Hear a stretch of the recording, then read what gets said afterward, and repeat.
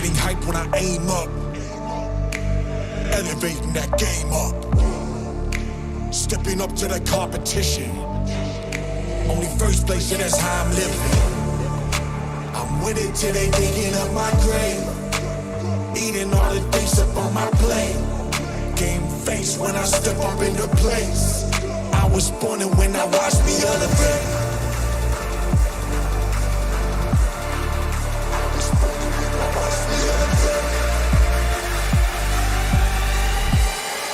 I was born and when I watched me elevate.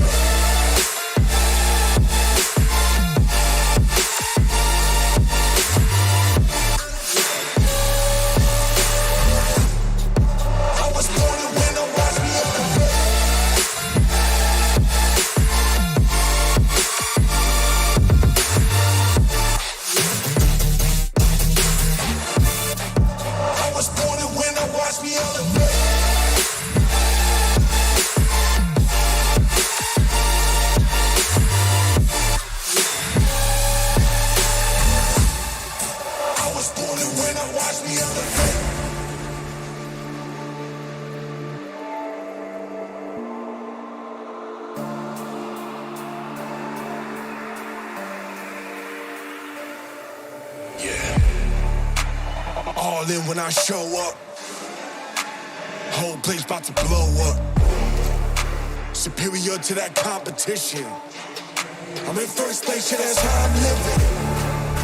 I'm winning till they digging up my grave, eating all the things up on my plate. Game face when I step up into place. I was born and when I watched me elevate.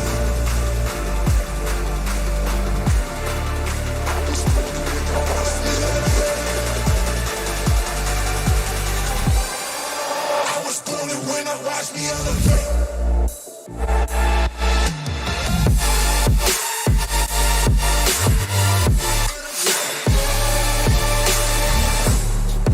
I was born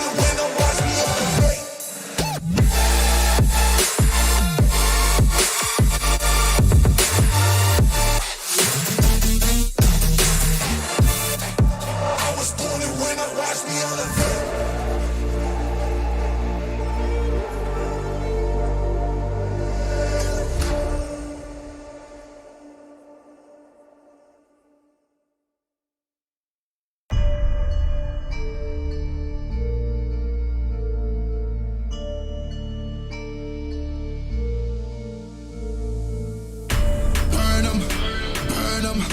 Money I be making, I'ma burn them, I'ma murk 'em. And if they playing with this fire, I'ma burn them. Murder, it's a murder. Disrespect us, I'ma spark it, I'ma burn them.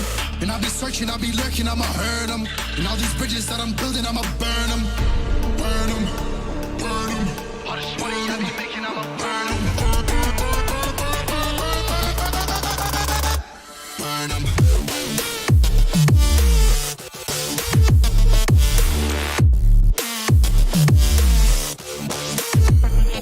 It up.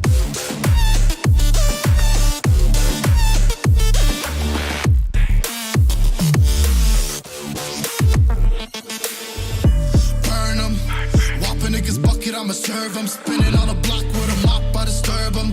I never killed a nigga, but I'm ready to spit a hollow right on a person. And the curse, I'm about to merge on a nigga's turf. I'ma let a nigga burn, burn, let him burn. And these bitches better learn when I pull up on my birds, making niggas see stars spinning, leave him on a curb. Burn 'em. All this money I be making, I'ma burn 'em. Burn 'em.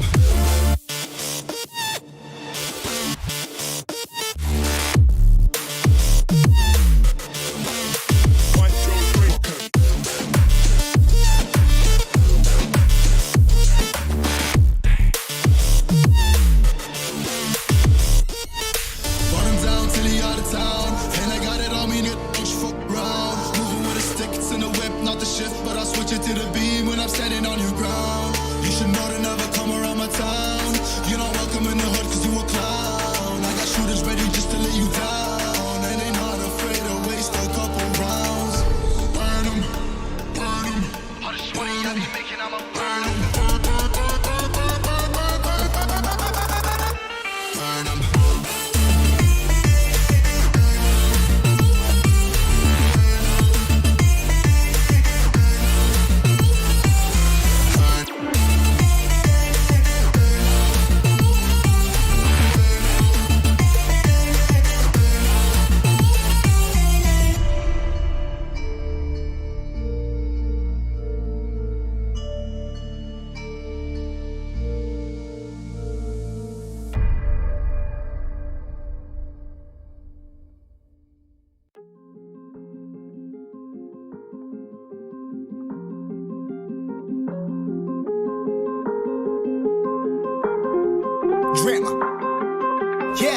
Yeah, I've been running and running to keep it 100, it's all that I wanted. But lately I don't get the stomach. The higher the summit, the harder the plummet. They know me all over this planet.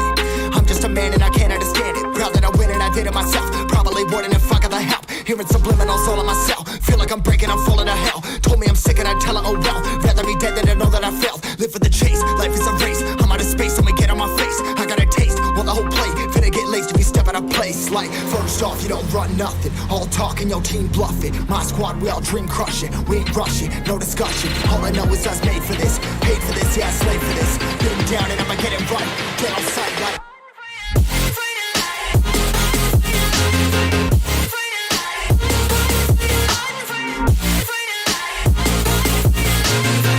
Down and I'ma get it right. Get on sight like.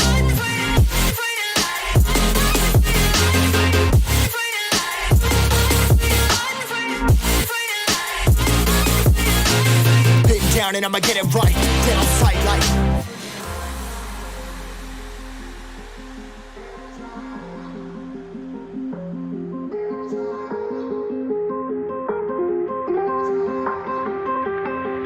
Never really know when you gonna go. Why you gotta put another foot in front of yours? Bury them toes, carry them close. I was never one to care about my mentos. I was like froze, now I'm on floor. Give me that smoke, but I can't get high. We do the most, here to inspire. Doing what I'm supposed, but I can't get tired. Run for your life every night. See in the dark, blind by the light. I got the spark, I got the pipes. All of my arts coming to life. Had to face my fears while I chase my peers, and I found my spot. About time that I found myself. I've been out here walking that walk. Like, first off, you don't run nothing. All talking, your team bluffing. My squad, we all dream crushing. We ain't rushing, no discussion. All I know is I was made for this. Paid for this, yeah, slave for this. Been down and I'ma get it right. Dead on sight like. First off, you don't run nothing. All talking, your team bluffing. My squad, we all dream crushing. We ain't rushing, no discussion. All I know is I was made for this. Paid for this, yeah, slave for this. Been down and I'ma get it right. Dead on sight like.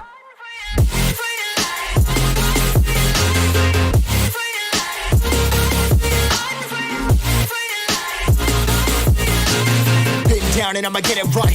Dead on sight like.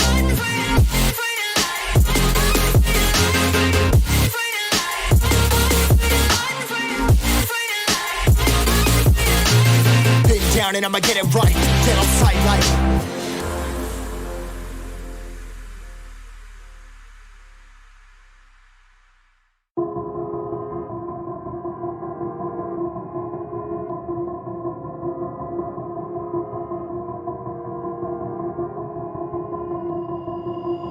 I've been thinking, lately it's just me against the world. Round and round I'm caught up in this swirl, trying to dig and trying to burrow. Pressure turned this stone into a pearl. Lessons that I learned weren't always thorough, sugar-coated like a churl. Now I'm really out here on my own. Now my homies acting like I owe 'em. Done extending out my arm. Made a lot of money from my poems. Been around and now they say I'm on. I can finally say I'm up now. I'm up now. 20,000 on a bus down. A bus down. I'm on my way up, going up now. Up now. And I ain't never gonna touch down. Touchdown. I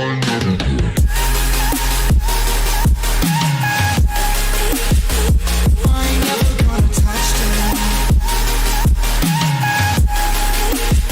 No, I ain't never gonna touch down.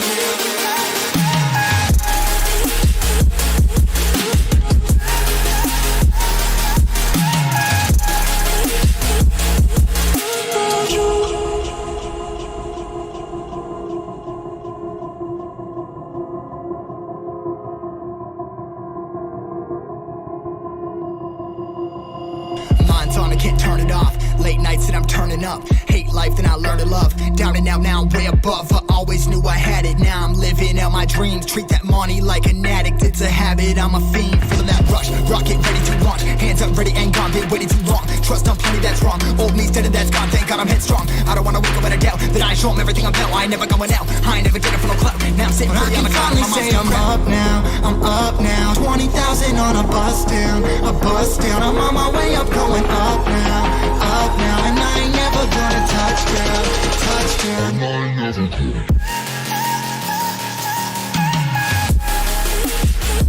I ain't never gonna touch down. No, I ain't never gonna touch down. I'm up now, 20,000 on a bus down, a bus down. I'm on my way up, going up now, up now, and I ain't never gonna touch down, yeah.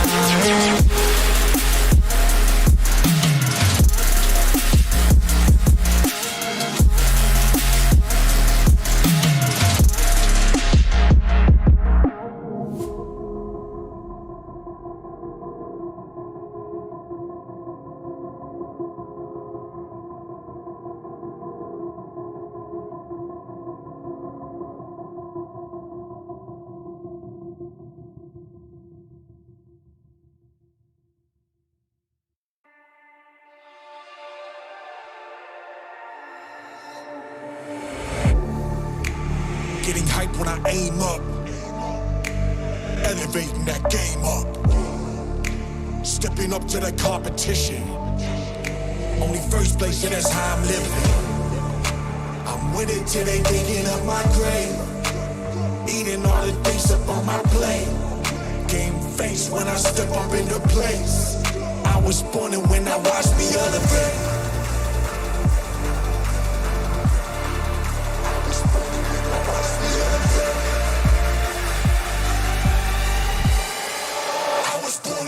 Watch me elevate.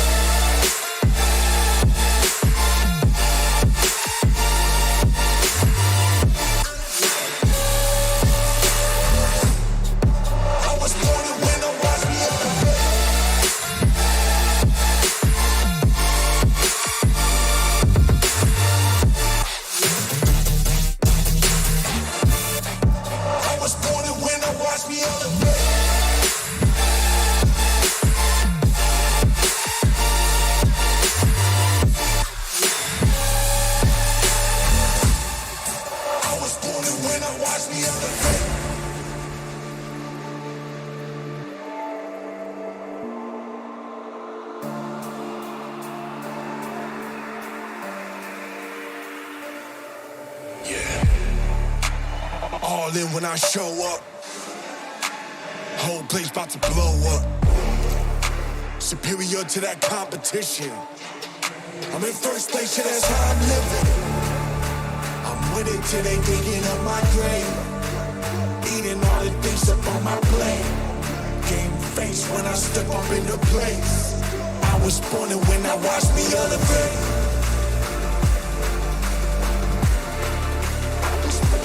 Watch me elevate. I was born to win, watch me elevate.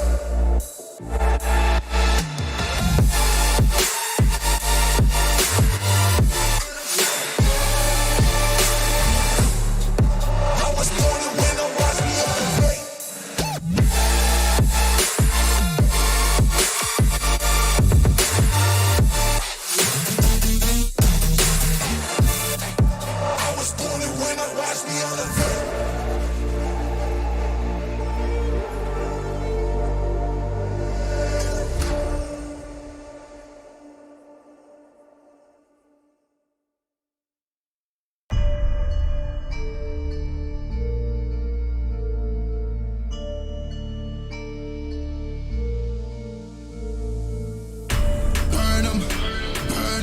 How much money I be making, I'ma burn them, I'ma murk them. And if they playing with this fire, I'ma burn them. Murder, it's a murder. Disrespect us, I'ma spark it, I'ma burn them. And I'll be searching, I'll be lurking, I'ma hurt them. And all these bridges that I'm building, I'ma burn them. Burn them, burn them. How much money I be making, I'ma burn them. Burn them.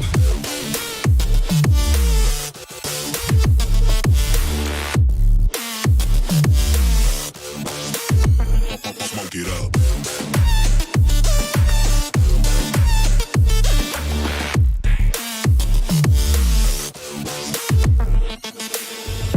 Burn them.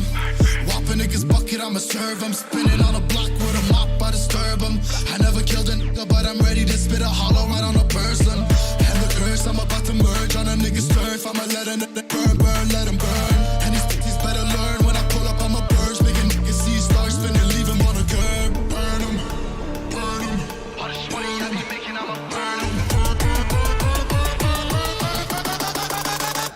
Burn him.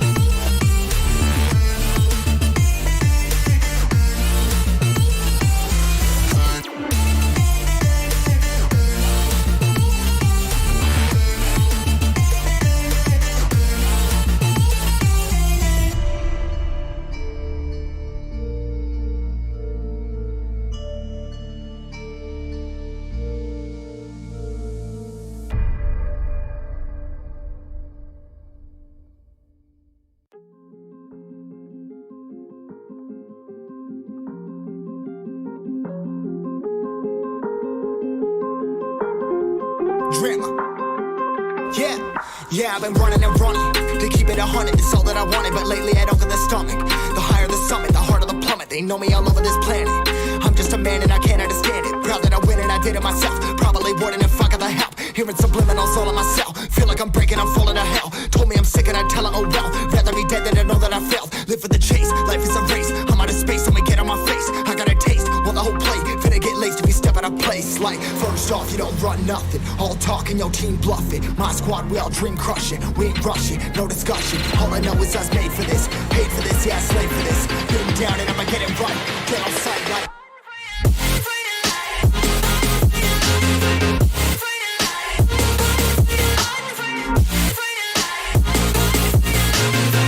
Down and I'ma get it right. Get on sight like.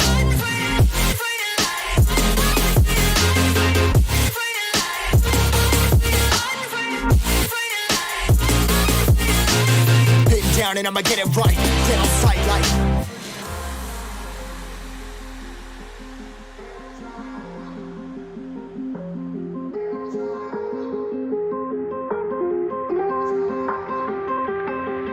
Never really know when you're gonna go. Why you gotta put another foot in front of yours? Bury them toes, carry them close. I was never one to care about my mentos. I was like froze, now I'm on floor. Give me that smoke, but I can't get high. We do the most, here to inspire. Doing what I'm supposed, but I can't get tired. Run for your life every night. See in the dark, blind by the light. I got the spark, I got the pipes. All of my arts coming to life.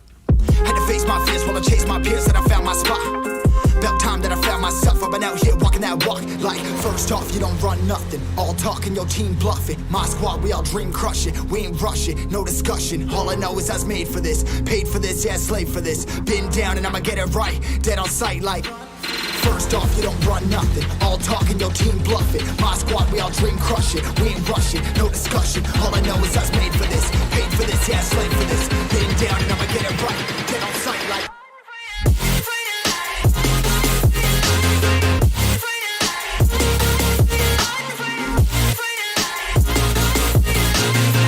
Down and I'ma get it right. Dead on sight like.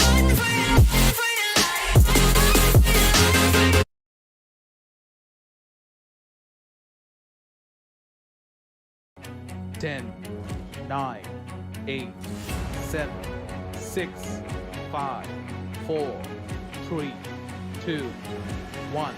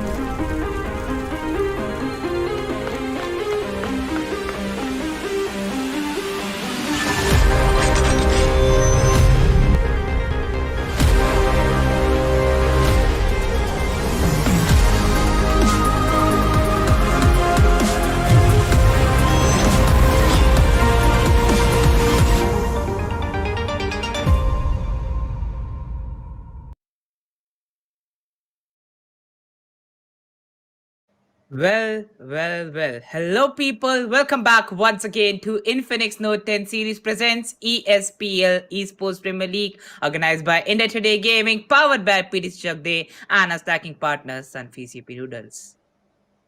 Well, yeah, welcome back, everyone. It's been an incredible journey, and we are in the last stage of level one. That is itself very exciting. In the level one phase, we saw all the underdog teams joining in.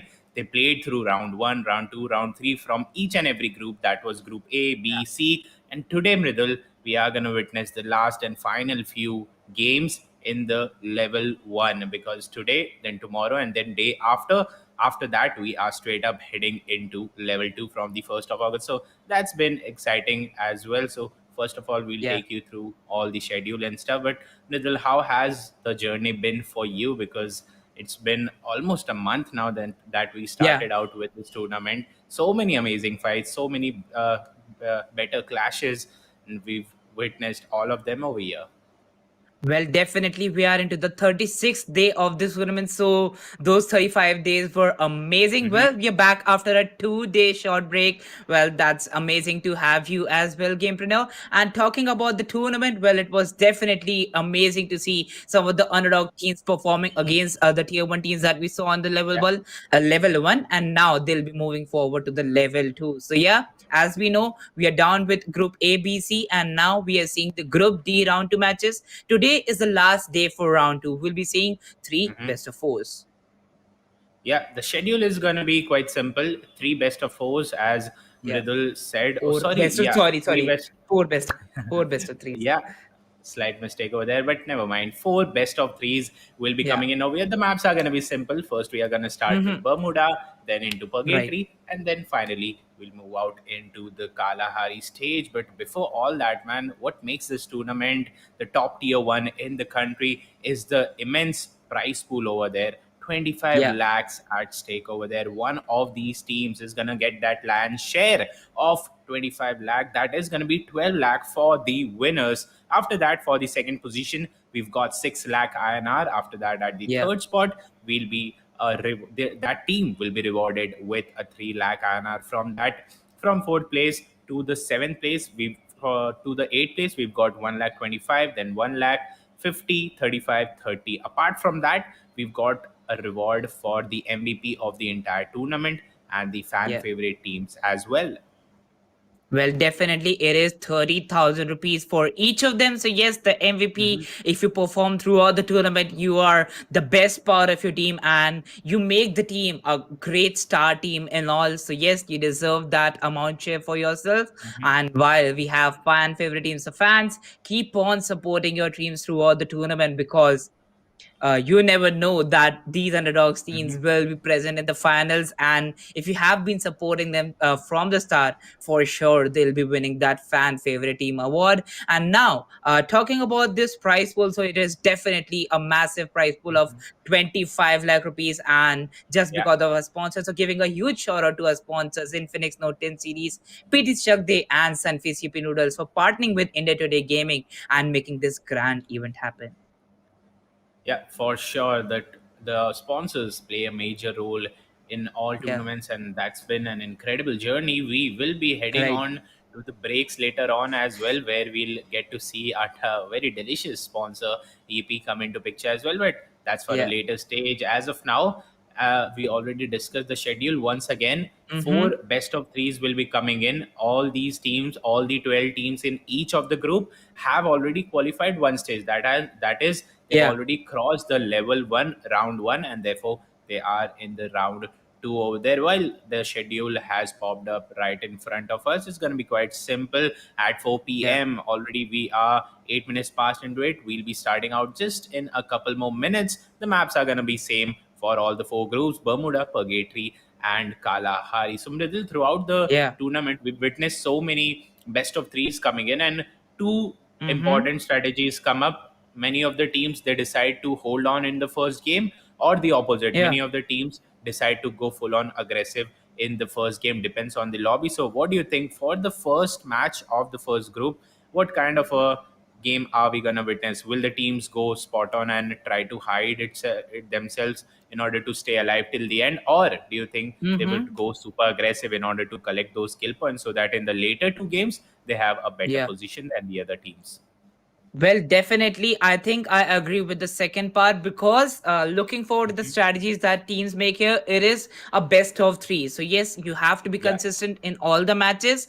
And to maintain your consistency, you have to have a good head start. We have seen teams winning a Boya in the Bermuda and then just going for 10, 15 points in a single match and getting the first position. So yes, exactly. Well, Kalahari being the most aggressive in Group C and Group D, we have already seen Kalahari being the most Mhm. passive map. So yes, the strategies can every time change for the teams, and definitely the teams will go for some different strategies. As we know, we'll be seeing four best of threes today. I slightly made a mistake, but yes, correcting that, we have four best of threes coming up. The first one starts at 4 p.m., the second one at 5:30, the next one at 7, and the last one at 8:30 p.m.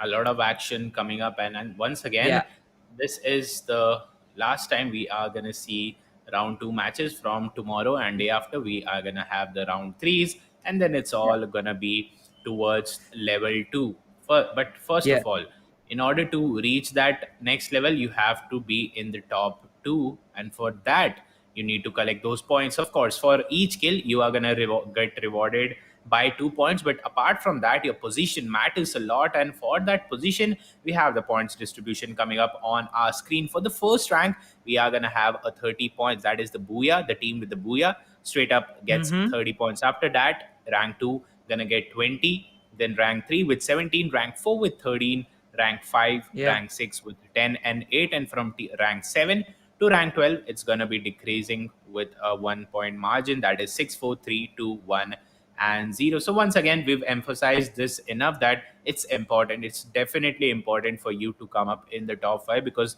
after the top 5, you straight up get 8, 6 points, which is not enough at all. Even if you Mm-hmm. get maybe 10 kills, then also your overall point will be under 30, which will place you in an overall bad situation. So if you had to choose, go for the placement first, at least in the first game, and then try to, Definitely.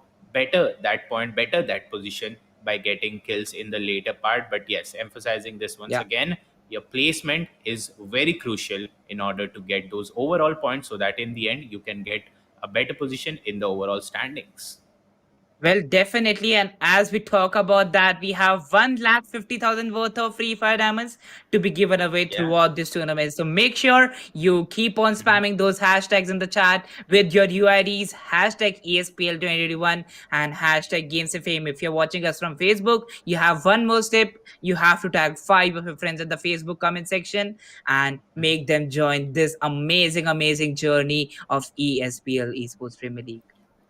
Yeah, definitely. With that prize pool, with that prize chunk for the audience, the giveaway, Yeah, I think it's a win-win situation. You get to see some amazing games. Plus, on top of right, that, you get to get the win those diamonds as well. And once again, as my right. friend suggested, go on with the hashtags. Our moderators are watching. The more you are active, the better the chances that you will get selected. All the winners and stuff will be announced at the end of the stream. But apart from that, make sure to follow all our social handles. All the links are in the description, because every day's schedule, what's going on, when's the stream, which teams are playing, the results, everything is announced over there. So all your questions will be answered over there. As of now, the first match, the first map starts off right now. The flight path, not something we worry about. It's straight up from the center, not going to be a problem for the squads. Let's see how do the Mm-hmm. squad decide to land over here. As of now, I see a couple of teams towards Pochinok, couple of teams towards Clock Tower.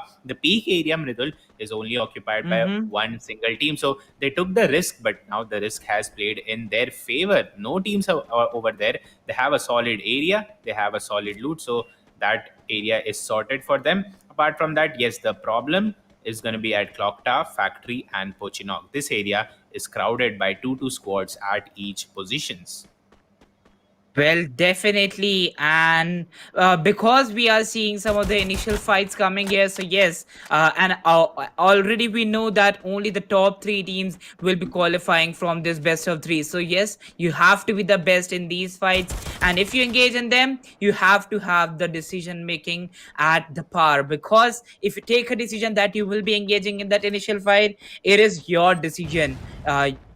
you can also fall back from the situation. Team number 7 has already have some amazing angles on team number 9. Now the shots are being traded from that XM8 towards team number 9, while one player Joker has already placed himself quite close to team number 7. Well, he has that knife in his hand and is waiting with his weaponry for the exact chance. When he gets the chance to get a player down, well, he did fire some shots from his Thompson and now will be holding his angle. Well, one player said coming from the right hand side will be holding on that boxes. Well, this player knows that he's quite close to them and the fire shots will be fired towards him. Said coming up in the open. But yes, the shots won't be connected. Gets in the cover now. Takes 30 damage. But yes, will find himself back in the cover. The fight continues. 2 minutes 42 seconds in the game. So yes, this one fight is looking really good. But still, it is taking time, Gamepreneur.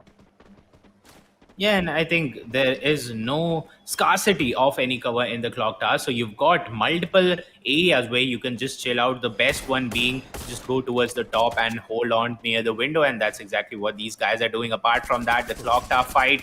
Apart from that, we've got a fight coming up at factory. And this time it's going to be a man has been already taken down. YTFF has lost one of their members. They knocked down the other guy from the other team, from team 8. However, they have not yet confirmed him. So now it's a 4v3 position. Shots being taken on this team. Team number 8 has a better position for sure because they were at factory first. They have the middle area confirmed for themselves. Tushar has been knocked down as well. And look at this brilliance by Toxic from team number 2. He rotated, he separated from his team and got a knock for his team. However, the other team, they are still from 4-man, they came down to 3-man. So still the fight is in their favor. YTFF will have to do something. I don't think any help is going towards Tushar. And now this guy, the second last guy, gets knocked down as well. Now it's a 3v1 position.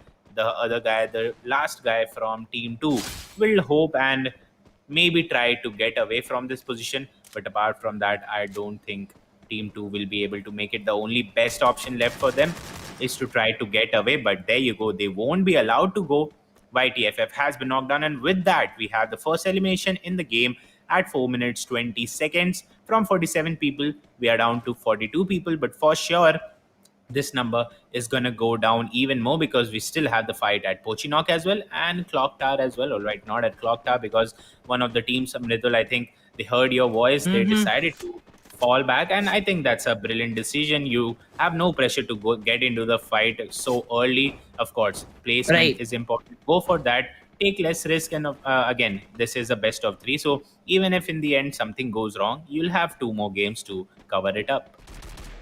Oh, well, definitely. You have all the chances with you. But now, the fire, after retreating from that very fight against team number 7, they will be engaging against team number 3 because they were going for the hanger spot without even knowing that team number 3 was situated there. Well, they still have a player advantage against them because team number 3 is dropping here with a 3-man disadvantage. And now, they'll be going against team number 9 down to 96 HP. There goes the MP40. Ash will take a knock on GSK, but SU coming up for a straight knock and finish. So yes, now converted to a 3 versus 3. Hyper BSK gets confirmed. Now we're down to a 2 versus 3 against team number 9. There goes a grenade.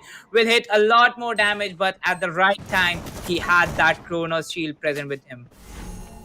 Yeah, and team 3 were already a man down, and apart from that, they were separated. One of their guys was on this side of the road, while the other two was on the opposite direction, and that's why when that guy got knocked down, the cover could not come in time. The support could not reach that guy in time, and he has been eliminated. But now I like the courage of this team. They have still not backed off. They want to take this fight, but that will be a big bad decision. Ace official getting knocked down. They did a damage for sure. One guy from team TBSL has been confirmed. They'll have to play the rest of the game with a man down. However, talking about only this fight, definitely TBSL, good work over there. Took advantage of that lone guy from team 3, and then when the support came, easy, a 3v2 fight coming up, and that's how another squad will get out of this game. Well, not all hopes are lost, as we discussed. 2 more games to come up, but again, focusing on this game as of now. Graveyard being taken care by team number 11. On the other hand, Team 12 moving towards the Bhima Shakti strip. Let's see how do they decide to rotate. Apart from that, I'd definitely like to have a look at the map. Where's the zone heading towards? And then we'll get to see what happens and how do the team decide to react. As of now, only 7 minutes of game has passed and early fires have come up. Two squads already down, and that's a good thing. Let's see where does the zone end up and how the teams react to it in the later part of the game. Well, definitely, game to know. As we know, in the round two or round three, we have 3 to 4 games coming up in front of us. But still, it is a knockout phase. So yes, if you don't stay there in the top three or top two, whatever being the need of the hour, if you are down even at the fourth position, you won't be qualifying. You won't be getting any second chance. So yes, it has to be a level best performance, and looking forward to the fights. Team number three, they have been eliminated, and now we are down with total 10 squads in the game. Well, 38 players. So yes, some squads are Mm-hmm. still there with the player advantage. As we saw, team number nine engaging against team number three, they lost one of their players. So yes, the guy got confirmed, and now they'll be moving forward with only three players. Looking forward to the fight of team number 10 and team number 5. Well, this could get started in a short while, because the next zone will be closing in no time. It is already closing,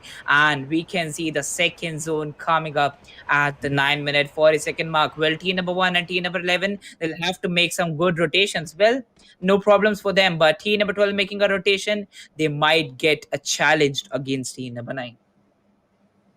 Yeah, for sure. And especially what I notice is the western part of the game, of the map, is overcrowded. Team 9, Team 12 definitely could be coming up. The next fight would be coming up between these two teams. However, Team 9 moving out at the right time, and that's how they will escape it for the moment. But I don't think they will be they will avoid it for much longer. Apart from that, the clock tower fight, we could have seen that fight, but one of the teams decided to come out of that area, and that's how we didn't see any fights coming up. Apart from that, the central area, we had seen team number 5 dropping down right at peak. None other team dropped out at that location. They had the entire peak all to themselves, but now the scenario has changed. Team 10 has reached nearby peak, the southern side of that peak, the slope coming up from Pochinok side. So team 10 very close to team 5. Let's see if they decide to engage or not. Apart from that, Pochinok is being taken care of by team number 6, but they'll have to move a bit more north to get inside the next circle, and that's where team 8 could be waiting for this team. So now, of course, we are already heading towards 12 plus minute of game. That means lots of fight will be cooking up, especially on the western part, and then now on the Pochinok peak part. 4 squads very close to each other. Team 6, team 8, team 9, team 12. These 4 teams definitely coming into a fight in the next few minutes. Oh, well, definitely. Team number 6, after approaching from outside the circle from that mass electric drop, they'll be coming towards team number 8. Well, he heard some sounds. Will be throwing the grenade towards that window, but won't be getting a knock against team number 8. And well, they'll have to rotate for the next zone too, because the next zone will be going for the peak side. So yes, the teams will have to climb that mountain to get a good spot inside the next zone. While we see team number 6, team number 8, they know they have already got one squad wipe, and now they're down to only 3 players. So yes, they'll moving forward with a player disadvantage, and we know how a player disadvantage works for the team in the end zone, because even if you have no kills, even you have survived to the end zone, you will be facing an advantage for getting your 4 players inside the last zone. And now team number 8 making a rotation from the open. Team number 10 just holding their higher advantage. Will be taking some knocks, will be taking some fires on team number 8. Yeah, there you go. Team 8 trying to come in, but Team 10 was already inside the circle, plus a height advantage as well. And they capitalized very well on that better position. Already one man down. The Team SOD looking in a lot of trouble. They are one of their guys out of the remaining 2 is inside the circle, but how will you survive? That's a big question. There you go. The grenade being cooked by VN King. And if that hits, it's going to be game over. But no, it doesn't hit. But again, only 2 man standing from team number 8. The 4th guy, I think he doesn't want to come from this area. And that's a good decision for sure. Knocks coming in now. Team 10 faces a few shots from some other direction as well. And that's why they decide to bring a bit change in their position. Okay, good work still. They have the better position because of a solid cover plus a height advantage. Now, this angle, I think this nade will do the job, Whoa! and a beautiful nade coming in. Quite simple one, but yeah, a good decision making being shown. Meanwhile, TBSL, a great start in the game coming into the fight, but now this in the previous fight, they lost one of their guy. In this fight, they've lost the other guy. Now only one man standing, Joker, the last guy from TBSL. I think it's going to be very, very tough. He'll try to get a few more picks before he move inside the circle, but that's going to be very tough. A full squad, Team 11, waiting for him to get inside the zone. I think in a few more seconds, we will be seeing TB Esports going out, and there you go. One more team goes out. Prithul, talking about team number 5, what a brilliant decision. They took the risk to come down directly at peak, and now the zone has favored them continuously all the way till 13 minutes of time, and probably more, because look at the next circle that is also favoring this team. So already they have a big advantage. They didn't have to engage at all, at least till this point. That's very good. If you can just be patient and hold on for a few more minutes, I think you'll easily get into the top 5, and then with the power of your guns, you can easily get the booyah as well. Let's see what happens over here. 30 minutes of game has passed. The zone has made it clear. Yes, it's going to be surrounding the peak area. Let's see how do the squads rotate and when are the next fights coming up in the map. Well, definitely moving forward the fights, moving forward the players surviving in the server right now. We have 19s and 32 players. Well, team number 10, they're quite close to team number 5. But still, look at that. They were holding their ridge, not engaging in their border area of team number 5. And team number 5 just taking that score also will be in a great advantage. Team Tamil spots team number 6, and now the shots will be traded amongst them, because both the teams, they have to rotate to the next zone, and they already know they have one team in Yeah. front of them. So yes, only one team survives from this fight to go against team number 5. Well, we are down with 14 minutes into the game, and the next zone starts to close in. Well, we see the warning, and this is the warning to the players that they'll have to rotate for the next zone, or either, as we know, the zone will do the damage. And from the third zone, we already know the zone does the damage really large. Jacob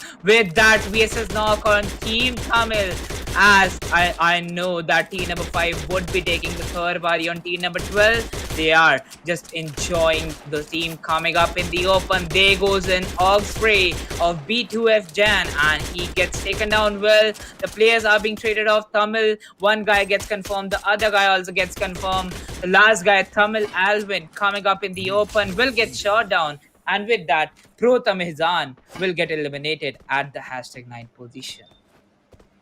Yep, and at that position, I think Team 12 was very unlucky. On the right hand side, they had Team 6, which already was going towards the circle, and on their northern side, they had Team 5 already waiting for them, and Team 5 very well punished these guys as well. So Team 12 now down to the last man standing, and that too has been spotted. Probably in the next few seconds, we'll have another elimination coming up. Meanwhile, in the same building, we are seeing two teams coming up. It's going to be Team 6 going against Team 4, very close to each other. 4v4 grenades might be coming in, but what a rush coming in. Completes two guys knocked down. A lot of gunfights coming in, but apart from meanwhile, ACS, this team not losing even one of their guys. That means all the knocks that was coming up, all those knocks was in favor of Team 4, and that's good because this was a very close fight. Anything could have happened, and there you go. Team 6, the last guy standing. Can he actually backstab these guys? Will he be spotted on time? He has been spotted, but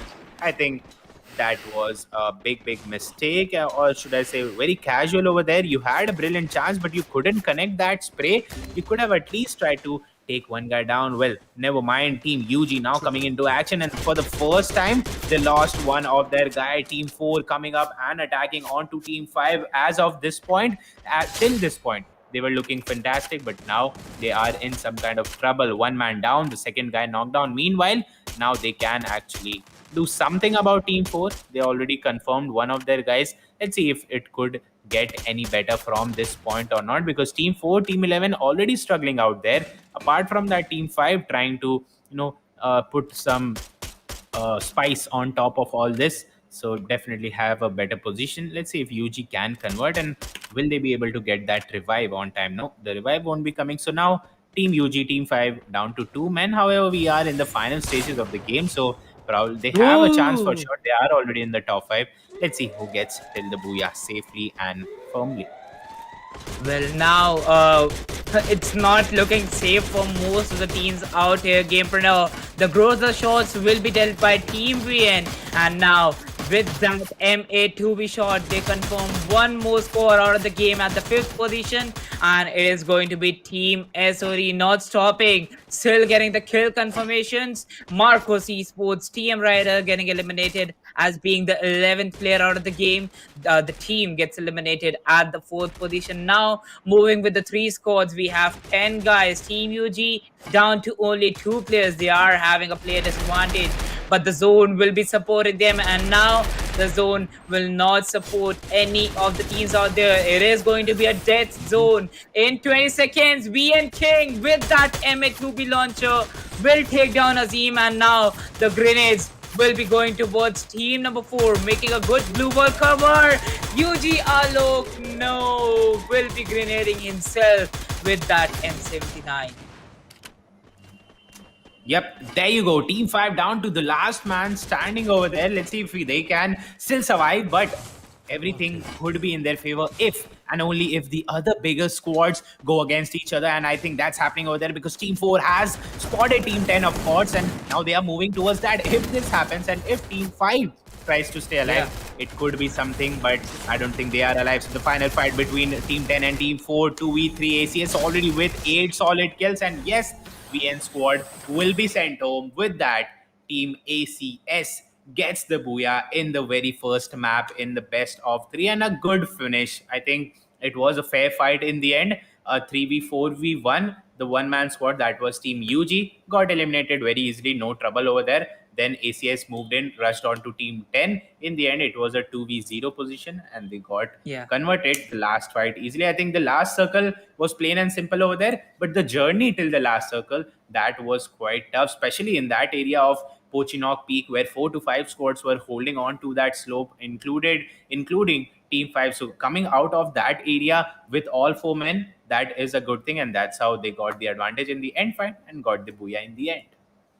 Well, definitely. And as we saw, they were with the player disadvantage. We already had team number 10 and team number 4 too. They were having big numbers against team number Yeah. 5. But still, we saw team number 10 and team number 5. They were, I think, so close to each other for around 15 minutes in this Bermuda. But still, they did not engage in those fights. One team was standing at the ridge, and while the other team was holding their compound. So, yes, you have to maintain some boundaries between each other if you are having a battle royal game between two opponents, and they already knew that they had a great spot inside the zone just to hold that position. Team number 10 took some advantage, but in the end the booyah will be going for team ACS.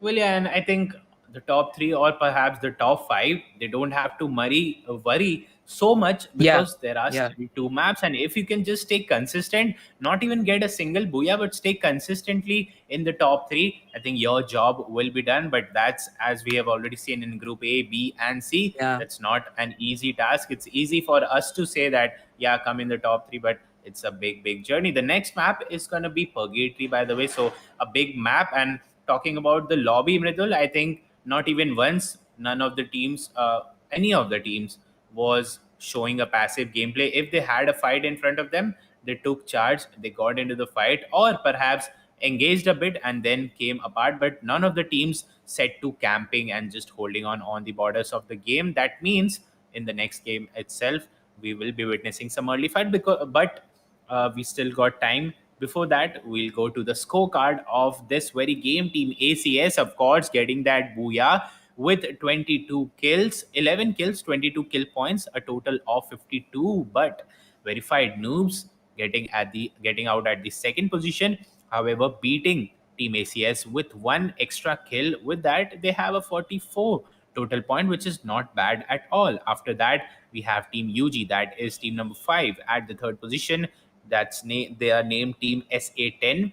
Third point, so 17 rank point, 3 kills, 6 total point and 23 total points. So again, Vidul, we are seeing that dip kind of a scorecard, 52 44, but then directly to 23. That means the gap is huge over there. This gap needs to be reduced if you're a team on the lower end, and if you're on the top, if you're ACS and verified noobs, you already have a good enough advantage. Just stay consistent, and I think you'll be easily qualifying into the next stage.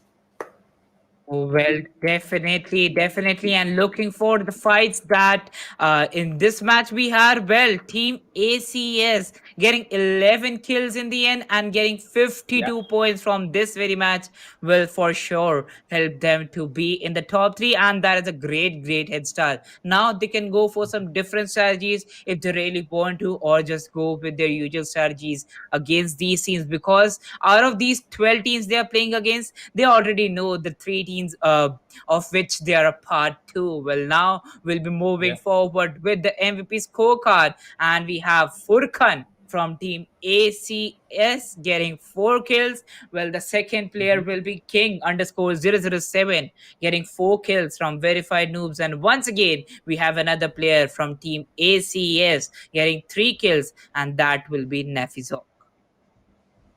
Yeah, these are the MVP again.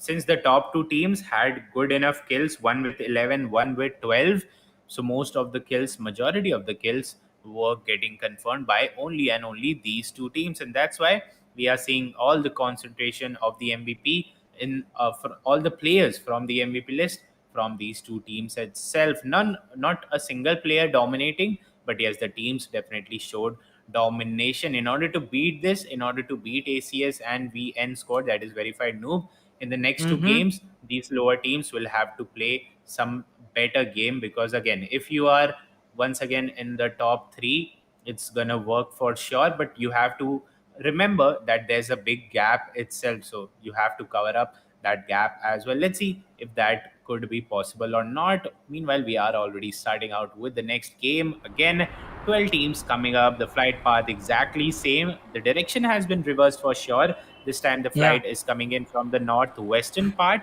So let's see right. where does the squad decide to land. Already a quite early drop off by team 9 and team 12. Apart from that, I think 2 3 teams going towards Marble Works, Brasilia. Let's let them land, and we'll get to see what is the distribution of all the teams throughout the map.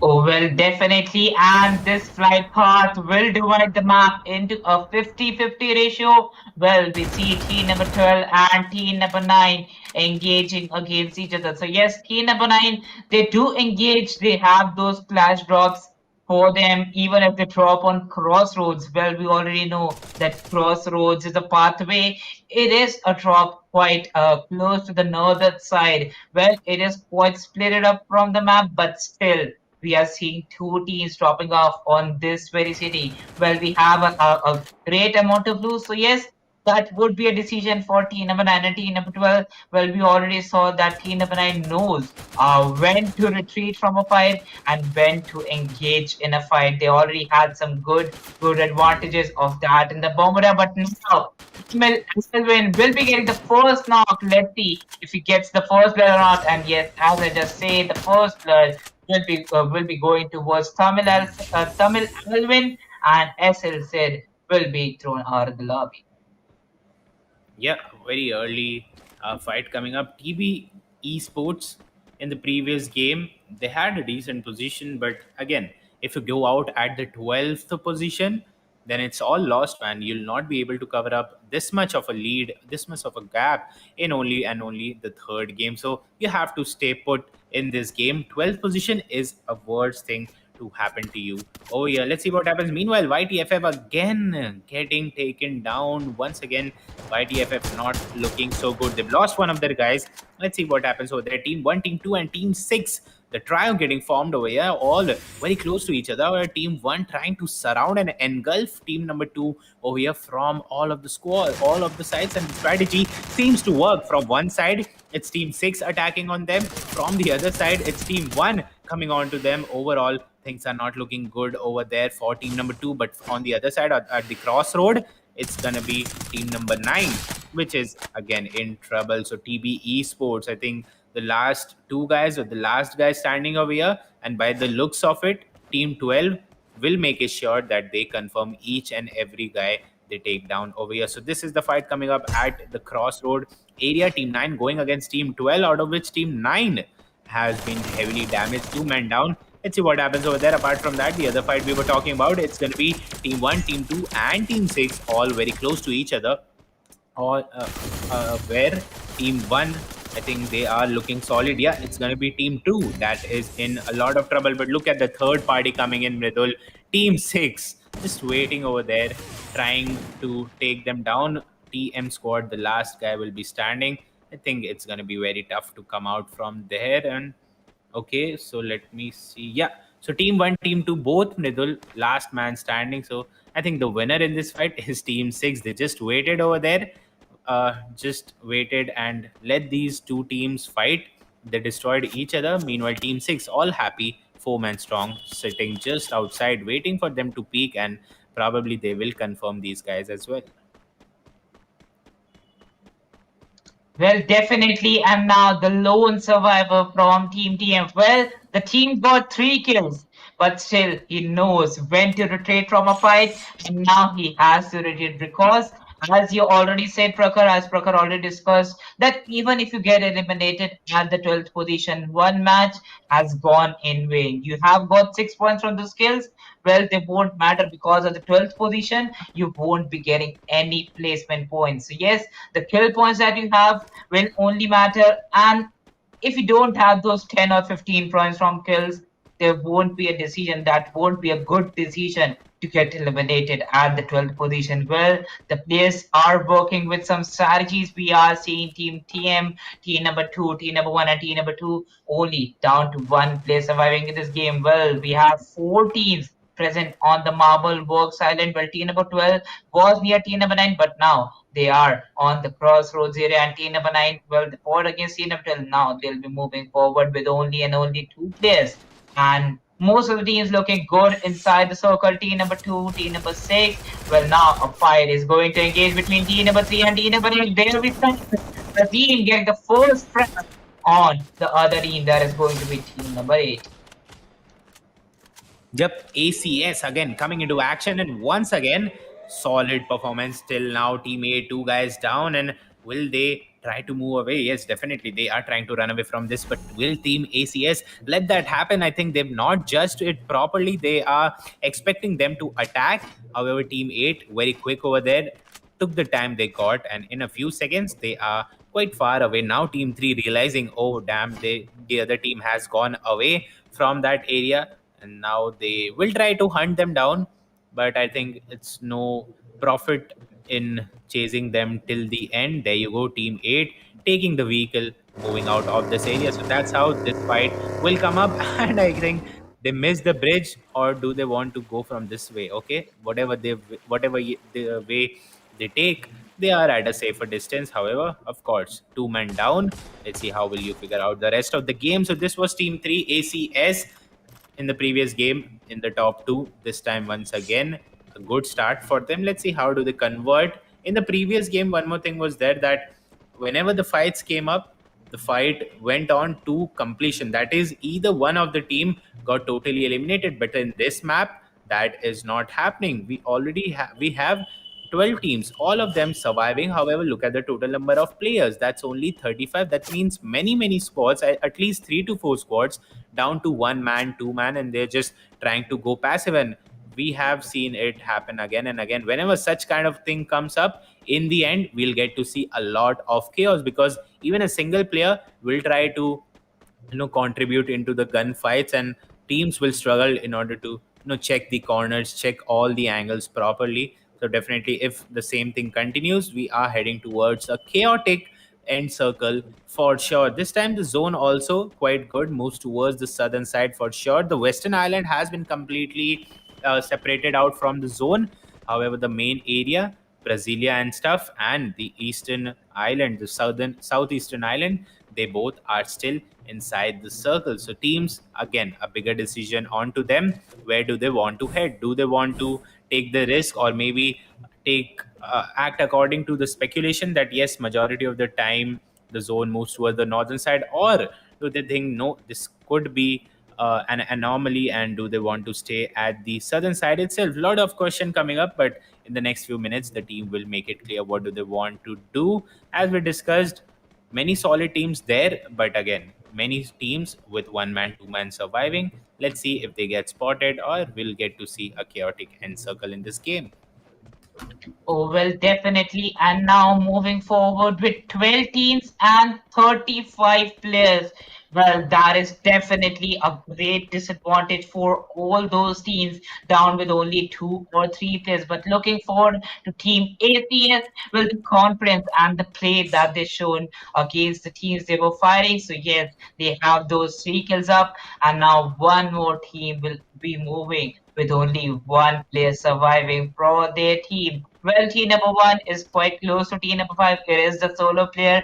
They have moved towards the center circle. So they know that they really want to hold a center circle in purgatory. Well, I think so. According to me, just love the edge side holding, but still. The teams are aiming for the center circle, might be going for some passive gameplay throughout the middle phase of the game. And now the next zone will be coming in no time as towards the right hand side of our eyes we see most of the teams inside the zone. Oh, yes, all the teams are present inside the zone and they will be facing no disadvantage of the zone damage. But now the circle closes in and we have the teams like team number 5 and team number 1 getting the advantage of staying in the center circle. Yep, and the zone has made it clear that yes, the end circle is going to come and end towards the northern side. So the southern teams, they'll have to rotate up across the river. Let's see how will they do that, but not going to be a big problem. I think there was only a couple of team on the southern side. There you go. It was team three. One of them. They are already on the path of rotation, and in a few more minutes, in a few more seconds, actually, they'll be inside the circle. The good thing, team eight will be there, but it's barely a team. It's a two-man squad. So even if they get spotted and even if a fight comes up, they'll be easily able to handle that. Apart from that, team 4 looking solid. Team UG, that is team 5, again looking solid. Last time for this squad, things were good almost till the end. Yes, they came up at the third position, but could have been better on the side of the kills. They only had 3 kills. Because of that, the total score was not that good. 23 total points. That was not enough. There was a gap between the third spot and the second spot. That gap needs to be covered for sure. So let's see if UG squad will be able to accomplish that mission in this game or not. Meanwhile, talking about team 3, which we're talking about earlier, they have made it towards the circle, at least towards the border, but now they'll be there. Calmness will be stirred by team number 6 who have spotted this team. It's going to be IG squad with 1 kill. A long range fight coming up. Meanwhile, team 5 coming into action as well. Team 12 has been spotted. So couples forming up over there. Couple of fight. Team 3 going against team 6. Team 5 going against team 12. All these fights will be coming up, and of course they should come up because we are heading towards the 12th minute. The next circle will be shrinking in very soon. Apart from that, we'll take a look. Still, we've got all 12 teams surviving in the game. So for sure, we are heading towards a chaotic circle. Let's see what's the conclusion of these fights. Team 3, Team 6, and Team 5, Team 12 on the other corner. Well, definitely we will be moving forward with a chaotic circle, and already we have the squads firing in the middle phase. If we did have around 9 to 18, this wouldn't have been the situation. But now we'll be moving forward with Team UG and Team Tamil engaging in those fights. Well, Team Tamil will be getting 2 knocks on Team number 5. Tamil has confirmed his kill with that drill launcher. Gets taken down by UG Alok's M187, and now Team UG is down with only 2 players, but Jacob also gets down on his own, and now the lone player will be going for that fight. Team number 3 and team number 8 will ACS just whipping out SOD in 10 seconds, and that was definitely the second elimination of this match, back-to-back 2 eliminations in this game. Yep, and I think more such eliminations are gonna come up in the few more seconds. Team 3 going against, Team 3 completed their fight right now. Team 4 going against Team 6, and Team 6 for sure have a big disadvantage. They are farther away from the circle. That means Team 4 can easily gatekeep these guys very easily. And that's exactly what Team 4 is doing. They know they are very close to the circle, they just need to take a few steps in. On the other hand, Team 6, what is your plan going to look like? Are you going to go for a lengthier rotation, or are you going to face these guys and come up straight up inside the circle? Whatever the case may be, we'll get to see. Meanwhile, TB Esport losing the third guy as well. That means the last guy will be standing over there. Probably the revive is going to come up. Yes, I think the revival will be coming up from TB Esports. They have a decent position as of now, just because the zone is favoring them, but I think the next circle is not going to favor them. So TV Esports needs to figure out what are they gonna do. One more thing, again, as we saw, maximum squad still surviving in the game. That means even if you get into the fight right now, all your hard work to stay calm, stay patient will be going away, because still, even if we are into the 14th minute, if you go out, you'll be eliminated at the 10th rank. That means you are gonna be getting the same placement point as you would have got if you got eliminated at the first minute itself. So you'll have to keep that in mind. Don't lose the patience. ACS squad once again looking as fierce as always. The first game, fantastic for them. The second game, as of now, 5 awesome kills, but now they have a tough contender in front of them. It's going to be Team 4. They have a compound to them as well. The grenade will be coming up, fights coming up. Both the teams are close to the zone, so zone is not a problem, at least for the next few minutes, at least for the next few seconds. But this fight, I think it will go on to completion. AO squad, the second guy also gets knocked down. Will a revive be taking place? Yes, the revival comes in, but AC has all 3 guys coming in, and I think AD squad will have to face some strong fierce gunpower over there. And there you go, look at that, ace official has been sent out. Middle team AC is looking so solid over there. 3 men, Yeah. but all good for them. Yeah. Triple kill. Well, definitely they are looking really good, but now they're outside the zone, and with that triple kill, oh, quarter kill for the shark, taking down a squad with his hands only. Well, definitely that will be enjoyed by him. And now moving forward with 7 teams. Look at that. The number is only 17, but we have 17 surviving in this very end zone, because we'll be going forward with the fifth zone intense against TV Joker. Takes another one. Team number 3 with that brother spray. But Team Tamil getting 6 kills and 1 player holding the center circle. They will be for sure taking an advantage of their positioning. Now, 15 minutes, 49 seconds into the game, the warning comes up for the players to rotate for the next zone. We are seeing the powerful in the hands of Team B, and well, they have a side on team number 12. One player goes for a flank. It is going to be team number 2. Well, he's the lone survivor from his team, and he got a 1-4. Now, moving forward to the next zone, get spotted by Tamil Sheikh, and YouTubers FF will be eliminated at the 7th position.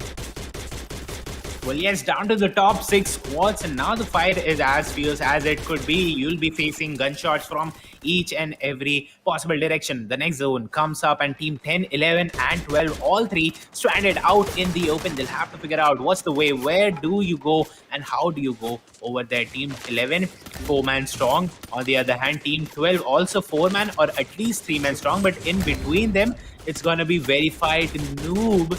That team was the last man standing was taken care of. That means in the last game they were in the top 2, but this time they got eliminated at the 6th position. So that's a big downfall for verified noob. Apart from that, a brilliant grenade came up which almost destroyed team 11, and there you go. I think they are now down to only 2 men, and team Tamil wants to make it sure that before they head into the next zone, they complete this fight. On the other side of the map, we are having Team 3 going against Team 9, but that's a mid-range fight. Let's see what happens. Team 9, I think they'll be able to get inside the zone nicely. They are very close already. Team 1, last guy standing, and there you go. Marcos Esports, the last man, was trying to somehow hide himself from all the action, but no, he was spotted over there. And with that, 2 more teams go out. We are down to the top 4 squad, and all these squads are looking super fantastic just because they have the numbers with themselves. A great fight coming up.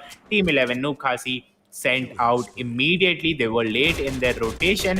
Team 12 will punish them. Tamil squad looking amazing with 12 kills. That means just like previously we saw ACS and verified noobs with all the kills, This time it's going to be Team Tamil and ACS with all the kills. The common factor being ACS. So I think ACS doing a fabulous work. Let's see if they can convert a booyah this time as well. Top three teams already in front of us, three teams and seven men moving towards the final circle over here. Oh, well, definitely they will be moving for the final circle. But look at that very grenade by Team Tamil will confirm their 13th kill going in the open. They know that they have won this. It's going to be a 3 versus 2. They have the zone advantage. Eliminating Team Wow. ACS at the second position. They will be getting that booyah with 15 kills. That is a big, big number. But still, Team ACS maintaining their consistency will be there on the Yeah. second position. Yeah, great work from ACS. As you talked about that, you don't necessarily have to get a booyah always. If you're staying consistent with good kills, with a good position, Yeah, I think that will do the job. And with ACS, that's exactly what the case is. But this time, we saw a new champion emerging. It was Team Tamil. Fantastic work. 14 of 15 superb kills. They are definitely in the race now. All depends, everything depends in the third game, in the third map. If they can convert that, that will be a good entry for Team Tamils. We'll get to see the scorecard and the MVP this time as well. I'm interested to know what the kill distribution looks like. Will we see a domination just like the previous map, the top two teams getting all the kills, or is there a third, fourth team as well who got a bit of a kill over there or not? Whatever the case may be, we'll get to see in the scorecard in a few more minutes. definitely. And looking forward to this match, the consistency maintained by some teams, and like literally how passive they were in the purgatory match. Even if they lost their three guys, we saw most of the players with only they were the lone survivors from their team, just getting some positioning points for the team. We saw Tushar getting a 1 versus 4 to survive his team till the end. Well, he got spotted by Team Tamil and got eliminated around the fifth or sixth position, but still, it is definitely better to get eliminated at the fifth or sixth position while you could have got eliminated at the 12th or Yeah. 11th position. Like literally till the 11th or 12th minute in this purgatory map, we already had all those 12 squads surviving till the second zone. So yes, that was definitely a good fight. And now moving forward with the map by scorecard, will definitely get a good amount of advantage that who will be the teams that will be maintaining the consistency in the second map. And yes, Team Tamil official. Oh, okay. One player got confirmed from the zone. I thought they had 15 kills because the last two kills went towards Team Tamil, but yes, one of those kills was for the zone. So yes, with 14 kills, they'll be taking 58 points from this match, getting the first position in the purgatory map. Team ACS getting some good consistency, 20 rank points, 20 kill points. That means they had 10 kills for them even in second match. So yes, getting 40 points, that will make a great total. Well, they're quite close to that 100 mark. Let's see what happens. The Kalahari map. Team TV Esports will be getting 23 and will be placed on the third position with 17 ranking points. Mhm. Yeah, and once again, we are seeing that gap coming up between the top two and the rest of the teams. Look at that, 28 kill points, 20 kill points, and from that it's straight up 6 kill point, then 8 2 8 0 6 2. That means 3 4 3 4, maximum 4 kills for the lower squads, and that whenever this is the case in a lobby, the lower teams struggle a lot because now in order to get in back in the race, in order to get into the overall top 3, you'll have to work a lot harder. First of all, you'll have to get into the top 3 for sure in the third map, but apart from that, you have to have great kills as well. The total points will matter, but because as of now, it doesn't matter if you perform well, you have to keep that score in mind, and in order to bridge that gap, you'll have to perform a lot more better. Let's see if some squad can come up with that or not. This time, of course, there was a slot open because Team Noobs, they got eliminated early. That spot, that void was completely filled by Team Tamil official for sure. The MVP coming up. There you go. We have Sheikh coming in from Team Tamil with 5 kills. Once again, at the second position, we have Hart from Team Tamil with 5 kills. And then we have Knifezok from Team ACS with 4 kills, the similar position of the MVP, just like the previous map. In the previous map, all the MVPs were from ACS and Verified Noob. This time, as Team Tamils took place of Verified Noob, we've got Team Tamils at the top and then ACS. Now, heading towards the third map, the final map in this best of three. This could be the very last chance we will see many of these squads, because out of all these 12s, only 3 will be able to get into the round 3. So let's see which squads are those gonna be. The race is clear. The teams with the lead is for sure ACS. If ACS can even make it to the top 5, I think their job will be done over here. Apart from that, Team Tamil after the second map, definitely in the race. Verified Noob, of course, in the first map they had a good position. So if they come in the top 3, they can get themselves a seat over here as well. Apart from that, team Yeah. number 5, that is UG squad, that has been playing consistent for sure, but the third map needs to be somewhat better than the previous two if they want to get into the top 3. So these are 4 5 teams which are in the lead. Of course, we can see something miraculous coming in. Maybe if some team comes up with a 60 plus kind of a point, which we get to see, but it's quite rare. So I'm not expecting that. Let's see if someone can break that expectation. That will be fabulous to watch. But apart from that, as I was saying, these are the top 5 scores in between which the fight is in order to get to the top 3. All these fights will be settled after we witness the third map of Kalahari. Well, definitely, and that was an intense match for the race. Some of the best gameplays that Yeah. came in front of us, and as you said, the consistency is the key to qualify for the next round, because we are gonna see a knockout round that is like only the top 3 teams will be qualifying for the next round. That is going to be round number 3, and while the other teams will be taking an elimination and exit from this tournament. So yes, they have to maintain some of the good consistency. And while we already saw a passive purgatory, let's see the teams. They know that if they have got around good points to be there in the top 3, or if they haven't got that, they'll just go for some amazing kill gameplays.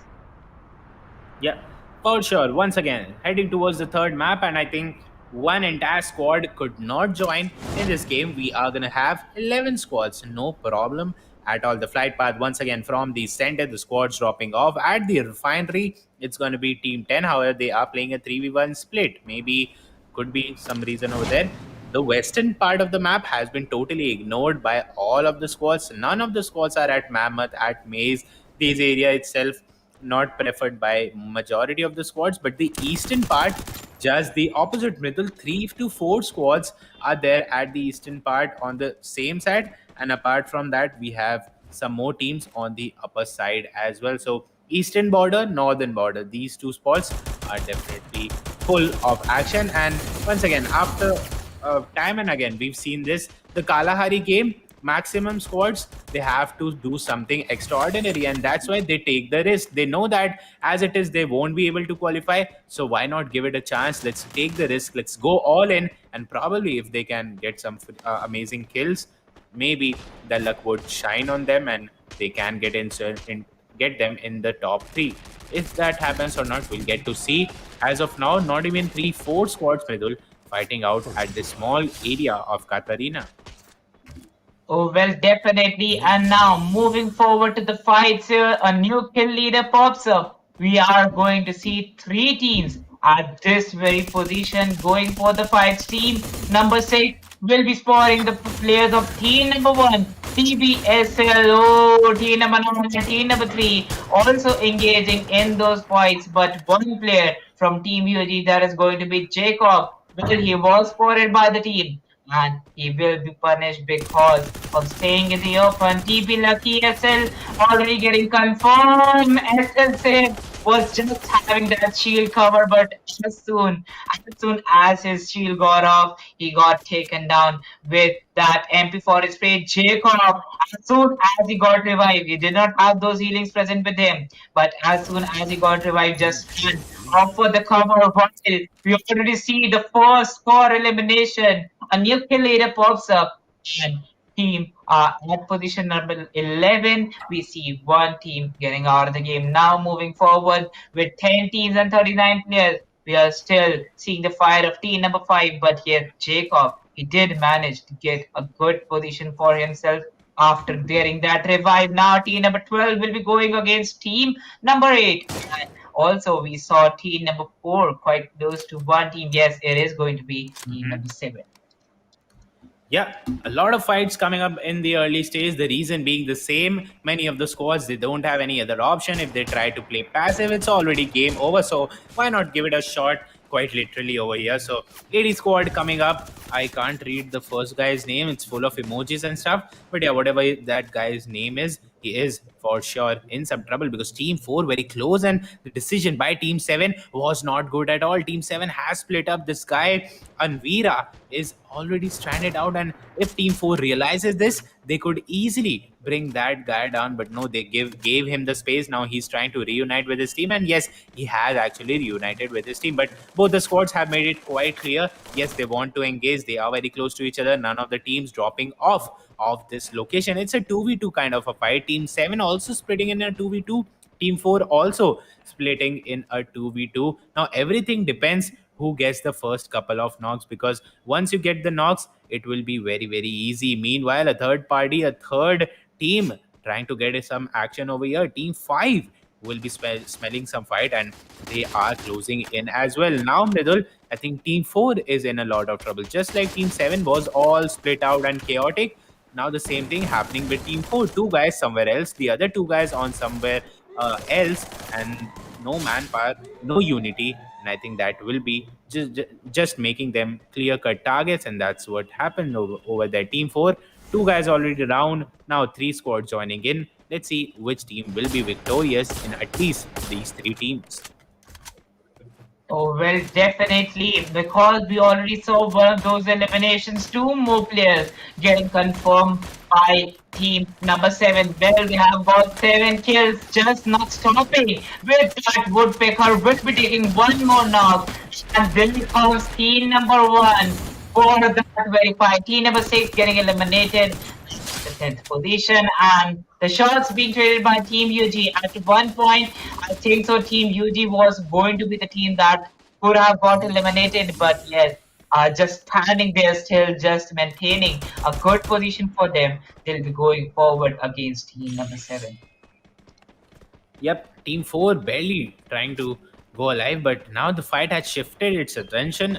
This time it's going to be Team 7 for sure, but Team 5 is the newcomers over there, and very quickly, Pro Tamizan will destroy Team 7. They were already looking rough because after the fight of Team 4, they were quite weakened, as I would use it.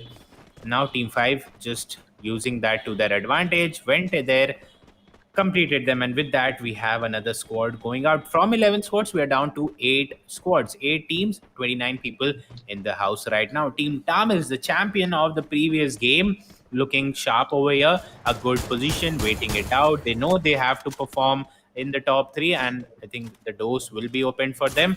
The other fight meanwhile coming up between Team 1 and Team 2. They both need to get inside the zone though, so how will they figure it out? Let's see, and we'll get to see some more fights on the eastern edge of the map. Well, definitely moving forward with some more fights. Team TM, they eliminated team number 6 after they fall back from that fight. But now down to only 8 teams. We had 11 teams game for now. And now 3 teams they have been eliminated. That means we could have gone down with 12 players. But look at that. We have gone down with 15 players. So yes, some of the other teams are also facing a player disadvantage from those fights. Well, the zone is quite closing in the center. It is going to support most of the teams, but yes, the teams from the eastern side, they need to move out for the rotations. Team number 4, they can go for a long rotation, but yes, this will be the exact time that they take that decision, because the circle has already started to close in. Team number 5 and team number 1, only one team will be surviving for the next zone. Yeah, there you go, and things are not looking good for sure. Team 5, however, they are consistently deliberately getting into those fights, and that is working in their favor till now. They already have 6 kills per se, and they would be getting more. But on the other hand, we have team number 4 coming in. Team 5 ignoring the fight, moving, giving preference to the zone. They all already inside the circle. Now, team 1 on the outer hand, and let's see if this works in favor of team 5, because what they wanted to do is ignore the fight, give preference to the circle, so that once they reach inside the circle, then they could turn around and take the fight. That was the plan for sure. If that works, if that doesn't work, we'll get to see in some more minutes. UG squad looking good, but you have to still survive. Placement points are important. Still, we've got 8 teams. You have to be alive in order to, get to the top 3 for sure. The fight has started once again. It's team 1 versus team 5. Oh, well, definitely. And now the AK shots from Team UG will be going against team number 1. Well, they have confirmed 7 kills for them. And now the fight is equalized. We are going to see a 3 versus 3. But yes, there is no healing present with Team UG. Well, there are no healings with Team TM2. But SWAR will be getting some heals because of that very booster. UG Jacob done with only 10 HP takes down TM Sword.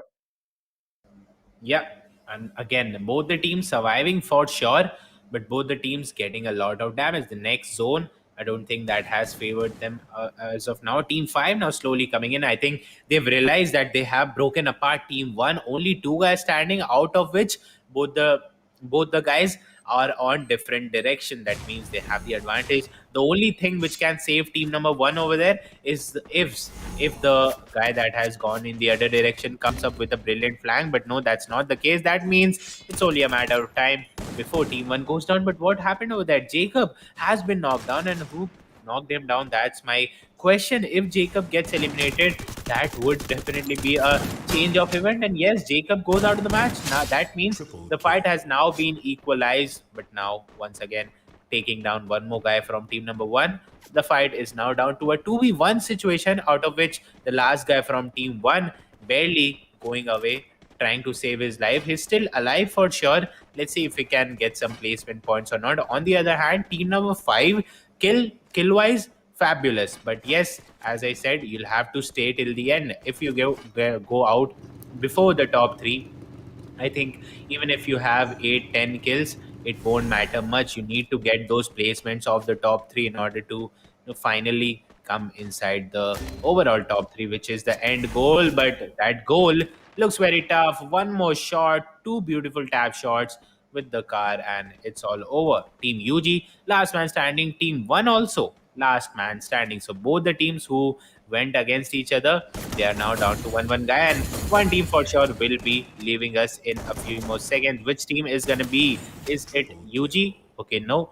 UG will survive. Marcos Esports going out, so things not looking good for Marcos Esports. I think they are out of the tournament as well. Team UG, on the other hand, still there's some slight chance. You have to survive till the end, as I said. Let's see if that last guy can do that or not. Meanwhile, the zone has shifted towards the northern side, towards Shrine, and many of the squads are already at the southern border, and that's where the fight is going to be. The highlight shifts toward this area. Team 2, Team 8, and Team 12. A triangle kind of thing being formed over there. Let's see which fight come up first. And once again, just like the previous Purgatory map, 3 teams. If one of the teams gets blocked by the team towards the zone, the other team gets a better chance. So which team is that going to be? That's the question. We'll get to see in a couple more minutes. Majority squad, I think the rotation will not be that tough, given that they rotate from the northern side. The northern part of the map is quite clear as of now. On the other hand, the southern border, that is totally populated. 3-4 teams fighting it out in order to get inside the zone from this area. Which team is it gonna be finally? Team 2, Team 3, Team 8. What squad? We'll get to see in a few more minutes. Well, definitely. And now moving forward with these fights, we are going to see team number 3, where Azim was taking those PSS shots. But I think he had that confidence that he will reach the cover. But now getting taken down at that position, he has to get revived. Well, we still got Team Tamil, Kala, in the top six, and Mr. Toxic FF confirming his kill on one of those fights. Yeah, another confirmation coming up. Team 3, Team 10 very close to each other, but Team 2 is the main culprit over here because they are taking the long range shots, and that is what is disturbing the team number 10. They wanted to go in a close battle with Team 3, which they did, but from that, YTFF tried to get a couple kills. They got one for sure, but not other. Meanwhile, VN verified noob surviving with four men over there. The first kill coming up as well. King starts it off with the first kill. Sorry, no, not King. Randhir starts it off with the first kill, but Thakur has been knocked down, gets revived. If Team 10 can again uh, come up in the top three with decent kills, they will be back into the action, and there will be a big chance for them to qualify in the top three, because in the first game they were at the top. In the second game also not too bad, but yes, in the third game, if they can do it, if they can come in the top three, which is not that far already, they are down to five teams only, and the teams surviving, two of them are only one man squad. Look at that, middle team number 3, team number 8, both only one man. So one shot and your job will be done. The teams will be going out. Meanwhile, team 12 making it a bit more easier. They are taking a fight with team 8. Ace official meanwhile goes out of the game. Team 8 coming up over here. Team 3 last man standing will be taken down in a few more seconds. So the top 4 squads are there. 13 members in all. Kalahari, a fast-paced game. That's why it's only 15 minutes, not even 15 minutes, and we are already nearing closing into the final fights. Well, definitely, and as we know, Kalahari map goes on for that 16 to 17 minute match. Once again, Team ACS, well, it was Team ACS getting eliminated in the top 4, but yet they have secured their spot in the top 3 for sure. That is definitely a great consistency for the team, and Team Tamil is aiming for the second Boya for them. Yeah, 15 minutes of game. Fight is cooking, getting intense time by time. Tamil official surviving for sure, and I think that's a good thing, because even if you can stay till the end, that is gonna work. You have a good enough point. Top 3 teams are over here. Team VN verified noob shining through in the last game, and now they realize, yes, we have a good enough advantage over there. We are 4-man strong, and first of all, SOD will be sent home. Now it's a 4v2 fight. Tamil officials and verified noobs, both these teams have played similarly in the overall match, because in the first game Tamil was nowhere to be found. Verified Noobs was Oh doing great. In no! the second game, Verified Noobs did great. But this time again, in the second game, Tamil did great. But in the third game, Verified Noob coming in. And no, with that Groza spray, we'll be having the end coming up. Team Tamil sent home, not at a bad position for sure, at the second rank, which is Yeah. good enough. As we saw, the previous game was fantastic for these guys. This game also, the second position, not bad at all. Apart from that, the Mm-hmm. verified noob result did a great comeback over that straight up. In the first game, of course, in the top 2. In the second game, a downfall, but not a major one. They dropped down to the 6th position. In the third game, Mm-hmm. coming straight back to the top. And I think with that, I can definitely assure this, verified noobs will be found in the top 3 for sure. What do you think? Well, definitely, I already have the 3 names for me game printout. That is going to be Team Tamil, Verified Noobs, and Team ACS.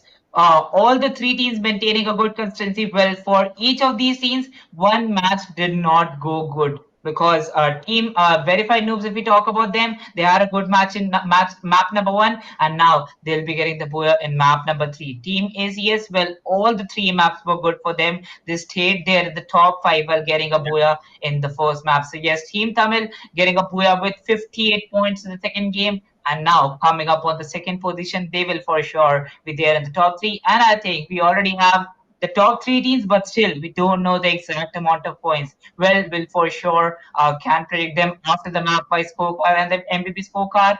It is going to come in front of our screens on that Infinix Note 10 series.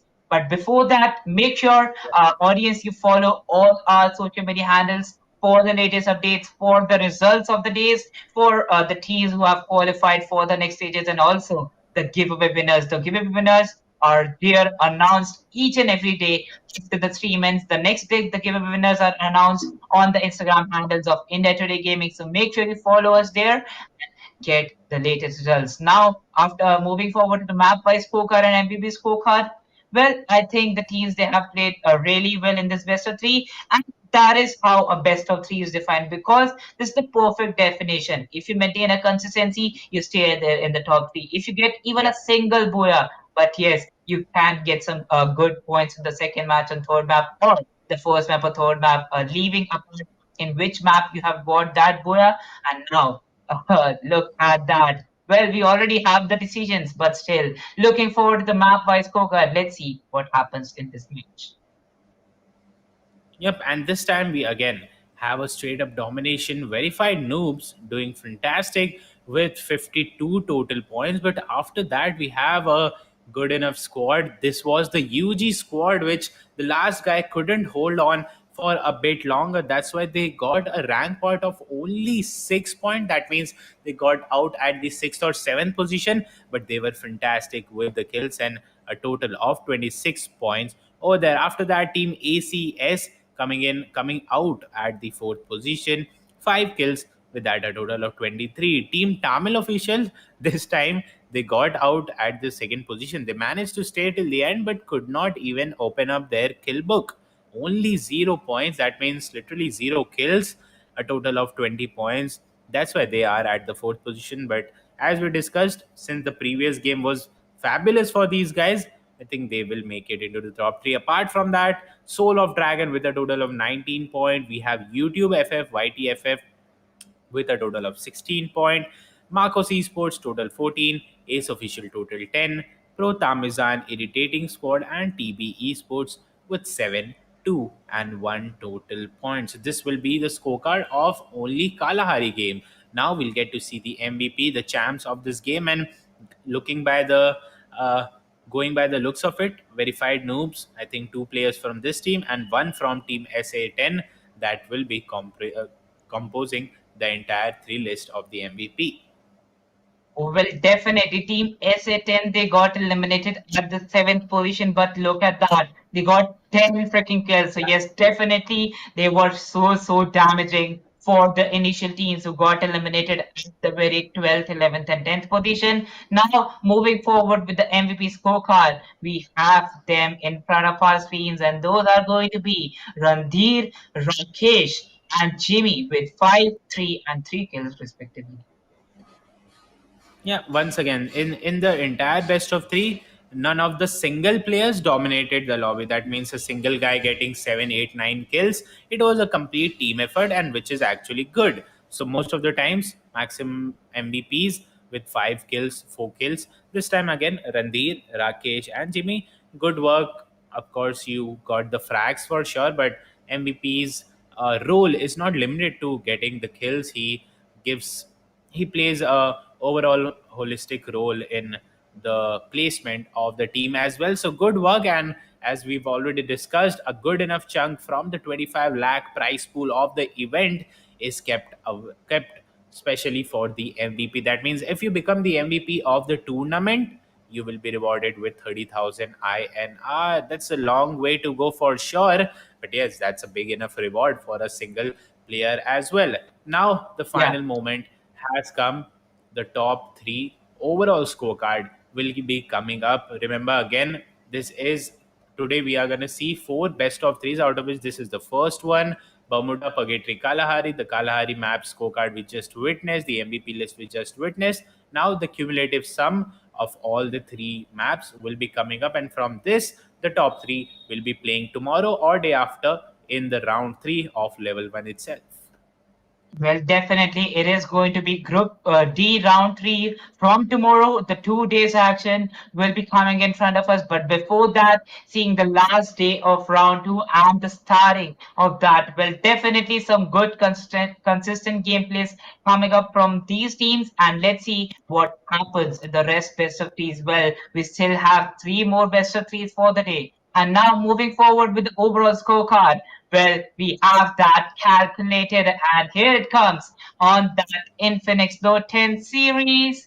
Well, definitely it is going to be Team ACS qualified with 115 points, Verified Noobs with 104, and Team Tamil Official with 84 points.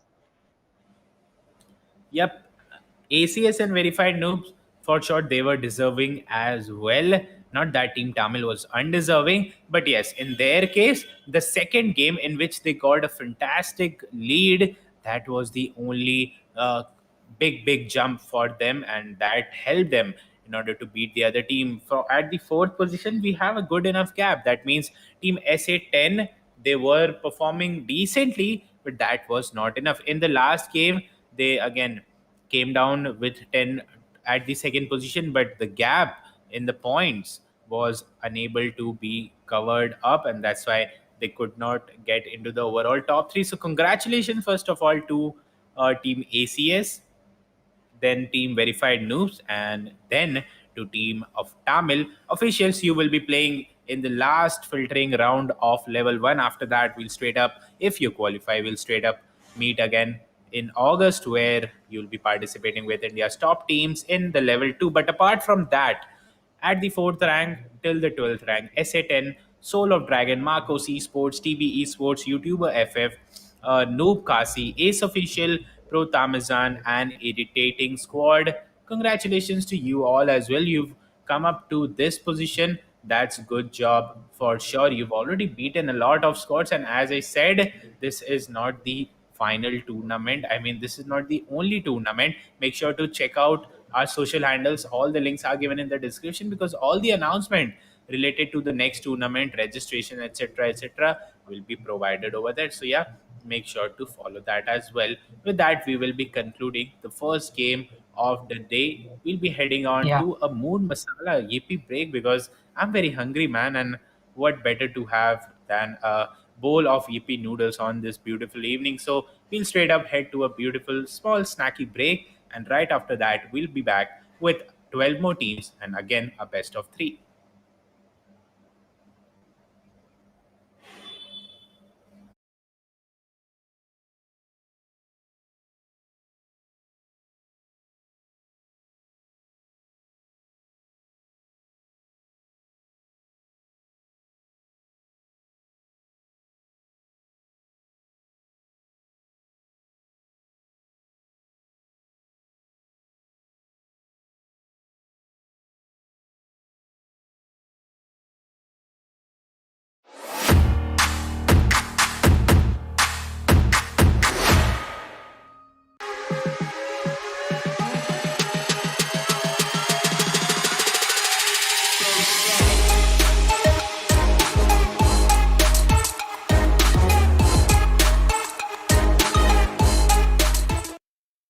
कभी chill mood में, thrill mood में, कभी crazy mood में। Main मसाले के बाद mood mix डालो, ये भी मूड मसाला अपने मूड जैसे बना लो। ये भी mood masala from ITC.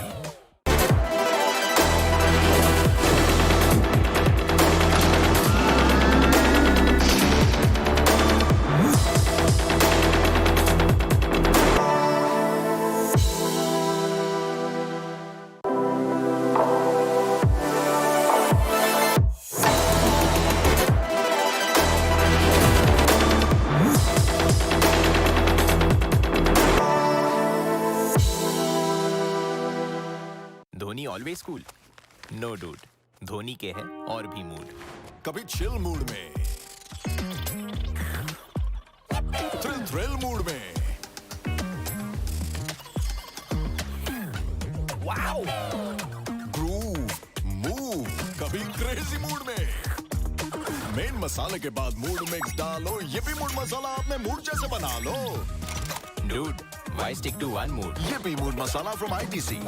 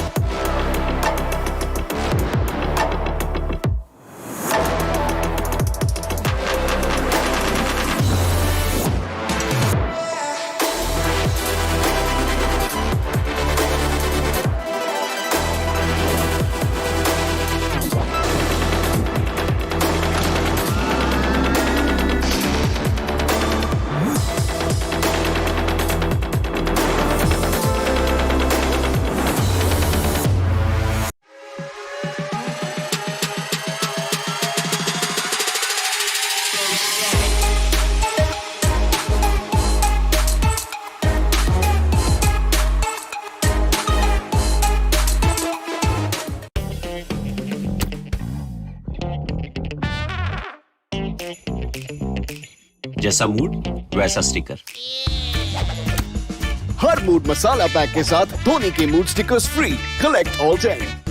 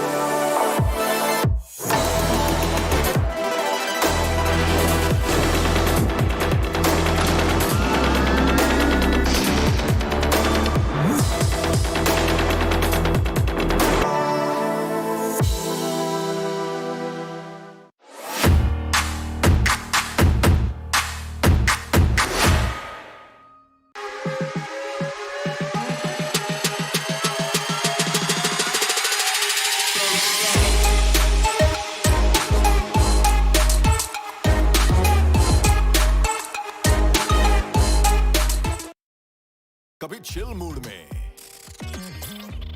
Thrill mood में, कभी क्रेजी मूड में। मेन मसाले के बाद मूड मिक्स डालो। YiPPee मूड मसाला अपने मूड जैसे बना लो। YiPPee mood masala from ITC।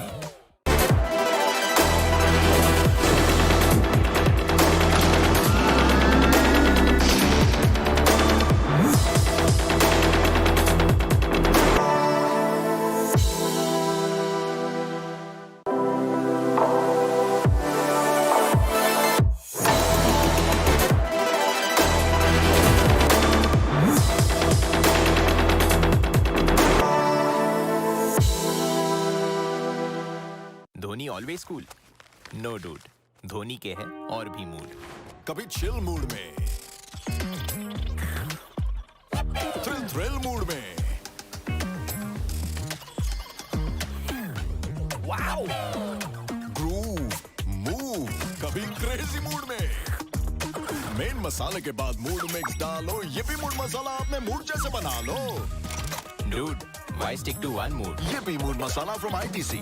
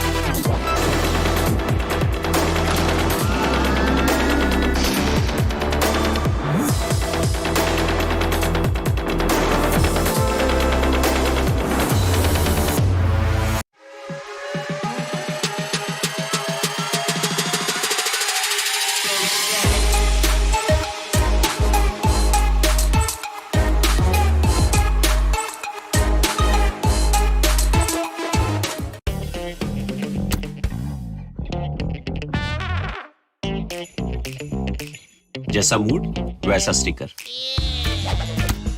Her mood masala pack के साथ धोनी के mood stickers free. Collect all 10।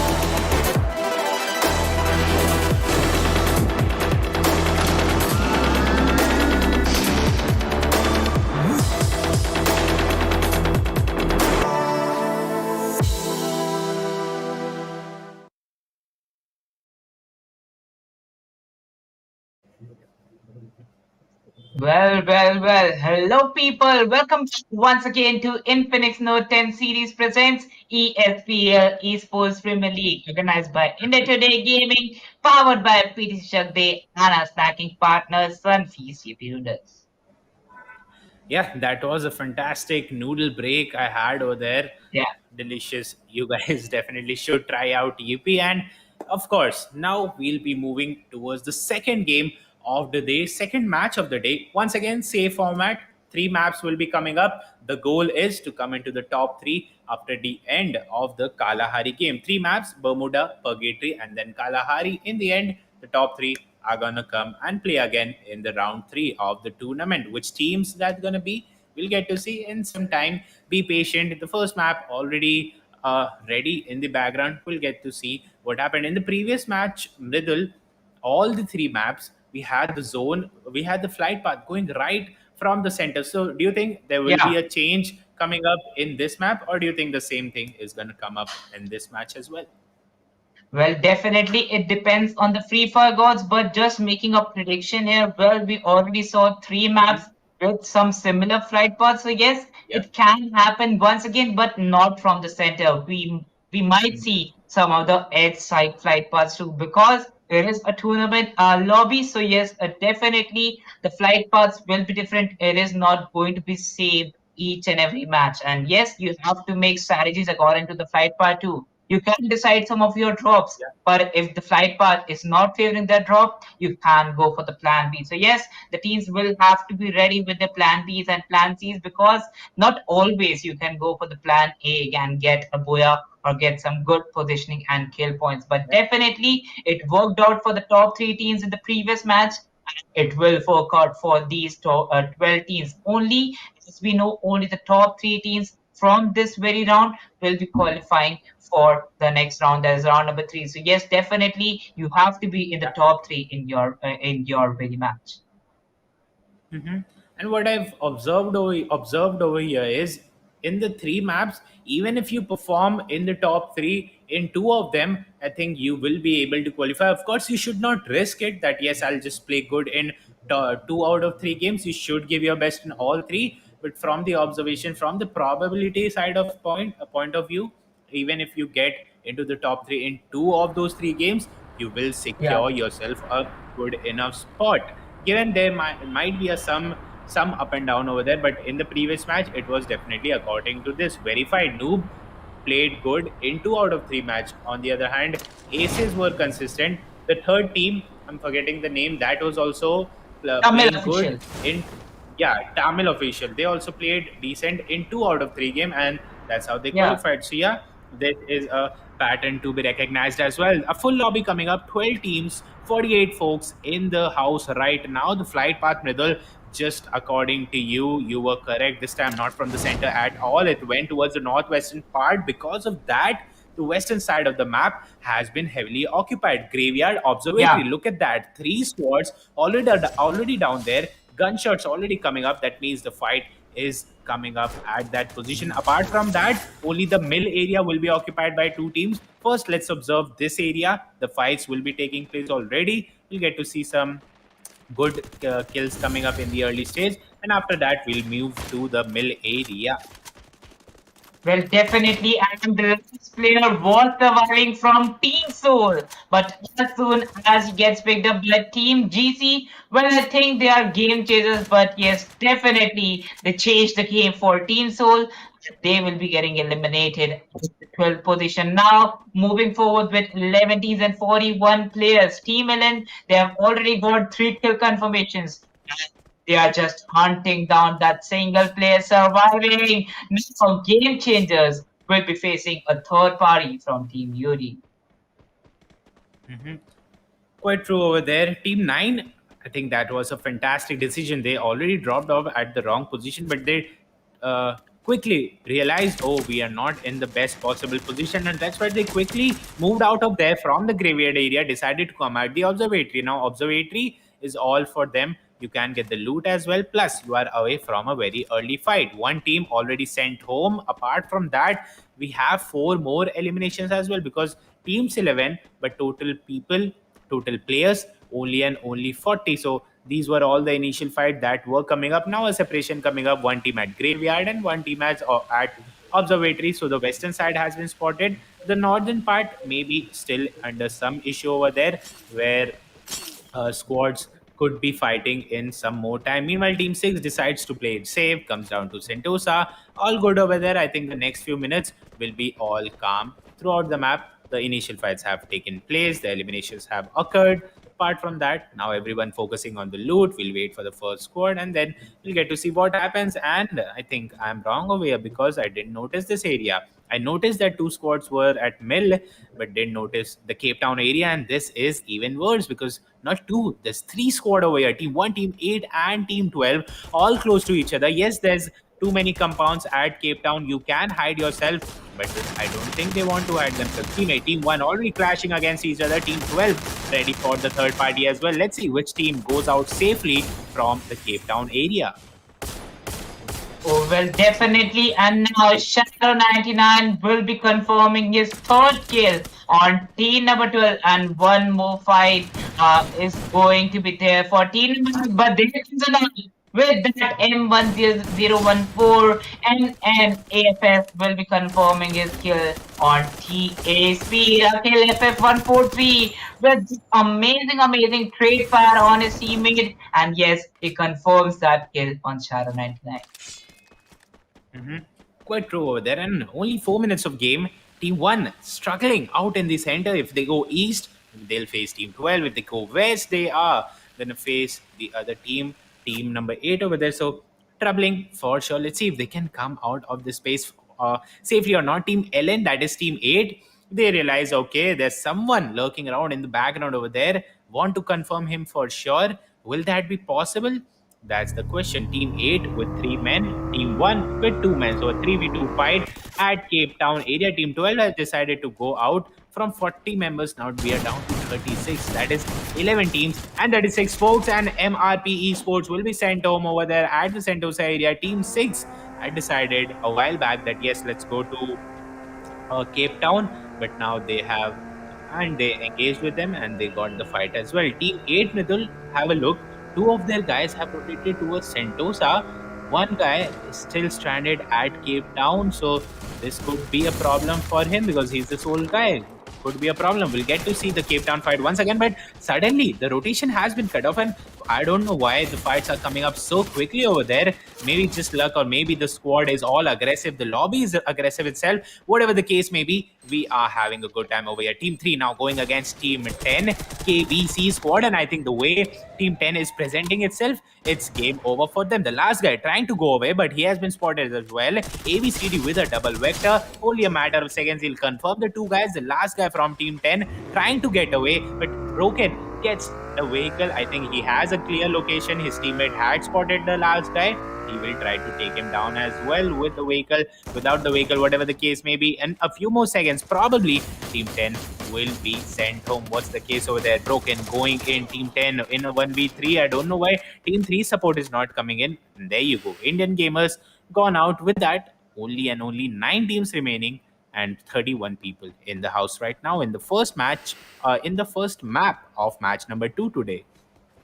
Well, definitely, Game Runner. I'm looking forward to that. They were just making the other team run for the, like, literally KBC chased all of those players, getting 4 kills from this fight, and now they'll for sure have that satisfaction in their mind.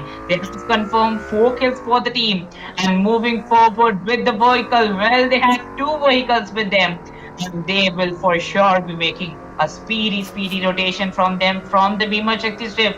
Well, fire shots will be coming to them. Now making a rotation from the left hand side, they'll be approaching the peak side spot. And yes, this very spot, this is definitely going to be a good spot for team number 3. Yep, for sure. 9 teams in the house, 31 people. Team 6, they had decided to come up to Sentosa for the loot, which was a good decision. They even got 1 kill, but now they'll have to figure out how do they get inside the next zone, because with them parallelly, we have another team running in itself. Team 5, Team Dymo will be over here. All 4 guys alive and healthy, 4-man standing, but not for long. Probably they could be facing team number 7, which are coming in from the same direction. Both the goal for both is to get inside the next circle.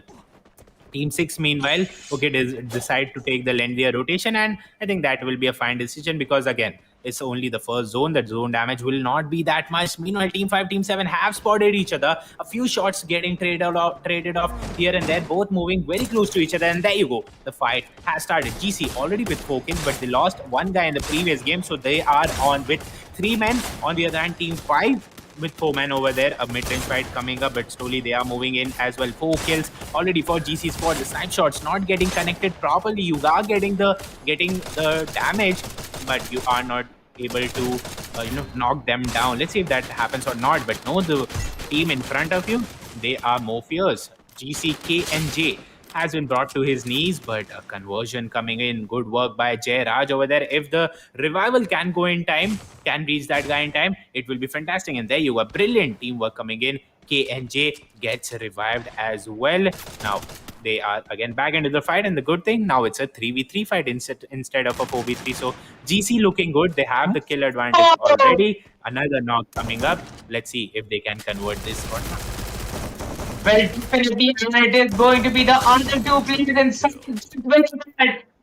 the cover of KNJ with that UMP. A triple kill pops up, and Team GN, like literally, that was an amazing 3v4 fight.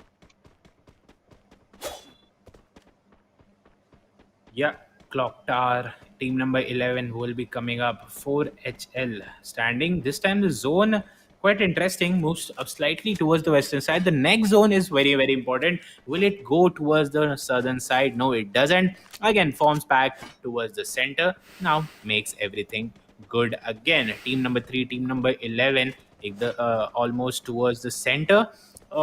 Exactly on their left will be team 9. On the northern side, once again, the same thing which happened with team 7 and team 5 could possibly come up with team 7 and team number 12. They both will be coming in from the very same direction. 10 minutes of game have passed. 8 teams alive. We saw a lot more early fights this time, whatever the reason might be. But yeah, too many fights in the early section. Apart from that, we have team number 7 going on, team 12 on the backside. 10 minutes of game has passed down. GC Jairaj, once again, another guy got knocked down. We have KNJ and Gold coming up with a total of 8 kills. And now everything looks fine over there.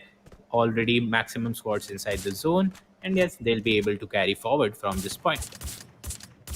Oh, well, definitely they will be carrying forward from this point, and now moving forward with 18 and 27 players, 4 kills for Team KBC, and they know they have already got a good collection of kills. Now holding the sniper towers on the clock tower, well, they are aiming for the center circle because the strategies work in Bermuda, and that is definitely working good for team number 3. Yeah, for sure. 11 minutes of game has passed down. 8 teams, 27 people in the house. Team number 3 right at the center, and this is a golden position. If they can hold on to this properly, I think it will secure them the top 5 for them easily. They are literally right at the center, just slightly above clock tower. So even if the zone moves towards any part of the map, this team in fact will be all happy and all secured. They just have to dodge those grenades and those splash damage weapons from the other team. Hope they don't get spotted. Apart from that, team 11 also a brilliant position at the southern side at clock tower. On the northern side, we have team 7, eastern side team 12, on the left hand side team 9, and slowly all the squads, I think the same thing is going in their minds. All of them want to grab a hold of the center, and that's why every squad is moving slowly towards the center. Let's see if the same trend continues. We'll soon get to see team number 9 or team 7 getting into the fight. Apart from that, team 3, team 11 both know they have a great position, so they won't be rotating as much. They want to just hold on to their position. On the other hand, At the southern side, we have two more teams clashing against each other. Team 6, Team 8. For Team 6, it's been rough. They decided to land at rotate to Sentosa in the early part. Since then, it's a constant struggle with the zone for them. So apart from that, everything else looks good. Now the pair fights coming up: Team 7, Team 9. Team 9 and Team 7 going against over here, and Team 6 and Team 8 going against at the southern spot. Well, definitely. And now moving forward with the games, 1 more minute left for the teams to rotate for the next zone. Well, we know on the very 9-second mark, most of the teams are still outside the zone. So yes, they have to make their rotations. Team LN, well, they have 4 kills with them. 3 kills. One of those guys did have with him, but now he has already been eliminated from the team. So yes, LN Alpha having that 1 kill will be leading the charge for the team. Well, let's see how the IGL places them inside the zone. Team number 7 already having an advantage of getting 8 kills, and even if they get eliminated in the top 5, they won't be having a great on their back because they will have a good head start for them. And team number 9 are looking on the right hand side. Well, as we are seeing, the circle is going for some northern rotations. Well, it might favor team number 7 or team number 9. Well, team number 3 will have to make a rotation for the next zone too. Yeah, for sure. On the upper hand, we have Team 7, Team 9, Team 3, Team 12. Already, not Team 12, Team 7, 9, and 3 inside the circle. So, of course, they have a bit of an advantage that, yes, they need not worry about the other squad. Apart from that, Team 8, Team 11 going against a very close fight. Okay, I didn't notice this, but yes, LN squad very close to each other. The double vector will do the job, and I think suddenly it's all gone for LN squad. The last guy, LN Alpha, where is he? Okay, he's inside the circle for sure, but things don't look good for him at all. The last guy, a few more bullets, and it will be done. Meanwhile, a brilliant connection done over there by Jay Raj and GC squad. The thing I like about them, they have played like a team time and again. All of their squads have got, all of their teammates have got knocked at some point or the other, but they managed to get the revival on time and hold on to position no matter how bad it is. Meanwhile, GC squad coming in, closing in. A grenade had gone in, but you'll have to follow up the grenade as well. GC KNJ ready. If he can somehow manage to get a grenade inside that gap, it will be 3-4 knocks in a second spam, but he knows it will be very tough. He isn't able to figure out a gap over there. So the next good thing, break down the wall and try to go and take them down. But the only problem with that, there are 4 men trapped inside that small little tower. So suddenly you'll be facing a lot of gun power from the other side as well. So go, if you want to go with the team, otherwise don't go. And I think Team 7 heard my voice and they decide, okay, let them hold the tower. We'll come back later. Meanwhile, Middle, take a look. Team 3, they had held on to this tower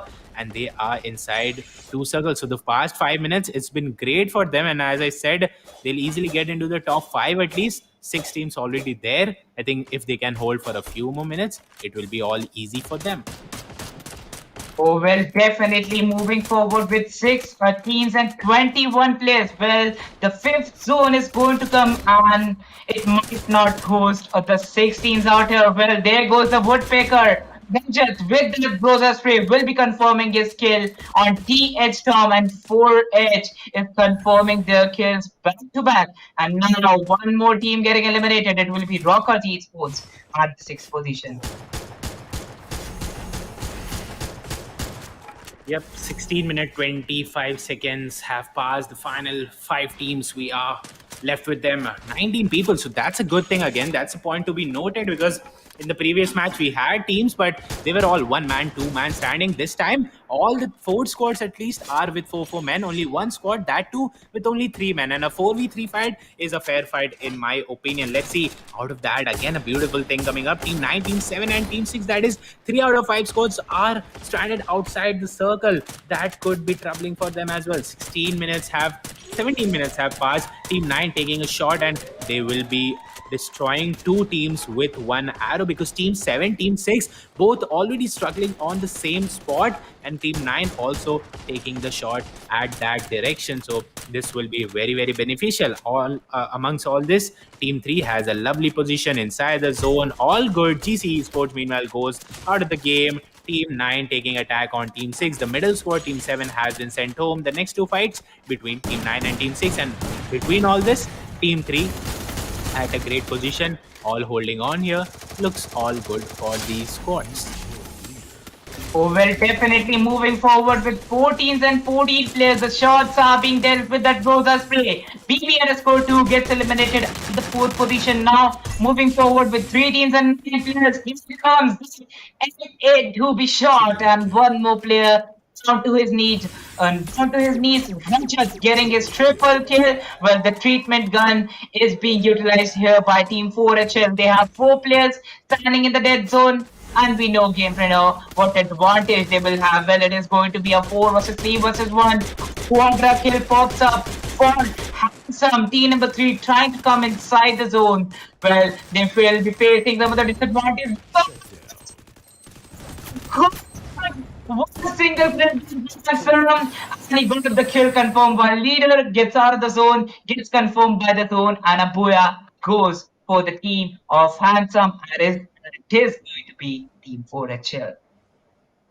Yeah, great end fight coming up. Especially the good thing about this end game was all squads were with full manpower. That's why we saw so many spots coming up, so many gunshots right across the map from Right. north to south, east to west. In every direction, there was heavy gunpower all the way. And yes, in the first game, the team with the Booyah will have an advantage, as we've seen, of course. But yes, it's a best of 3, so 2 more maps will be coming up, and you have a chance. You have a chance to come back for sure. Let's see if they can manage or not. 4H, that is 4 hopeless. Congratulations, of course. You got the Booyah in the first game. If you can carry this forward, you have a Yeah. good future ahead, at least in the top 3. Then you'll be meeting us again tomorrow or day after, when you'll be playing the round 3 with us again. So let's see what happens. Apart from that, we'll get to the scorecard very soon. This is the first map in the second match for the day. This is overall Infinix Note 10 series presents ESPL 2021, a 25 lakh major prize pool on the stake. Right now, we are in the level 1 Group D round 2. Tomorrow we'll be seeing round 3 again, but yeah, we'll get to that later on. This fight, Midul, how would you summarize the entire game in a nutshell?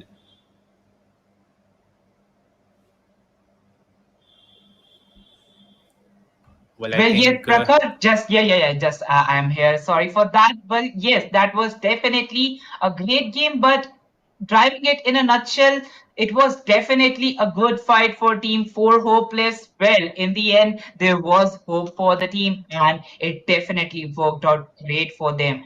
Having around 8 to 10 kills, I think so. The last time I saw them, they definitely have a great head start in this best of 3. And moving forward with the map by scorecard, we will be having those total points for the team. And yes, for Hopeless getting 9 kills for them, will be placing on the fourth position with 48 points. Team KBC with yeah. 35 points on the second position, and we have GCE Sports standing there on the third position with 26 points. Yep, there you go. 4H, 4 hopeless, total 48 point. This time, again, in the scorecard was peculiar is that the distribution is not proper. Just like in the previous match, we saw a clear-cut gap coming in from 50, then 40, then directly to 20 or 15 points. This time, it's not like that. It's a gradual decrease. From 48, we've gone to 35, then to 26, then 24, and so on and so forth. That means that all the top 5 squads, they are very close to each other, and they still have to fight it out in the next 2 games. So now the only thing which will separate you from the crowd is if you stay consistent. If you're in the top 5 right now, if you're in the top 5 in the next game as well, then of course your overall point will boost up and you'll beat your opponent. So that should be your strategy for sure. But again, 4 hopeless with 48 point gets the booyah. Again, KBC at the third position, but good with kills, so coming up with the 35 total point. GCE Sports at the even I think fifth position. But again, Mm-hmm. good on kills, so 26 total point. And Team UD, they actually came up at the second position. The rank point was 20, but not good enough with kills. So overall, excuse me, overall Yeah. a 24 point at the fourth rank. So yeah, all this matters as well. But as I said, since the gap is not big, imagine you're running a race and the team ahead of you is very close to you, so this Mm-hmm. enough chance that you can overtake that team. So again, that Yeah. will be a possibility. This time the MVP list coming up: 4-0 plus KBC and KBC. These two teams will dominate the MVP list. Handsome coming in with handsome amount of kill as well. Seven Yeah. great kills. And I think this is the top for today as well. In the previous match, the top was five or perhaps six. This time, Handsome will beat all records for the day at least with seven Yeah. good kills. Apart from that, it's Rajat from KBC with 4 kills and ABCD from KBC with 3 kills. So these will be the MVP. Next game, Purgatory, coming up in a while. Oh, well, definitely. And Handsome with that grenade. I definitely remember that grenade with his hand. Like literally one single grenade on the edge of the glue ball. All the three players were present there. Not even one player with his shield in his hand. All the three players getting eliminated from that single grenade. Well, that was an Handsome grenade also. And yes, with that, this was the end for the first map. Well, definitely, we saw the MVP scorecard. We saw the map by scorecard for the first game, and now after this map the purgatory map will be coming. Well, looking forward to the match number one. It was definitely very much passive for the teams. Like literally, even if they survive with one or two players, they were going for the placement points. But definitely, if single players are going for the placement points, it is definitely really hard for them to be there in the top five. And Yeah. we have already seen teams like team number three. They were Booyah winners in the map number one, and still they managed to get there in the top three, or it was top four. But yes, definitely you can go out with some good strategies. But yes, why would you engage in those initial fights? Just go for some normal fights. If it is a good fight for you, engage in that and get some kill points too. Yeah, and I think the plan is straight over here. If you were in the top five, your job is to create that gap amongst the other team. Your opponent is very close to you. That's a good thing and as a bad thing, because if you are close to your opponent, he can overtake you as well quite easily. But again, you are also very close to your contender, so you can overtake them very easily itself. Apart from that, if you're on the Mm-hmm. lower side, it's not all over. We've often seen in the previous match itself, Team Tamil official was nowhere to be found in the first game, but in the second and Right. third, with the power they had, with the score they brought out, they qualified themselves in the top three. So again, no hopes are lost. Two more maps coming Mm-hmm. up. Purgatory could be your game. Play it safe, and hopefully you will be able to make a comeback over here. We'll get to see that the next game, Purgatory, starting out in a few more minutes.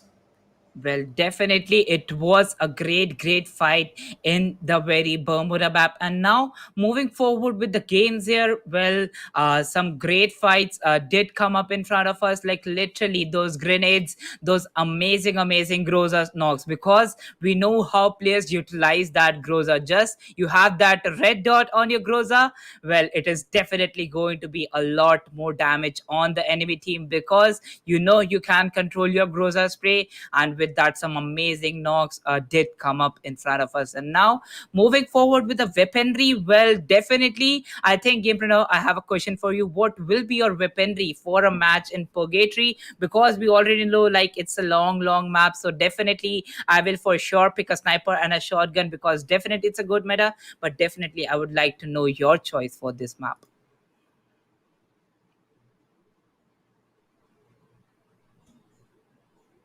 Mike, Gamepreneur.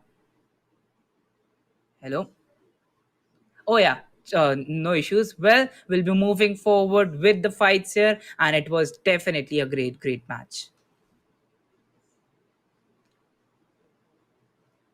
Okay, so I think so, Gamepreneur, you are facing some problems. Leaving it apart, moving forward with the teams, moving forward with the match, we have our social media handles of India Today Gaming, Gaming Tuck, and ESPL India Today. So make sure you follow them for the latest updates and get the latest winner updates and also the giveaway winners. So make sure you follow India Today Gaming for that. And once again, thanking our sponsors Infinix Note 10 series, PT Shark Day, and Sunfeast Yippee Noodles for partnering together with India Today Gaming and making this event happen. Audible now, Mridul? Can you hear Yeah, me?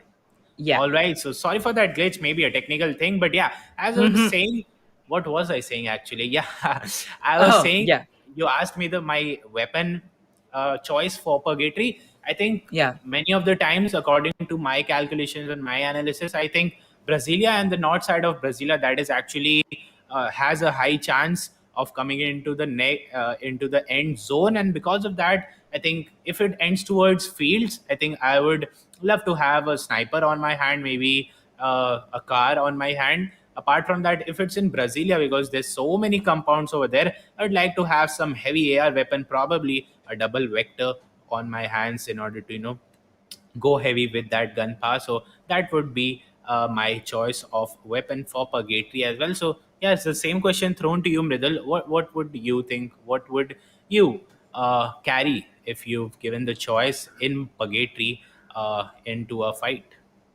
Oh, well, definitely. I think so. I stated my choice, but yes, going with that, I would for sure go for a sniper and a shotgun. And if talking about the shotgun, it is definitely going to be that M1887. Two shots on the head. No matter what, you have that level 1, level 2, level 3 vest. I will for sure get a knock on you.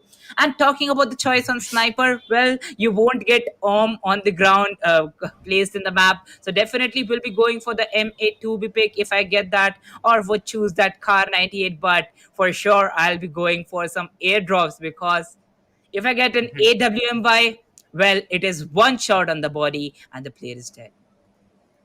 Yeah, for sure, man. I fear that arm shot myself, quite dangerous. And let's see what happens. And these are our choices, but of course, we are not pros at all. The pros are the teams which you are gonna witness inside the game. Mind you, in Group ABC, this is the level one, so majority of the teams are the underdogs, and the good ones good ones, probably the best ones, have already qualified from Group A, B, and C into the level 2, where India's top teams will be joining them. And from there, they are continuing their journey, which we are going to start out in August. From 1st of August, all the schedules, when are the stream, which teams are there, because now T1 teams will be joining. So you would probably like to support them as well. So all this thing will be totally displayed on our social handles, which are given in the description. Make sure to check them out because all the information will be provided over there. Apart from that, today we are in the level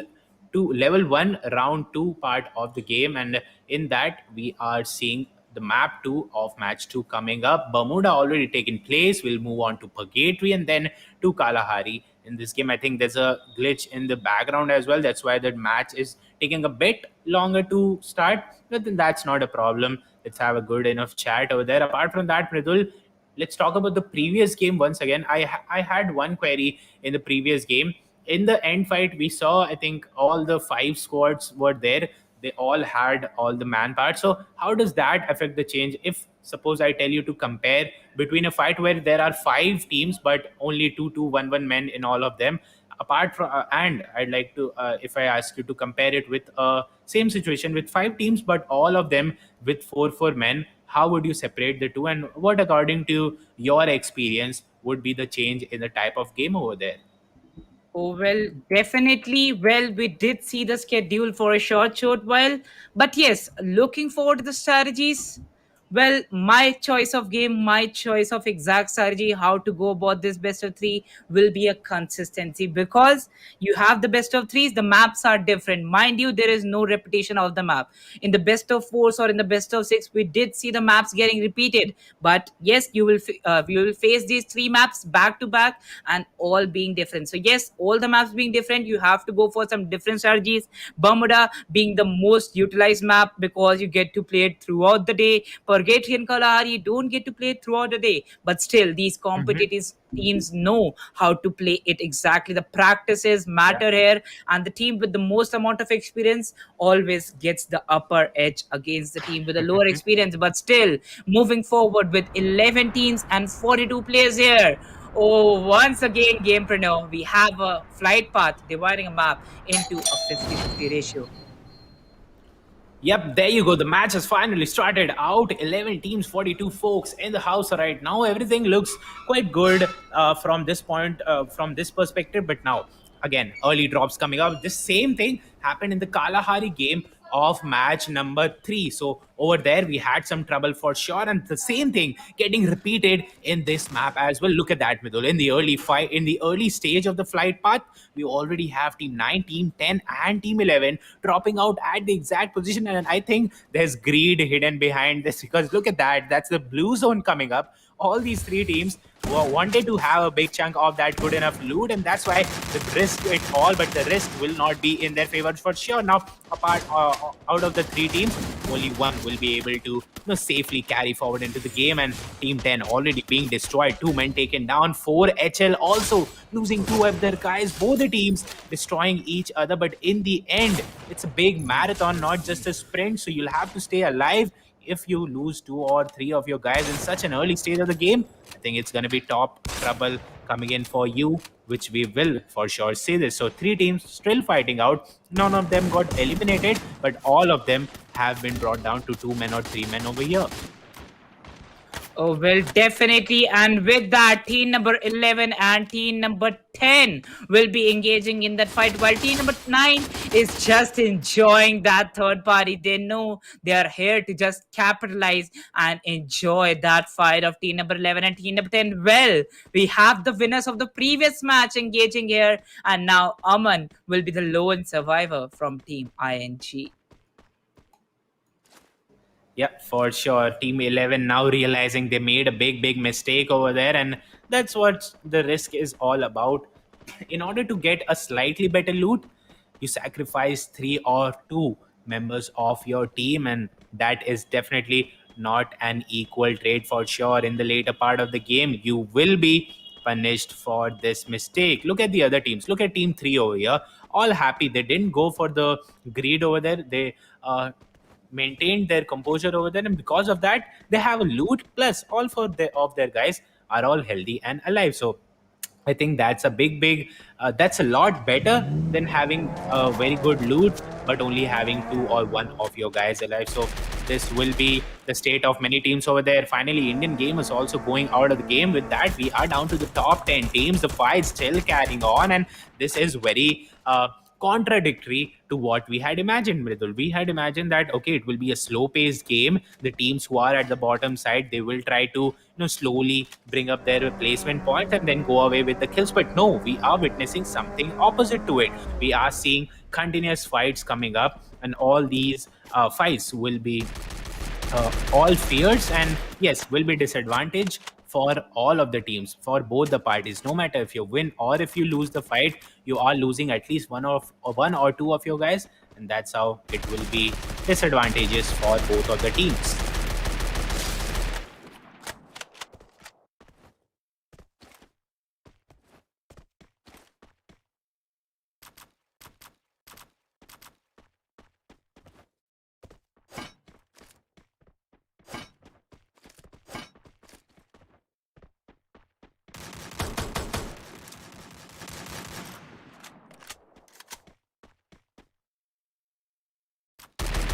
All right, I think there's some trouble with my co-caster over there. Never mind, let's carry this forward. BB2, this squad, BB Bishnu, Knight, Vishnu leader, and Shubham, if I got the name right. All those 4 guys standing still over here.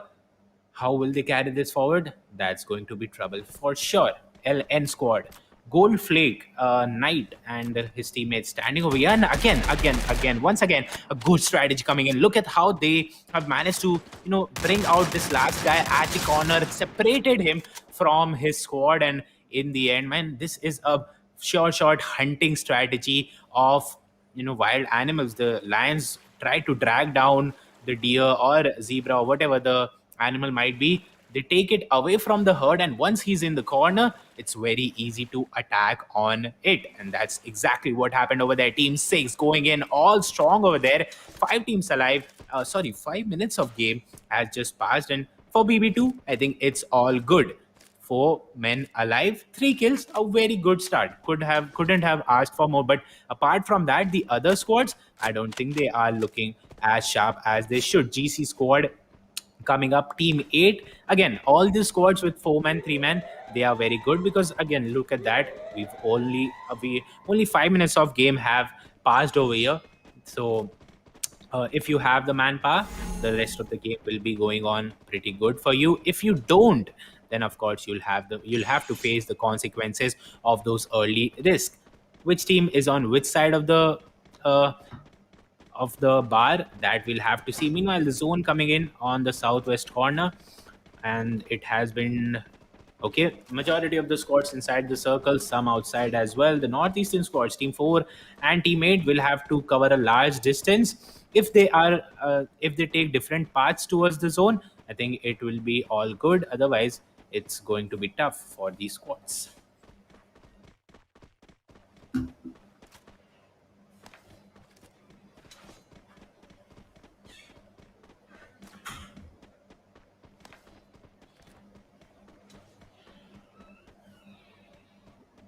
All right, what's happening over there? I think there's some technical glitch from my co-casters, and never mind. I think you guys can hear me. Let's Yeah. carry on with the game. I think he will be back. Okay, I hear you, Mridul. Are you Mm-hmm, back? mm-hmm. Yeah, Yeah, I'm back. I think there's a curse or something. The same thing happened with me. Never mind, never mind. You've not missed a lot of things over there. All those initial fights have now summed up, and as of now, the zone has shifted towards the southern side. Majority squads inside the circle, and everything else looks good. Now, in the next few minutes, we'll get to see what happens inside the game. All the initial fights have concluded, and yes, this is the situation as of now.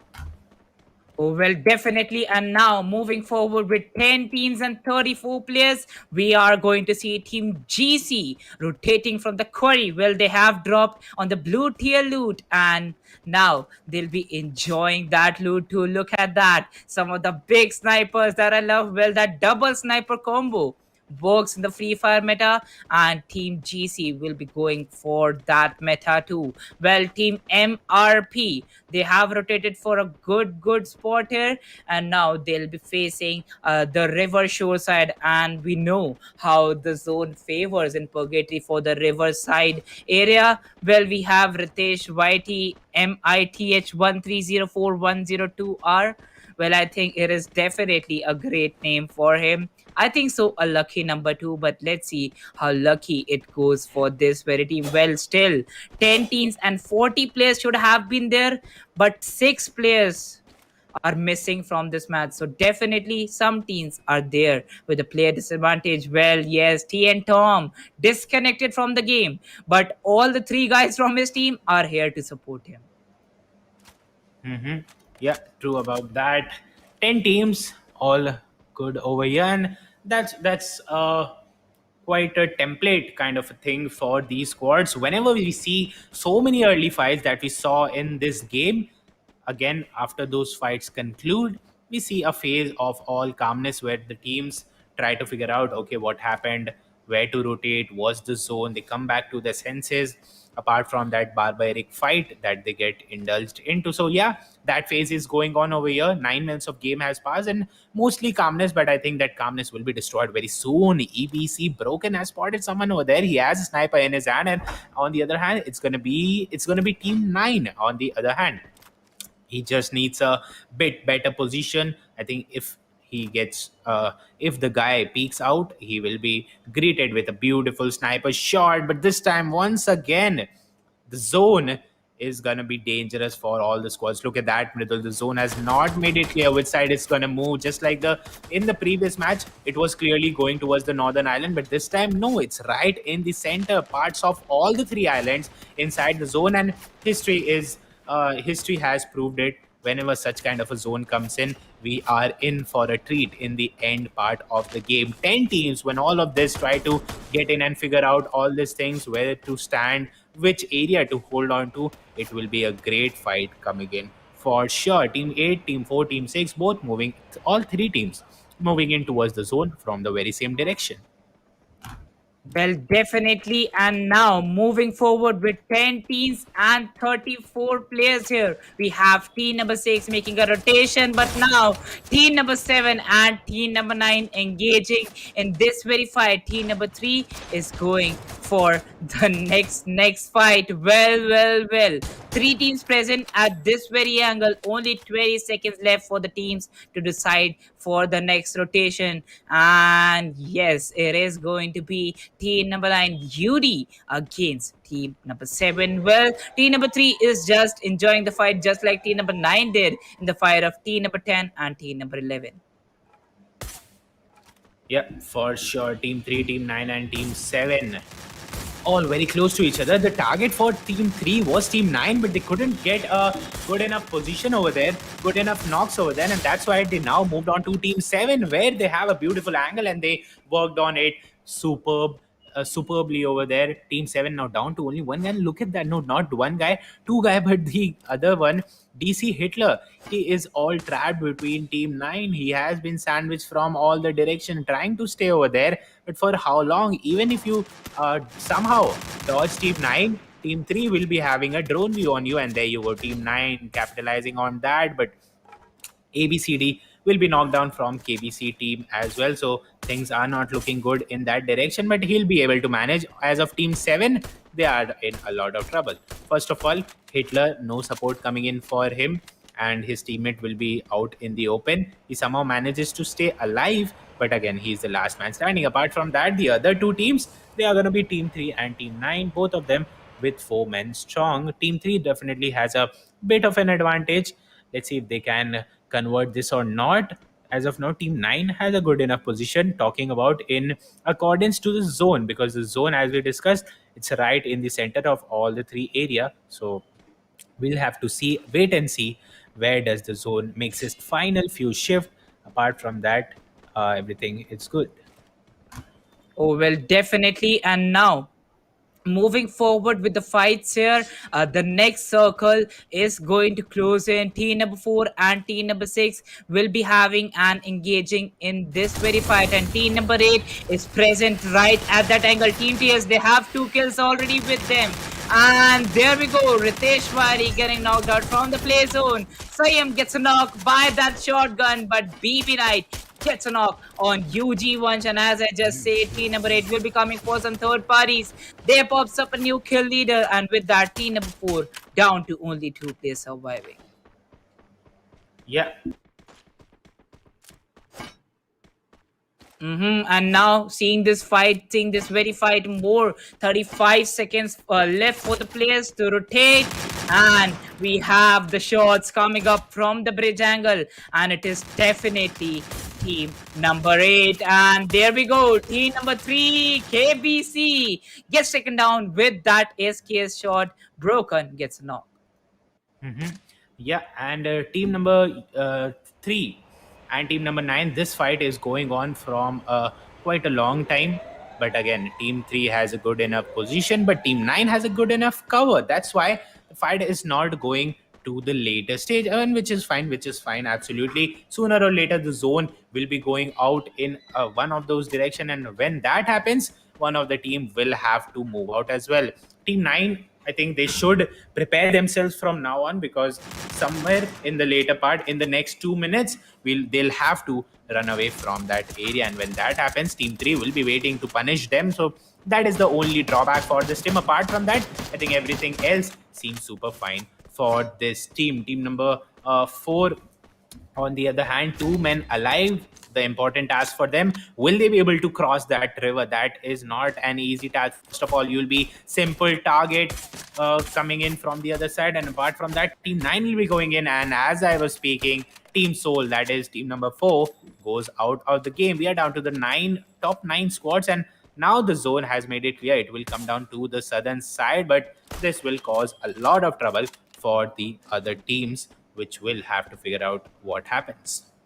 Oh, well, definitely. And still, Team GC, Team BB, they haven't stopped for the fights. GCJRJ, we will be getting a knock on MITH, but LN Alpha with that grenade launcher will be just changing the match with just a single grenade launcher. Getting the kills confirmed. Shubham PP will be the last player. Yeah, BB2 goes away as well with that. Oh, of course, that was expected as well. We are reaching towards the 16th minute of the game, so continuous elimination is what we will be expecting. 7 teams, 19 people in the house right now. UC will be coming in. TA Speed, Anther, Action Bolt, Tom, all of these squads will be standing out over here. UC squad losing another guy. Anther will be knocked down. 19 people in the house. That means a rough 3 men per squad coming up over there. Team 12, Team 2 will be coming up very close. UC suddenly from 4 men, they're down to 2 men, but a good quick scope coming in from Tom over here. But that's not the only trouble for you. You'll have to manage to get inside the circle as well. And he managed to do that. That is a good thing. Team 9, Team 3 now left on the border side. Goes for a quick scope. UD Sanju. This is exactly what we were talking about earlier. Middle Team 9 and Team 3. Both these teams are very close to each other. Both have spotted each other, but now when one of the teams will have to move out, which team will safely get into the next zone, that's going to be a tough question, because both the teams will have to follow the same road towards the next zone. The final circle coming up, down to the top 5 squad. Ellen squad still surviving. Alpha and Shadow with 5 total kills and a total of 6 kills for the team. Sprays coming in. UD goes down as well, and suddenly all the uh, trouble goes out of the match. We are now finally down to the top 3 squads. It's going to be 3 teams, 7 people in the house right now, out of which Team 3 teammate on one side and the third team on the other side of the map. Oh, well, definitely. And team number 8 being outside the zone, team number 3 has that advantage. Team number 12 on that very position will be enjoying their positioning, but still they'll have to rotate for the next zone. Team KBC having 5 kills here. EBC broken with 3. Rajat getting 2. And now the zone advantage goes towards team number 3. Yep, for sure. Ellen down to last guy. Now his task should be somehow, if he's able to manage that, but he looks super aggressive to me. Reaches out to the team number 3, where Speed is the last guy standing. So if he can take down Speed, I think that will be a good job itself, because Team 8, it's very tough to defeat them. They are all 4 men strong. But this side, Team KVC can somehow stand it. And there you go. Lunatics goes out with that 2v1 final position. And this was KBC's game with a brilliant 8 kills. They've managed to secure the booyah. And as we were talking about Mridul in the first game, after the first game, we have a completely new champion, just like Team Tamil's case in the previous match. So all in all, a fantastic match. The end was fabulous as well. Lots of strategies coming in, especially the weird zone made this all even more interesting and exciting. And in the end, we Definitely. saw KBC as the winner of this game. Oh, well, definitely after the 5th zone, the zone favored team KBC, and it was definitely all it for them. They knew they were inside the zone. They were the only team inside the zone. On their right hand side was team number 8. They were trying to come inside the zone. They just needed to hold their position. They holded their position. Well, they took the zone damage too, and while coming inside the zone, they were just quite busy in making covers for them, because the zone was in the open, so there were no good covers for them. They had to make those artificial covers, and while making them, they were being shot down by team number 3, and it was definitely an easy boya for them after the 5th zone. But definitely before that, to survive with 5 kills till the last zone is really, really difficult, because you have to deal for your position. The positioning they had was the best position inside the zone, and nobody could have stated, nobody could have predicted that this team could have won the match, because most of the other teams were having a player advantage too. Hmm. For sure, and that's his strategy. He went low where he should have. He went Hmm. aggressive where he should have. So overall, Right. the overall outcome was in his favor. Well, this was the Yeah. second map. Let's quickly check out the scorecard, then the MVP, and then we'll move out to the final game of this match, the best of 3. The scorecard coming up right in front of us. The scorecard will be coming in on our title sponsor, Infinix Note 10 series, and there we are. Oh, well, definitely KBC with 30 ranking points, 16 kill points will be getting 46 points at the first position. We have Lunatics on the second position with 17 rank points, 16 kill points, and they will be placed there with 33 total points. Rockers Esports, well, they had only 2 kills, but still they'll be placed with 24 points on the third position. We have Team GC Esports with 21 points on the fourth, and Team Yuri getting 20 points on the fifth position. So yes, this was a top 5. Gamepreneur, on to you from position number 6. Yep, we have a Breaking Bad 2 at the sixth position. From there, we have 4 at squad. The first game was very, very good for them, but this is a big downfall. 4 hopeless from the top 3. They are now at the seventh position at the with 14 points. After that, Team Soul with 6 points at the eighth position. MRP Esports with 6 points at ninth position. Diamond Lord at the 10th position, and Indian Gamers at the 11th position. So this will be the scorecard of this second map in the second match for today. One more map will be coming in. That's going to be Kalahari. That will be the last chance for majority of the squads.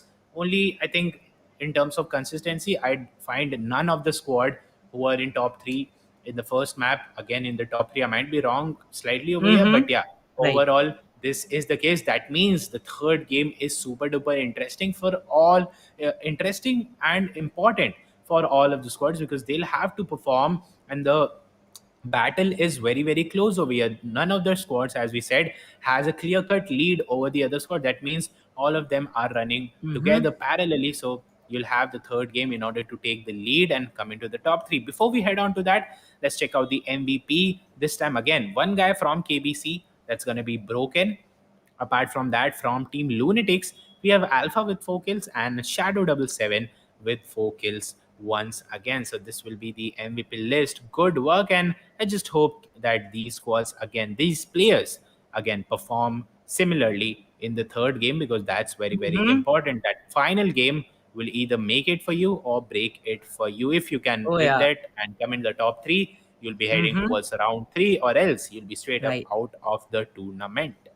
Oh, well, definitely. And Lunatics, I think so. They had 8 kills, that means 16 points. And these were the two guys, Alpha and Shadow Double Seven, getting 8 kills for the team. But yes, KBC being consistent on the MVP scorecard and also getting a booyah in the second game. Well, they have a great head start from these two games. I think so. As we just said, one booyah and a good performance in the other two games will for sure have your name on that top 3 scoreboard. Let's see what happens in the Kalahari.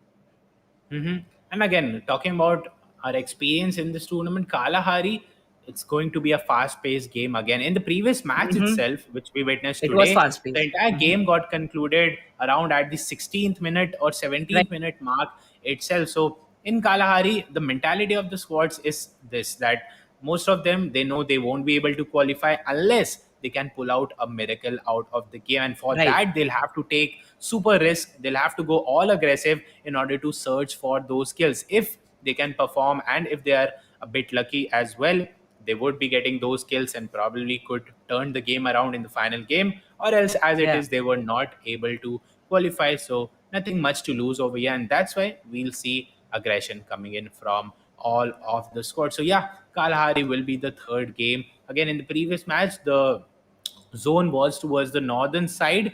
I'm interested to see where will the zone land. The end zone, of course, will land in this game. Till then, we're already starting out with the game, the flight path coming in. Let's see if it comes through the center. There you go. It comes through the center. Everything now depends on the squad. Where do they want to land?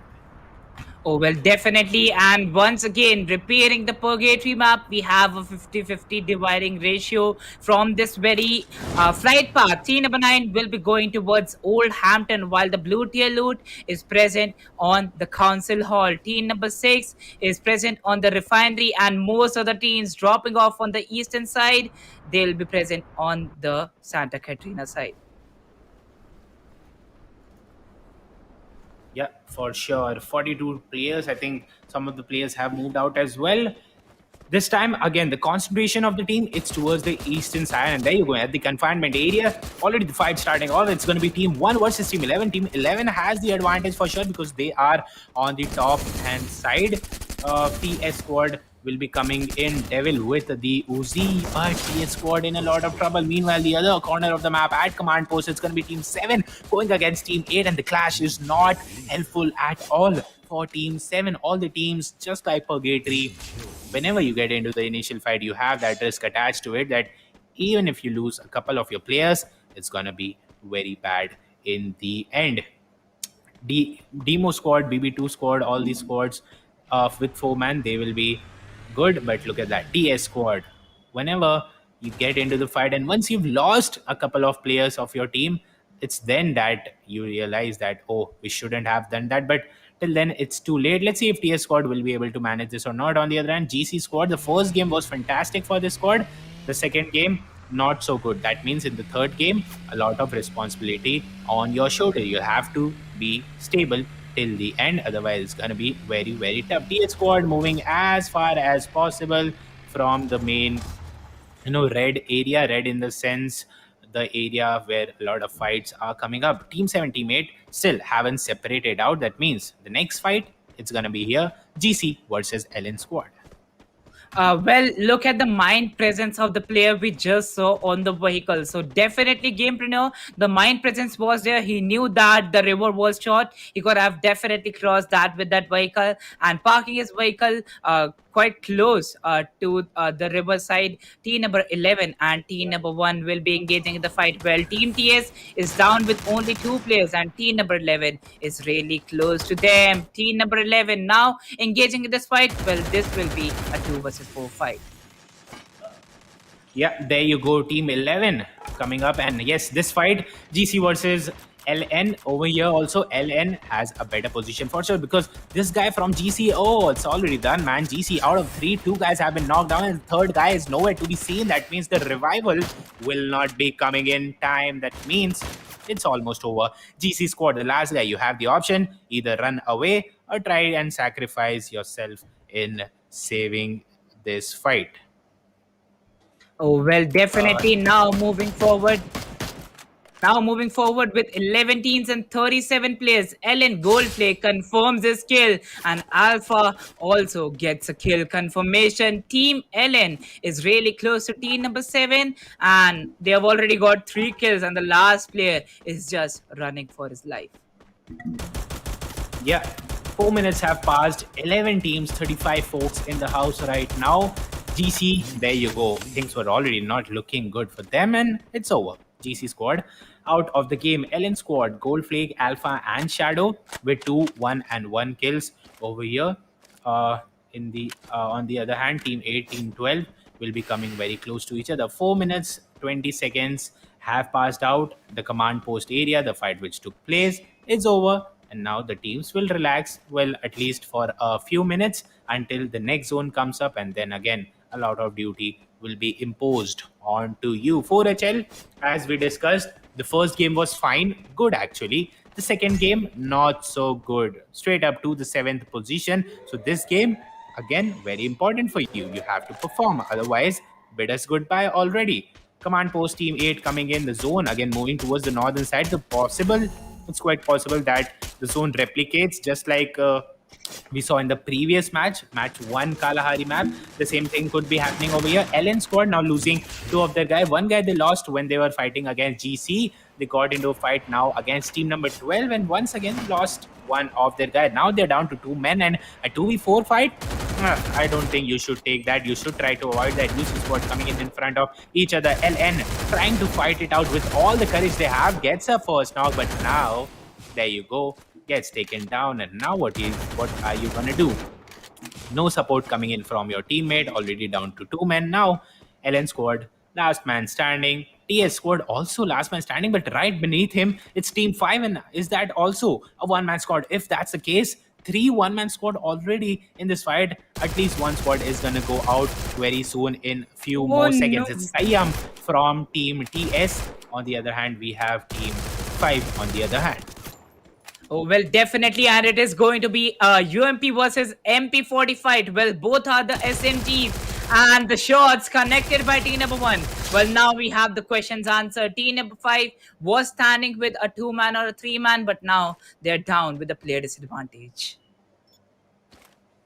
Yep, 6 minutes have passed out. 10 minutes on the hand right now. 31 people in the house. KBC, this squad is worth watching for sure. Last game, fantastic for them. This time, where did your fourth player go, man? I think you guys were playing very good and just losing out a man, playing with a man down. I think that's not the best decision. Maybe a technical issue from your team player side.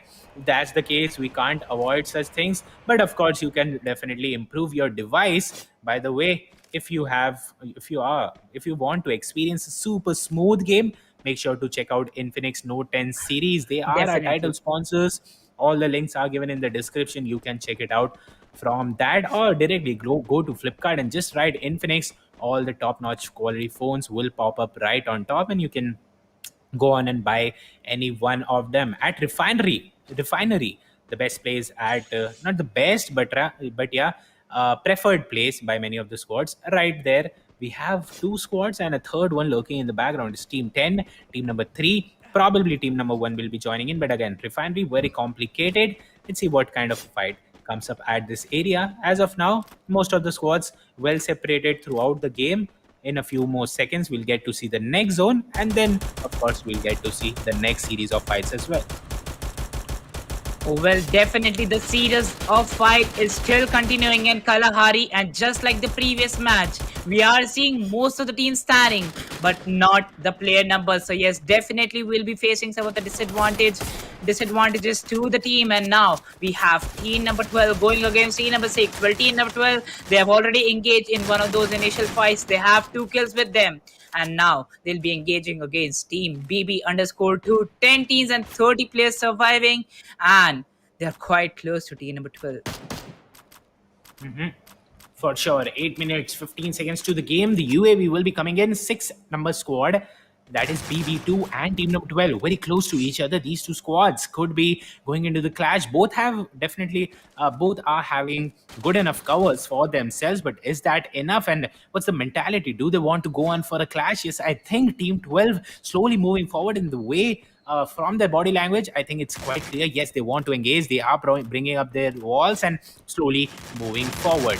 Team number 6, team 12. Yes, they are coming into a very close fight. Team 12 now right under the very same building that team 6 was holding, and already getting a knock over there. Nishant has been confirmed right after getting knocked. Team 12 looking so fierce over there. They have a man advantage right now, and the way they're playing, I think they will be able to convert this one. 9 minutes to the clock. BB Knight, BB Leader, and Shubham. 3 guys trying to manage it somehow. A lot of chrono shields coming up. Gets a knock, and yes, good fight coming up. Destroys Rockers Esports. Rockers Esports had a good start, no doubt, but they couldn't convert that one even after having a man advantage. So good work by Team 6. On the other hand, look at this. TSIM, the only guy standing, tries to do something, but no, he will not be allowed to. Get shut down over there. Team Soul, again eliminated from the game. 10 minutes of the game have passed out. This is the last 10 minutes of the game for this lobby, of course. After this, we are going to have 2 best of 3s itself. 9 minutes of game, roughly 10 minutes have passed. This is the deciding moment. As we discussed after the early 2 maps, we saw a lot of things happening where majority of the squads, none of them could show sheer domination, and that means most of these squads still have the chance to convert this game and come into the end game. Let's see what happens. 4HL moving in with 4 kills. Now the contender, it's going to be Team 9. So Team 9 versus Team 11 on the border of the map coming up right here.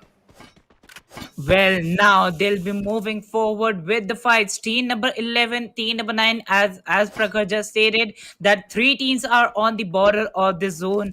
And as we know, if they are present on the border, well, only one team will be surviving and moving forward for the next zone. Well, 4 hopeless, they performed really good in the first map and a good consistency in the second map. Let's see what happens for them in the third Kalahari map. Well, they already have 4 kills confirmed for them, and they're still standing strong with 4 of the players.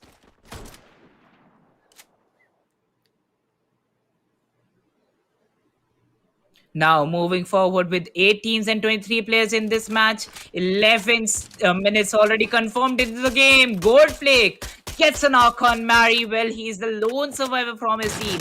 and still not stopping to confirm those kills. Well, he confirms a kill with that amazing credit, and now the damage is being dealt by team number 9 towards team number 11. So yes, from both the sides, team number 11 is being captured.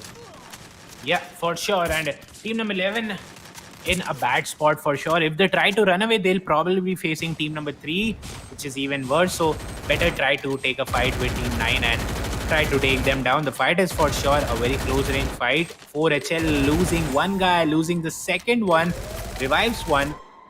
Handsome is still knocked down. Will he be able to get back on his feet? It's going to be tough for sure. Again, oh my god, now suddenly 3 knocks coming up. It's all down to Private, and I think Team 9 has converted this one. It's a 4v1 situation. I don't think 4HL will be able to come back from such a tough position. They have spotted the last guy, and there you go.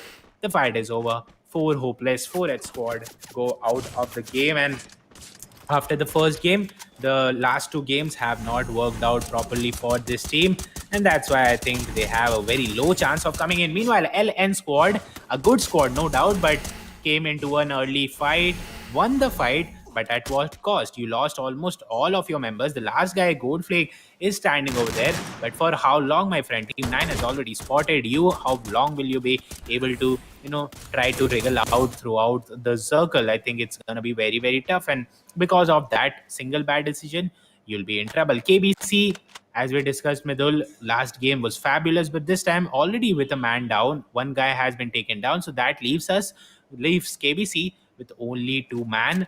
The kills also at 0, so not looking good, but at least they are surviving. The last guy from Lunatic has been converted. Top 6 squad, 16 members in the final Kalahari map coming up over here. Oh yes, 16s and 16 players surviving in this very game when 13 minutes have already been confirmed in Kalahari. And as we know, Kalahari is the most shortest map of the Free Fire meta. So yes, around the 16-minute and 18-minute mark, we will see the map ending. 5 teams and 13 players surviving. A triple kill pops up for Shubham PP. And yes, MRP, look at them. They are here with 0 kills, but present in the top 5, aiming for the placement points. 13 minutes 37 seconds. The 4th zone will be closing in no time. Yeah, top 5 teams coming up, but again, just like the previous, unlike the previous game, where 5 teams and 20 whole people were there, this time it's 5 teams but 13 people only. And already we discussed this exact question in the mid part of the analysis time where we were discussing the scorecard. So yeah, let's see how do the teams react. KBC opening up with the kills, got 2 kills over here. 15 minutes of game has passed, but this was expected as well, as we've seen time and again. Kalahari is a very fast-paced game. Majority of the squad want to just go all in because they need to get those points if they want to qualify to the game. UD squad coming up, 4 kills, gets a knock, confirms him as well. Looking good. The only problem, you are the farthest from the circle, so you have to cover a long distance in order to get inside the zone. How are you going to manage that? The alarm goes out as well. How are you planning to get inside the circle? They'll start the journey for sure. Team 6 will be waiting out over there, and they have the compound as well. A good thing, there are a lot of compounds inside the circle, so there will be no scarcity of any kind of a cover. But in order to get to those cover, that will be a big challenge. UD Sanju separating from his team, leading his team as a good leader. KBC, last man standing. ABCD has been knocked down over there. Let's see if we can see KBC going out of the game, and how will that affect their overall game, because they have played very well in the first 2 games. If they could continue and at least get into the top 3, I think they will be one of the only squads who we can surely say that yes, they'll be in the top 3. Well, whatever the case might be, MRP moving in again outside the circle. All 5 teams now outside that's the last circle, so almost all the squads are outside. It's going to be very interesting. Look at that, Midul. 5 teams, 11 people running for the last circle. Who do you think is going to make it safely? Well, definitely all the other teams are present there with a 2-2 player from their positioning. So yes, Team Yuri there with 3 players is looking really good at that statement. Yuri Speedy with that knock on Pratik. MRP Esports gets eliminated at the 5th position. And now M187 fight between the teams. BB underscore gets eliminated at the 4th position. Pratik gets down from the zone. Yuri leader gets a kill confirmation. Quadra kill pops up. Well, the position advantage and the player advantage will matter here. Indian gamers taking the exit on the 3rd position. What? And yes, the Boya will go towards this team. Rajat and wait, what? Gamepreneur. It is the other team. Well, I think so. The Boya went to Team Yuri, but it is not going to be Team Yuri. Well, I think we'll get to see who got the booyah in a few more seconds, and that is gonna be KBC. All right, so that last guy from KBC, Mridul, was able to withstand all this pressure till the end. That is just fantastic. I mean, how did he able to withstand so many teams coming up? At least 4 teams were there. One guy at the tower itself, fights coming in from all the direction, and apart from that, he was the last guy standing. So he had to be extra careful, but that's what a good player is in the performing stage. He did perform, and with that, as we were talking about KBC, I think will be the only squad which we can guarantee that yes, they are in the top three. Apart from that, we'll have to wait for the overall scorecard to give a final conclusion that yes, these teams are there. Meanwhile, overall, a good game. Once again, the same pattern getting repeated. Flight path going from the center, very fast paced game, lots and lots of initial fight.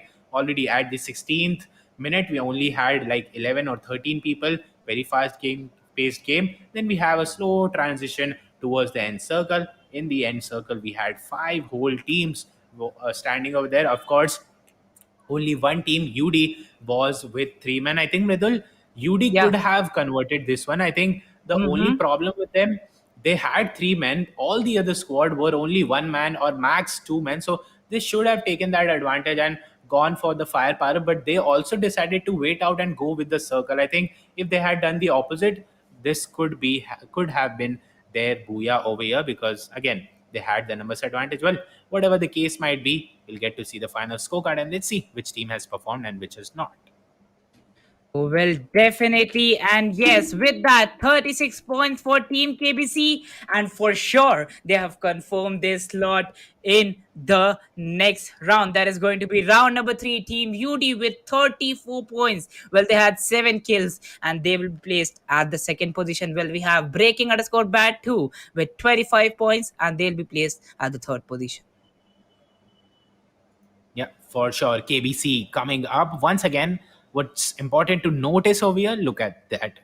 Excuse me. Look at that. There's literally no gap between the points. 36, 34. Then also only a 9 point difference. 225. That means all these squads, whatever the final result will be, they all will be very, very close to each other. That means the top three will be separated from the rest of the teams with a very, very low margin of probably 5, 10 points. And that is very disappointing. Losing at a big margin is one thing, but losing with a couple of points, that always hurts you in the end. So, well, what can we do? Yeah. You got the opportunity, you had to perform.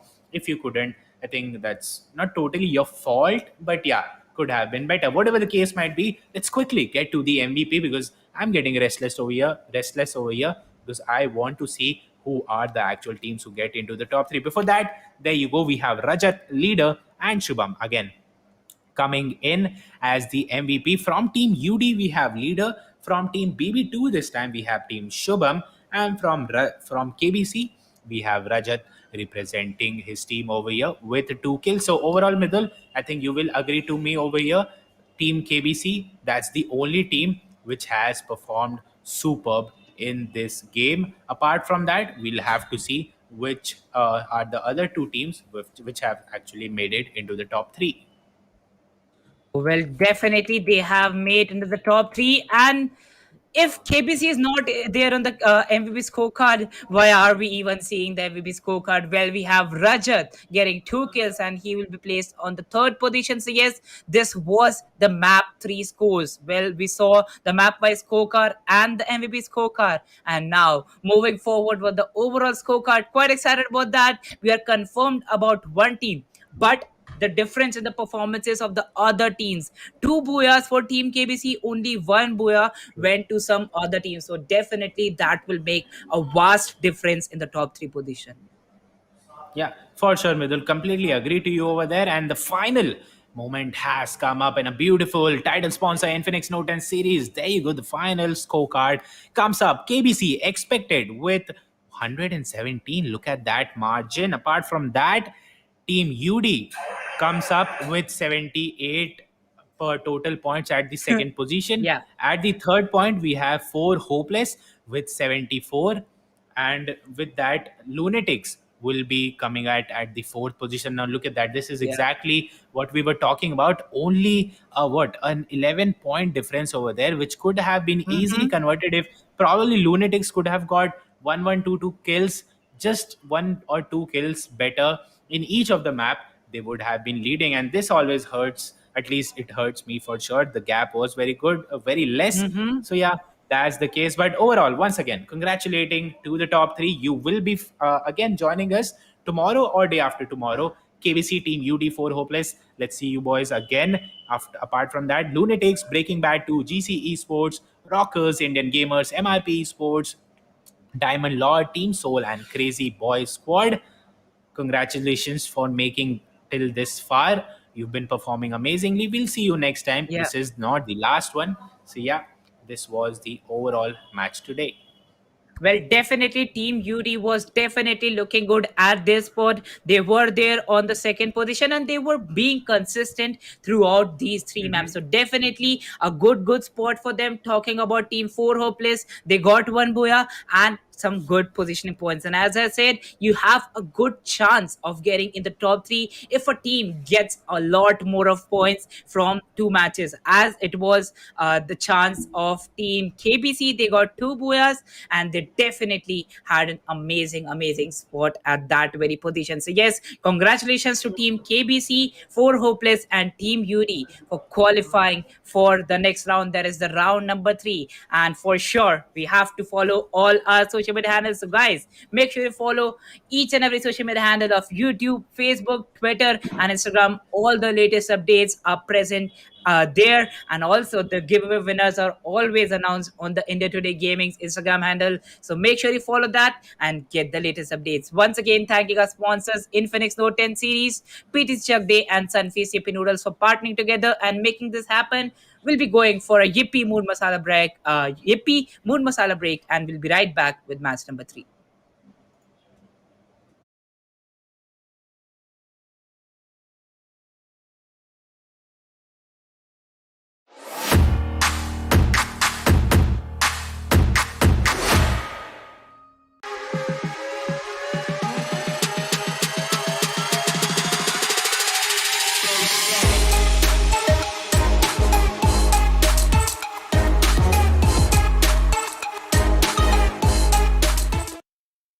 कभी chill mood में, thrill mood में, कभी crazy mood में। Main मसाले के बाद mood mix डालो, yippee mood masala अपने मूड जैसे बना लो। yippee mood masala from ITC।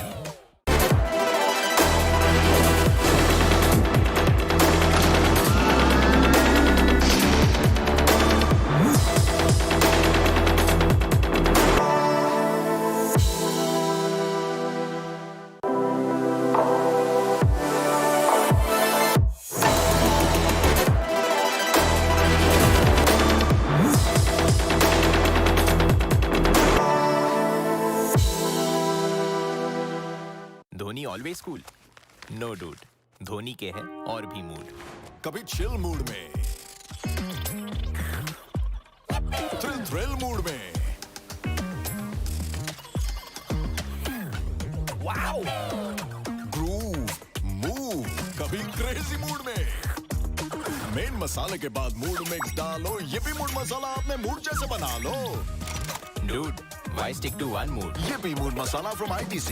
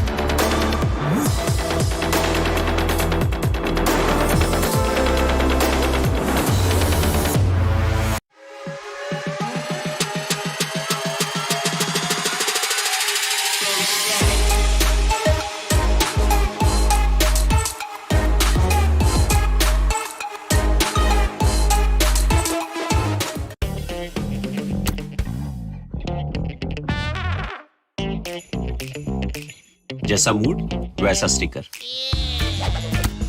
Her mood masala pack के साथ धोनी के mood stickers free. Collect all 10।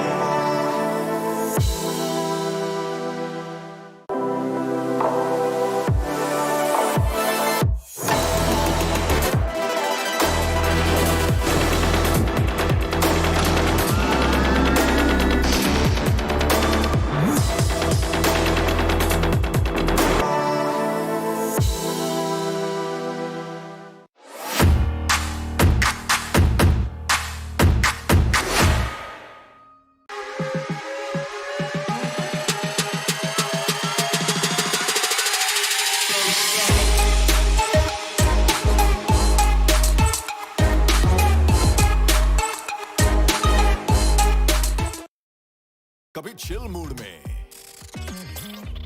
Thrill mood में, कभी क्रेजी मूड में। मेन मसाले के बाद मूड मिक्स डालो। YiPPee मूड मसाला अपने मूड जैसे बना लो। YiPPee mood masala from ITC।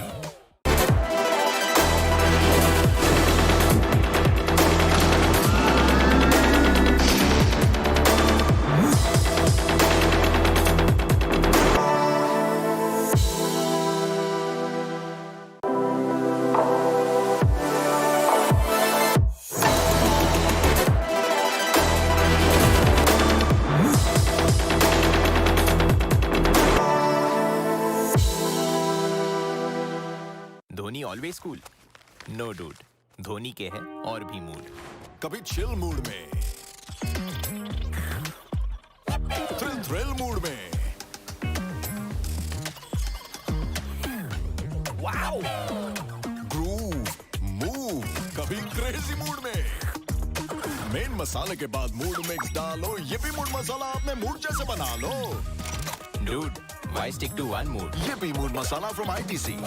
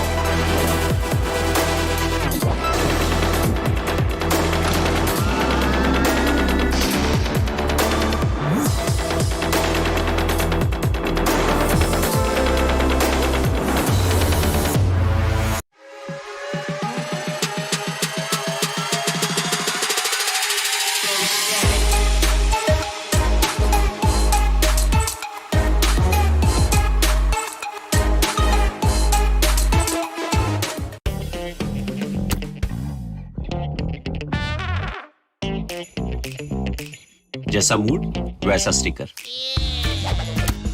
Her mood masala pack के साथ धोनी के mood stickers free. Collect all 10।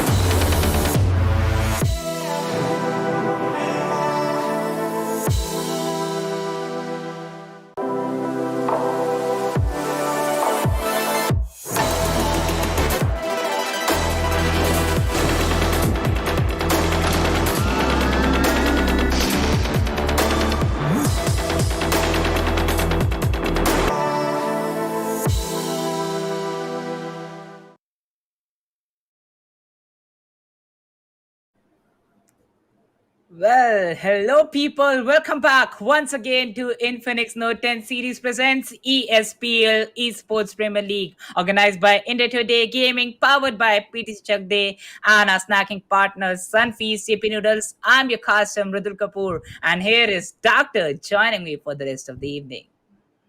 Hello, Mrudul, and I am pretty much excited to see the best of threes that are gonna come in our way soon because the previous two best of threes were good, but I mean, this is the last day of round three, so I'm kind of bummed. But I really want to see this match to the fullest. Yeah. I really want to enjoy this match to the fullest because this is the Right. last day of round two of Group T, and that means this is the last day of round two qualifiers ever for ESPL 2021. Oh, right. Group G being the last. So yeah, I'm kind of bummed, but let's see. It is gonna go in a beautiful way because the players who are gonna get qualified are gonna go in towards round three, and that is gonna be more interesting to watch, Mrudul. Well, definitely. As we know, only the top three teams from the overall scorecard will be qualifying for the round three. So, yes, you have to be consistent in all of those matches. As we know, we are going to play four best of threes today. Well, I made a mistake in the starting. I'm still not sure about that, why I did that. But yes, it will be four best of threes today. So, yes, make sure, guys, you have to be consistent. No maps will be repeated. Bermuda, Purgatory, and Kalahari will be coming in front of us. The strategies will have to be changed, and looking forward to the best of threes that happened today. Well, yes, you can get a boya and perform the consistency in the rest of the two matches that you're going to play. Well, starting with a good head start, let's see who will be the team getting a boya in the Bermuda. And there we see the clock tower coming in front of us, and we have the blue-yellow flight coming. The flight path starts from the shipyard going towards the Mars Electric, dividing the map into an 60-40 ratio. Definitely 60-40 ratio. It is gonna be a little bit difficult for the players to go in towards Sentosa right now. So I mean, the main island will be completely covered by the players. Graveyard will be the place which will have that blue zone. So there is a lot of chances that teams like Team No. 7 and Team No. 4 will make their way on towards Graveyard. Team No. 9 dropping in pretty safe. They have the players of Team No. 7 pretty close to them. I really don't know what is gonna be their plan of action, but on the other side, on River side and Mill area, we can see team number 11 firing some shots onto the players of team number 1 who are running away. Team number 5 in a split, they might get cut off by team number 6. It is gonna be kind of a difficult game here, Mrudul. Looking at the players at this point of time, it is definitely gonna be an interesting match. Well, definitely looking forward to the fight of team number 7 and team number 9. Well, the fight starts at the Catalystava. So yes, the loot factor is really low for these teams. Well, they have to be quite sure about what loot they have got, because the vest won't be there, the shields, the first aids, and the glue balls won't be present with them. So yes, definitely with a less amount of loot, they will be engaging in this fight. But team number 7, they already have a great split against team number 9, having some good angles present against them. Yep, definitely they have a good split that might work for them as well. They can surround the players. On the other hand, we can see Team number 6 making their way on towards the Sentosa Island from that Kotatua area. But Team number 5, they already made their way there. And there might be a little bit of clash coming in between the players of Team number 5 and Team number 6. This is the sole player surviving, not surviving, but the sole player who dropped in here. He does have a Thompson. He can put on a lot of damage to the players, but he's gonna use the shotgun into play, but he'll be surrounded, and he doesn't have a lot of time. He doesn't have a lot of players alive as well, so he's gonna go down. He didn't have a lot of chances out here. He might have taken a player or two down if he had attacked them while they were on the zip line rather than waiting for them to get off. But nonetheless, we can see on the other hand, team number 7 putting up a huge fight onto the players of team number 9.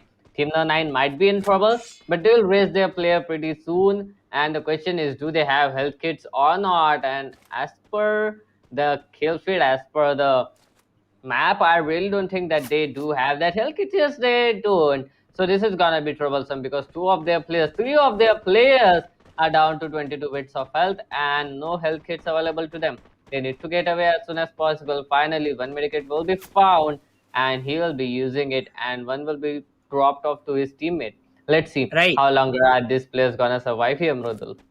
Well, definitely, and that's how you move with a teamwork. So yes, definitely a good teamwork shown by Team EXE. One medikit was used by the teammate, while the other medikit was used by the other teammate. So yes, all the four teammates, they don't have the weaponry, they don't have that initial loot to fight against team number 7. And as I said, they had some good angle on team number 9. So definitely they'll be falling back from that situation, going for some more loot. Team number 6 going against team number 5. Well, they have already confirmed 2 of those kills, and now going against team number 5, takes a knock by the Thompson, and the shotgun won't come to use by. Yes, exactly. Well, one knock did come up towards team SS, but oh, okay, so we changed the parts, I think. So yes, the squad wipe will be done there, and 2 squads from this game have already been eliminated.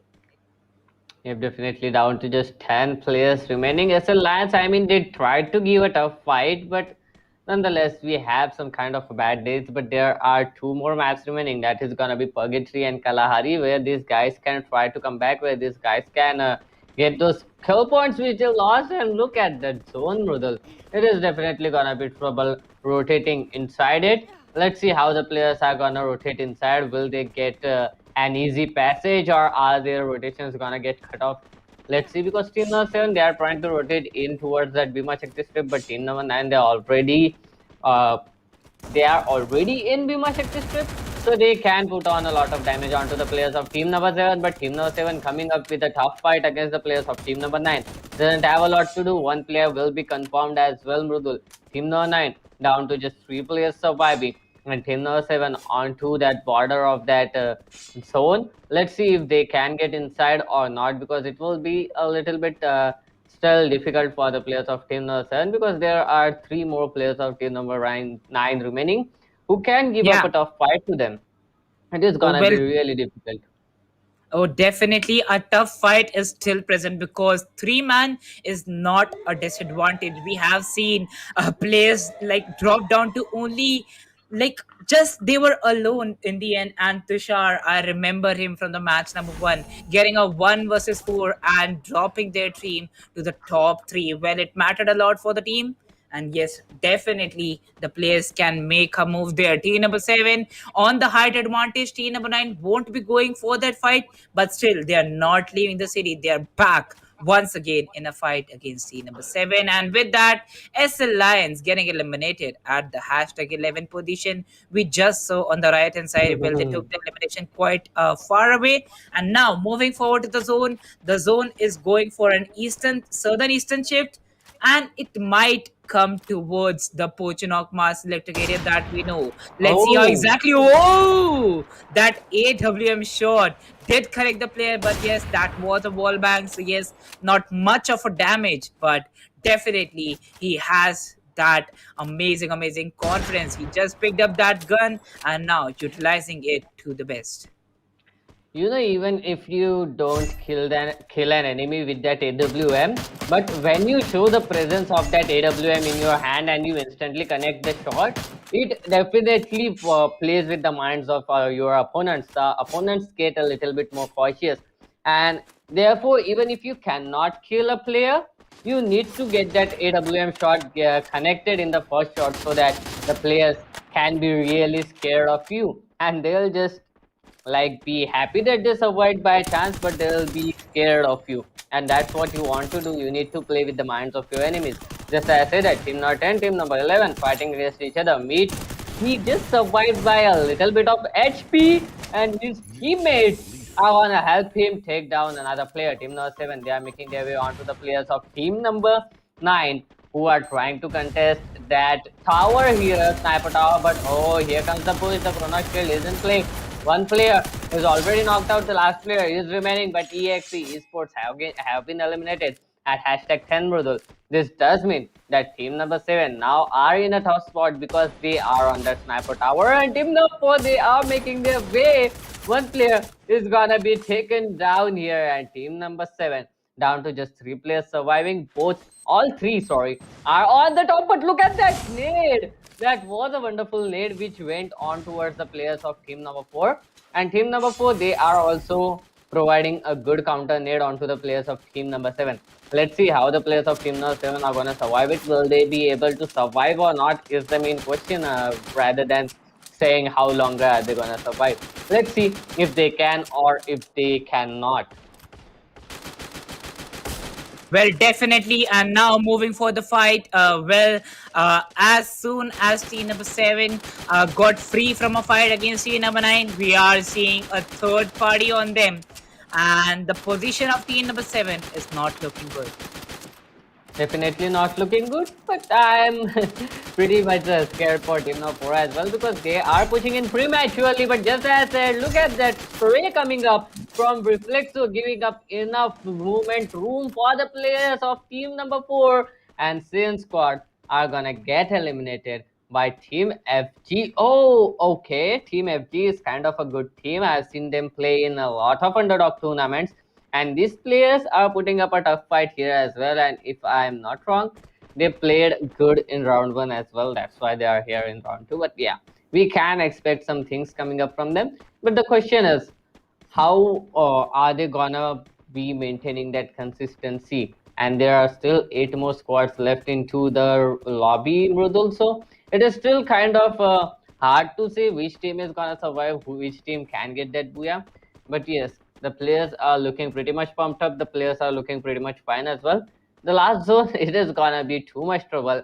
And let's see how the players are gonna play it out here. Oh, well, definitely it is looking really good for the other teams too. But what an amazing squad wipe, I must say, Doctor. They had that amazing position against team number 7, and that is how you go for a third party. Like, literally, not even losing a single teammate, and beautifully executed against team number 7. Well, they have to move for the next zone. And in no time, like literally 40 seconds left for the second zone to close in, and they have to make a long rotation. I mean, we are barely into the second zone here, Mrudul, and 4 squads have already been eliminated. This is the kind of competition we are looking on to. We are casting right now. I'm pretty much excited. I don't know what turns is this competition gonna take in the next few zones, but it is definitely gonna be interesting. And the main thing out here, Mrudul, is we have to see how the other teams are gonna play against team number 4, because looking at their teamwork, it was looking pretty good. I can't emphasize enough on that spray coming up from Reflexo, because that was pretty much important for his team to get inside onto that sniper tower. Because of that Reflexo spray, the players had to keep crouching for quite a long time, team number 9. And that's why the players, the other teammates of Reflexo, they were able to get inside that sniper tower and they were able to get that kill. So that teamwork coming up at this point of time, it is very crucial. And now the other teammates have to play up against this team who has that kind of teamwork. We have seen other teams, they had a great teamwork as well. And I'm pretty much sure that this tournament is gonna be a little bit more interesting. This match, this best of three, is gonna provide us with a lot of intense action in the future zones, Mrudul. Oh, well, definitely. And looking forward to the future soon, I think so. The prediction is coming into the advantage. Like, literally, we have been here for 35 days, Doctor. A lot more of experience for the zones, and the zone will be going and closing in towards the peak and Kota Tua area.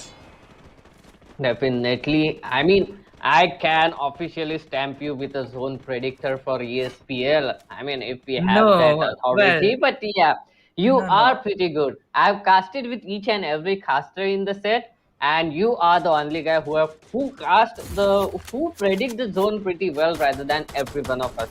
I mean, every one of us have been predicting the zone, but you have that 90% probability of getting that zone predicted correctly. Hey, So I'm pretty much no.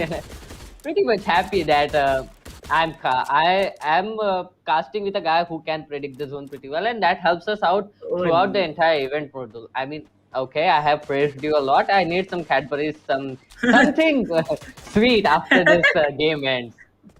oh, well, definitely. Well, we are going to have a mood masala treat for sure after this game, but definitely looking forward to with the Bermuda map. We have team number 11 going against team number 6. Well, team number 11, it is going to be team IN. They have already confirmed 5 kills for them in this match, and Limitless is obviously Limitless. Gets a knock on WC Rajat, and well, they are being capitalized on that very spot. Team number 3, from some different angles, is going to get some kills, but yes, boosts up once again with the mushrooms in his hand, and now team ATS is going for the spray down on team number 8. Gets a knock with that N60Y and gets a kill.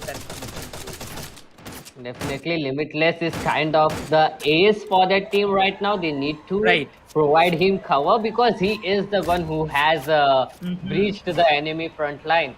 He is gonna go down, but he has put in enough damage so the team can capitalize on it. Let's see if Team 3 can finish the players off, and they are!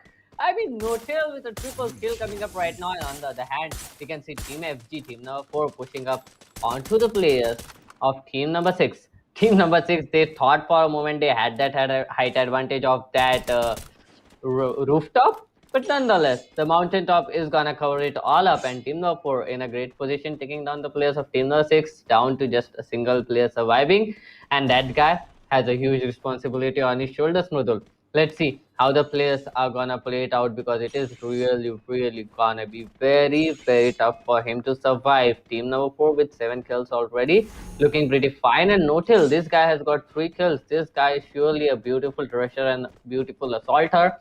I hope we can see some more kills coming up from them. Let's see. I cannot get biased for a single team right now, but this team is surely looking promising right now, Mrutul. Oh, well, definitely. Team number 8. Oh, sorry for that. Total 8 teams are here, and I totally agree with you on your point of view, Doctor. The teams, they have to be quite aware of their placement as we are moving forward to the zone. Team number 11 already getting a good position, but still, team number 4 moving from the top, they have that height advantage. And the positioning of team number 11, well, it is definitely looking good, but most of the teams will be having an eyesight on them. Definitely will be having an eyesight for them. Let's see how the players are gonna be playing up. We will stick our eyes to team number 4 for a moment, and it is looking pretty good as well. FG Reflexo, FG Sam, River, Notel. These guys are playing pretty great. Team number 8, they are down to just 3 players standing, but they are putting up a huge trouble onto the players of team number 2. But team number 2 with a beautiful counter fire, but UNPS, they are gonna get eliminated, and Parthiv will be the one to finish it off for his team, and he will raise his teammate pretty soon as well. Team number 11 on the other hand, they are inside the zone. We can see that M249 on the hands of Captain Marvel, but he is gonna go down to Reflex. So what a beautiful shot coming up, what a beautiful third party coming up, to be honest here, Mrudul. Team number 4 putting up too much pressure onto each and every player on this server, and this is not something I wanted to watch.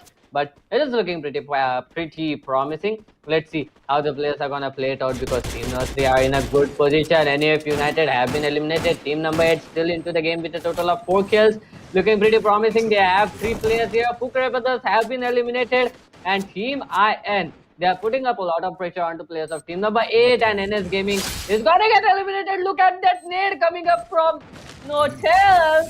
He's gonna take a player down. That was wonderful. That was beautiful play coming up. Lots of promising players into this very own lobby, and this is gonna be too interesting going on into the map of Purgatory in Kalahari as well, Mrudul.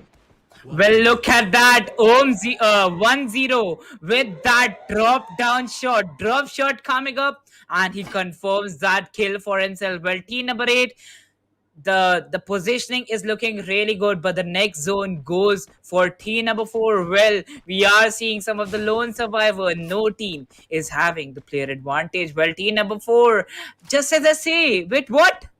We have team number 4 with 4 of those players surviving, and the other teams with just 2 players on 1 player. FG Reflexo gets a knock with that woodpecker. I mean, that woodpecker surely is converting a lot of kills for each and every team throughout the starting of this game, Rodel. Throughout the starting of this tournament, we have been seeing woodpecker coming up into play a lot more than I expected. On the other hand, Cap Marvel remaining all alone with his M249 in his hand. Team 11, the kill leader, down to shreds, and legendary noobs are gonna get out in the lobby for this map particularly, but they have put on enough damage. FG Notel is gonna get one more kill. He is looking pretty sure.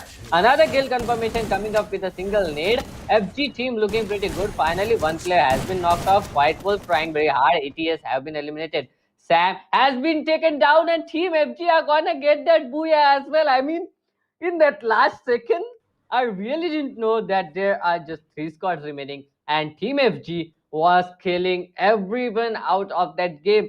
I mean, I ended the booyah with such a, what can I say, neutral tone, because I thought there is Right. still one more squad left. But nonetheless, Uh-huh. I mean, they proved me wrong. That was kind of a weird yet beautiful game coming up from Team FG. That is gonna be Team Faulty Gods, Mrudal.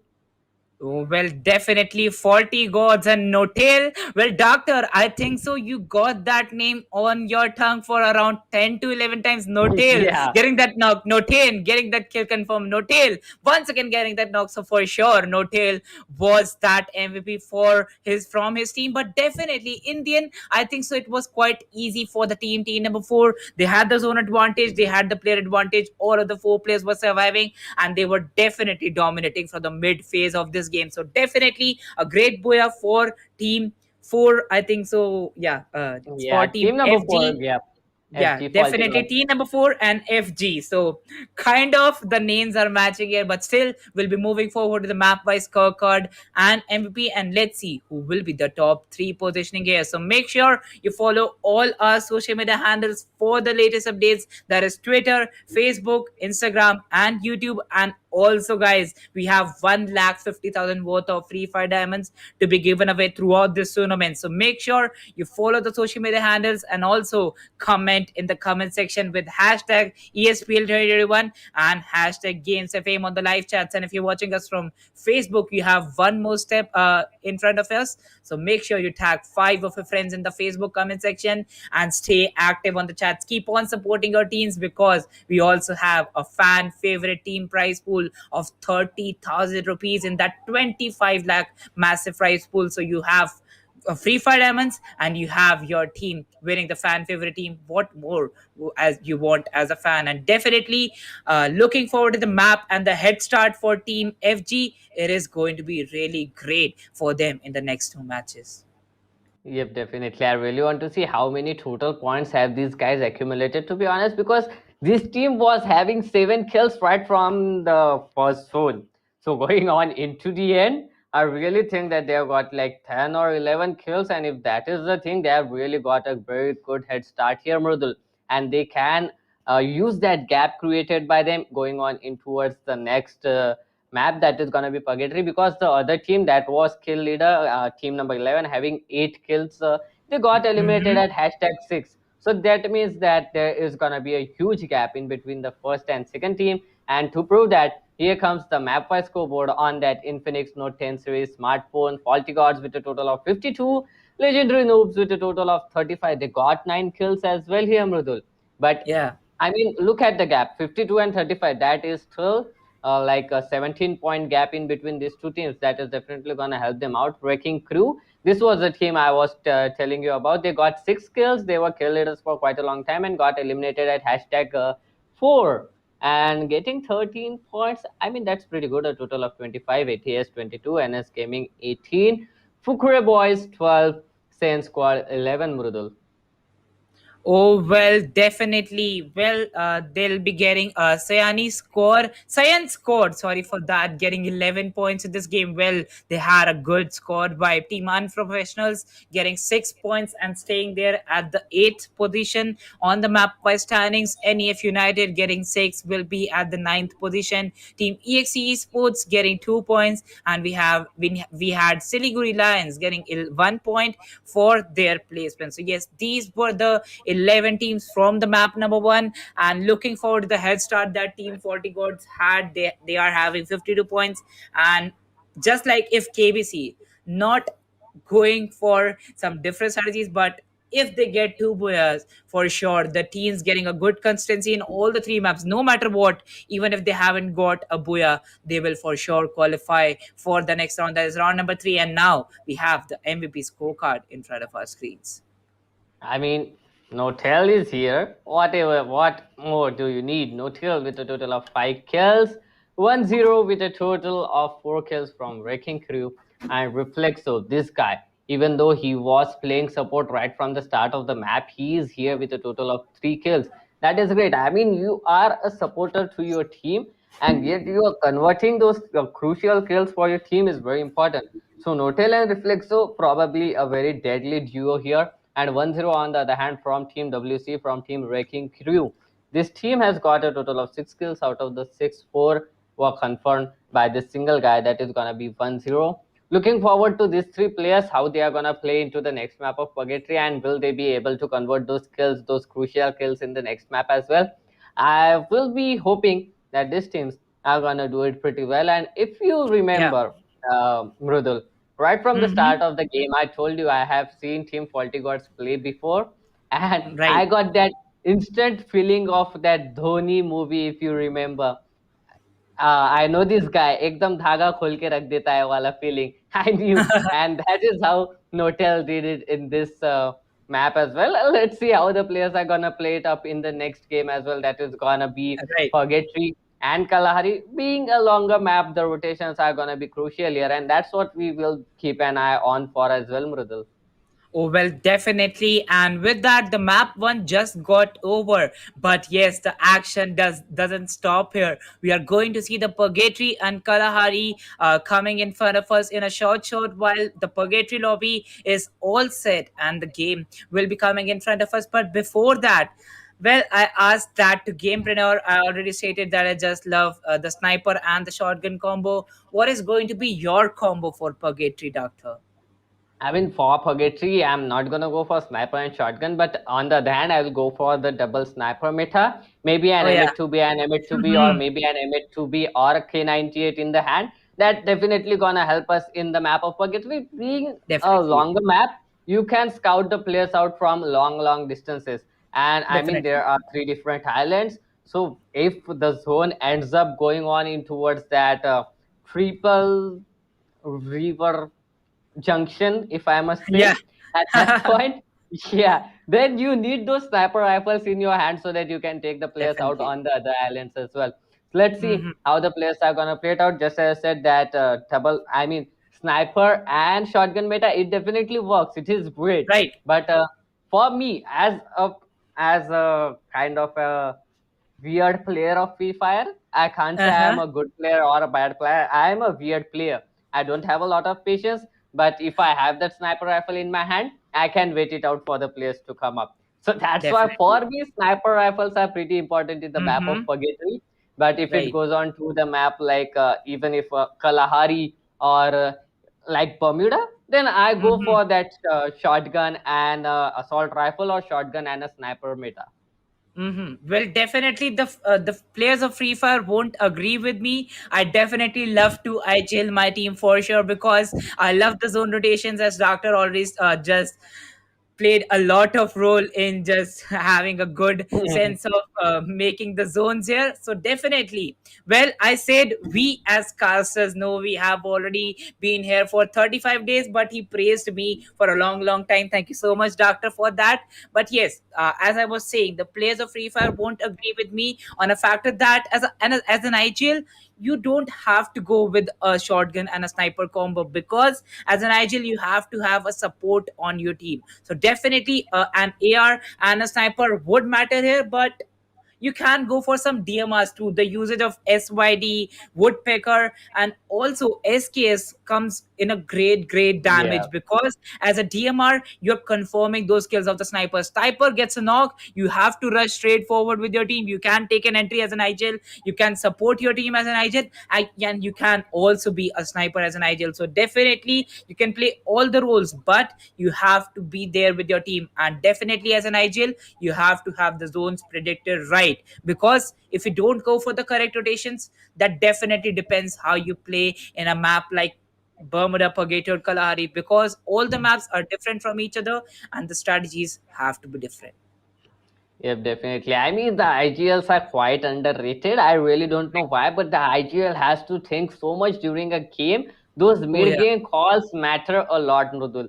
I mean, if you are in a fight, the IGL needs to keep in mind the position of his player, the position right, of the opponents, and get right. and firing on to opponents at the same time as well. So the Mm-hmm. IGL, being an IGL, you need to be a multitasker and you need to be pretty Right, sure about your mid-game calls, in your about your pre-game calls, pre-game strategies, and that post-game pep talk definitely works as well. Let's see how the definitely. players are gonna play it out here because the flight path is pretty good. From ski lodge going on towards that quarry area and dividing the map in the 50-50% ratio, maybe 55 and 45 ratio, somewhat like that, because the crossroads is kind of away from the flight zone. Let's see if the players make their way on towards crossroads or not. But on that forge area, on that blue zone, we can see two teams. That is gonna be team number 2 and team number 4. Let's see how the players are gonna play it out there. And oh, this is something I didn't expect.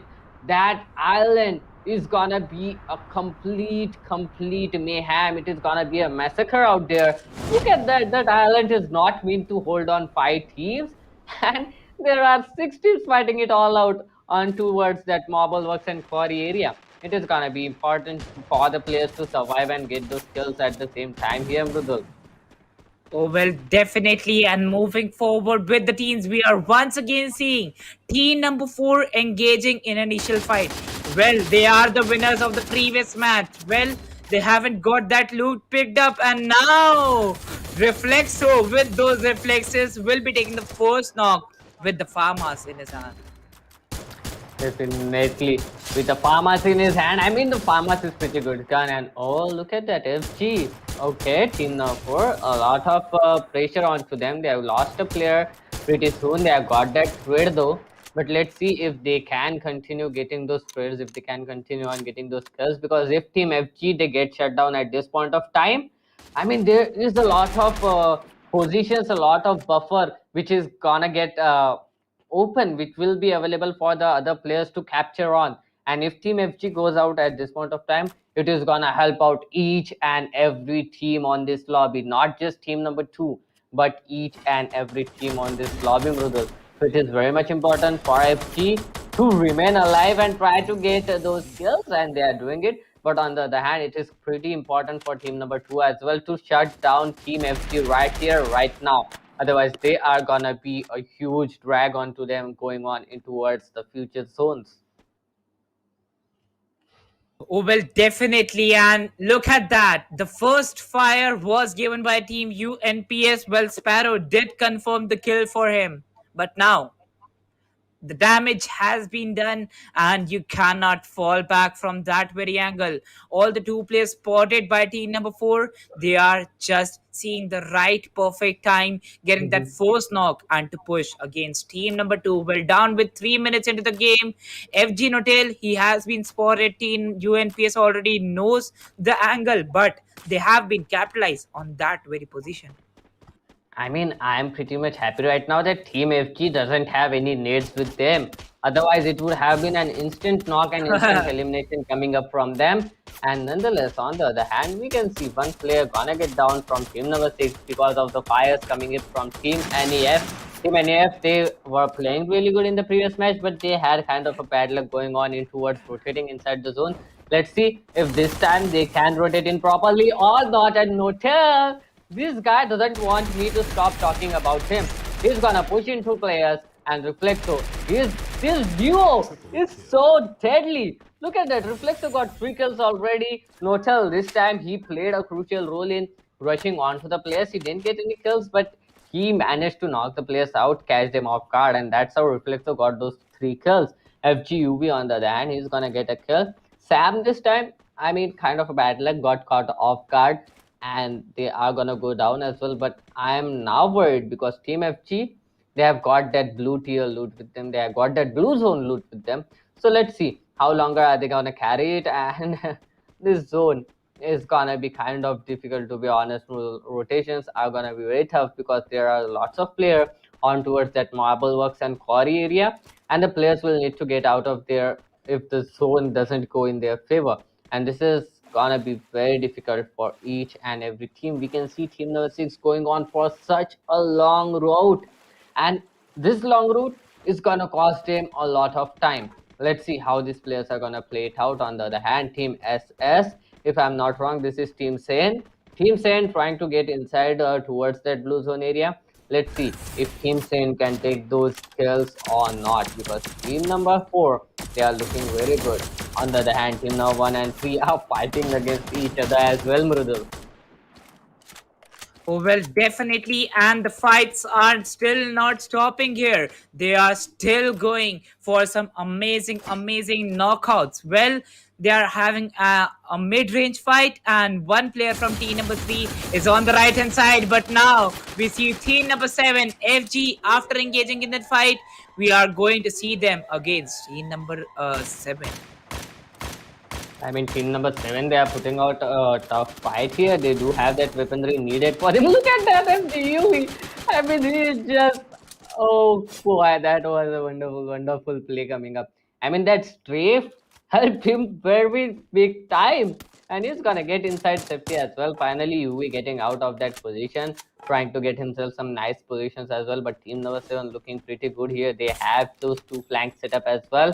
UV, he does have that sniper in his hand, but how longer is he gonna be able to contest it? Because the flank is on its way, and if the flank catches them off guard, it is gonna be an end to team FG, because Reflexo is down to like 40 or 50 bits of health, and he'll need to make sure that he doesn't get a single bullet on him. Otherwise, he's gonna go down instantly. He doesn't have that health kit with him as well. It is gonna be tough for team FG. On the other hand, team number 10 and team number 8 pretty close. Team number 6, they made their way on towards crossroad. Let's see if they can take down the players of team number 10 or not, because team number 10 is kind of in a split. But when the push is gonna come in, when the remaining players are gonna rendezvous with them, it is gonna be very tough for the 2 players of team number 6 to take these shots and knock these players out, Mradul. Oh, well, definitely. And now they have already lost one of their guys, and they'll be engaging against team number 10 in a short while. We have already seen a fight engaging on the crossroads, and it didn't land well for both of the teams. Now, seeing this fight, gets knocked by the MP40, but gets traded down with the M187. Yep, definitely that M187 is gonna do a huge lot of damage. But oh, look at that, the eagle. His aim is precise like an eagle as well. He's gonna take one player down to 20 bits of health. He was trying to heal himself, but nonetheless, he is gonna go down and he will be confirmed pretty soon. Just as I said, team number 10, if the players rendezvous, it is gonna be very difficult for them to get those kills. And team number 6 now, forced to vacate that area. Just players surviving that too in a complete split. Let's see how longer are these guys gonna survive, because this is the map Mm-hmm. of purgatory. They can get Right. spotted anywhere on the map, Mrudul. Oh, well, definitely. And the other two players make a decision to go for the next zone. Now, seeing team number one going against team number three, the fight is still going on. Well, they've already got one kill confirmed on them, and the zone is going for a center circle rotation. We have team number eight present in the fields area, while the other team is holding the Brasilia map, and definitely a great analysis by Doctor. I mean, I think I'm kind of in my A game today, but okay, nonetheless, the players are pretty good and they are firing me all up. They are hyping me all up. I mean, look at the play coming up from these players. These players are not over rushing, these players are not over pushing. They are very happy if they get a single kill. They are not going on for that complete squad elimination just because they want to. And these players are playing pretty good. And this is what I wanted to see, the players playing with their heads rather than with their aim. And this is something that puts up a lot of pressure onto that enemy team, because playing with the minds is very much important for you. You need to play with the minds of your opponents. Otherwise, I mean, the opponents are not gonna lose their guard, to be honest. They are playing here, they are on their A game as well. So the only thing you can do right now is play with their minds. And this is what the teams are doing. They are doing very good in doing that. And I'm pretty much happy to see that. On the other hand, team number one, they are playing pretty safe as well. They're going for that long rotate. Let's see if they can get inside or not, because they are not gonna be able to stop even after getting inside the zone, because the next zone is gonna form up pretty soon. And this time it is going on towards that open area above Brasilia and fields, and it's gonna be kind of difficult if it ends up going into the center. It needs to go on a certain side, otherwise the players will have to focus completely on their glue walls and their chrono shield, and that doesn't help. That makes the fire more intense. That even the good teams that can play up, that can frag out, they can get third partied at that point of time. So if it goes in towards a single direction, then the players will be pretty much happy. But if it Yeah. doesn't, then Mm-hmm. it will be very tough for the players to clutch it all Right. out. And the one who is gonna win it, that team will need to make sure that all their flanks are covered by their teammates. Otherwise, if you are playing up with a man disadvantage or two-man disadvantage, it is gonna be a lot more difficult than the teams with who have all the four players standing here. Oh, well, definitely the players with the four-man advantage that mattered in the Bermuda, and that is definitely going to matter in the Purgatory map too. Seeing the teams here, well, this match is going quite passive, just like the match number one Purgatory. And the next siren comes up, players rotate for the third zone. Team number 10 is quite close to team number 9. While they engaged against team number 6, they didn't even lose one guy from the team. So definitely a great fight that was, and they'll be having those two kills for them. Team number 5 split it up. They are facing some shots again by team number 3. Thug! Oh no, just by a pixel. He was going to be in the cover, and now getting knocked out, the kill will be confirmed. Definitely the kill will be confirmed. I mean, Team SL Lions, if I'm not wrong, Siliguru Lions, they got eliminated at hashtag 11 in the Mm-hmm. previous match as well. They need Right. to up their game. Otherwise, if they get out at this point of time, they'll need to completely dominate the map of Kalari. Otherwise, it won't be possible for them to come back. And that is what I am looking forward to see how the players of Team Siliguru Lions and the other teams who were at the bottom of the tables play it out in this map, because this is where they can redeem themselves. This is where they can get those skills that they lost in the previous map. Let's see if the players of Team Siliguru Lions get it out, get a pretty good position points here or not, because one of the players have been confirmed yet again. So Team SL down to just two players standing, and this is definitely gonna be very, very, very difficult here, Mrudul. Oh, well, definitely. And seeing the teams here, Doctor, most of the teams, as you stated, this is the very chance for them, because not even from a single match you can qualify. One match you can definitely win a Boya with some amazing domination, but still, how much can you show your domination? Because you have to be consistent in either the other match too. Either the Purgatory or the Bermuda, you have to be dominating there. But now, seeing Team SS, they are firing shots against team number 4. Well, this fight was going to be engaged in the starting too, but they left that fight and now they'll be going for some mid-range shots. Yep, definitely they are going for that mid-range shots. And oh, Team SL, I'm feeling pretty sad for them. One more player has been knocked out. Oh, this is two open revival. This is two open revival, and RE Tharun, he is gonna take that shot. He's not gonna spare the lives, and he is not in kind of a thinking position as of us, because he wants to get his team a better place as well. So, I mean, even if we feel bad for it, it is gonna be good for Team RE nonetheless. Let's see how Team FG is gonna play it out. They are kind of on that border of the zone. They have 17 more seconds, and later than that, they will need to run away as well. The other two players, they are setting up for that flank onto the players, and if that works, that is definitely gonna be great. FG Notel, this guy in such a weird position right now. If by chance Team SS have that Emmet to be in their hand, they can take his life away in an instant. But the zone is gonna help them out here, Mridul. And I'm pretty much scared. Look at that. There is not a lot of glue walls available to any of the players in this entire lobby. So if it goes on towards that open place where I said the zone can go in, and it is making their way towards that open place as well, it is really gonna be very difficult for the players to clutch it all out, Mridul. Well, definitely. And seeing the teams here, well, we still have 10 teams and 34 players. So, yes, most of the players, they are there with a player disadvantage. And one more player, Reflexo, getting eliminated. It is definitely going to be a backlash for Team FG. And now shots being traded for the zone. The zone once again goes in the open. And now will be supporting three teams. Gods getting eliminated at the 10th position. I mean, this is great. Faulty Gods now eliminated. Now there is a lot of position points for the players to get in. NS Gaming, they are going to get eliminated as well. Team ATS, they got eliminated pretty soon in the previous match, so they can try to get that first position here, and that is definitely going to help them out, because the advantage that Team FG had in the previous match has been instantly neutralized by them getting eliminated at hashtag 10 position. This means the players can get those position points as well as placement points with those as well as those skill points, and that is definitely going to help them out. And look at that, this is kind of a troubled situation for Team number 9 and Team number 10.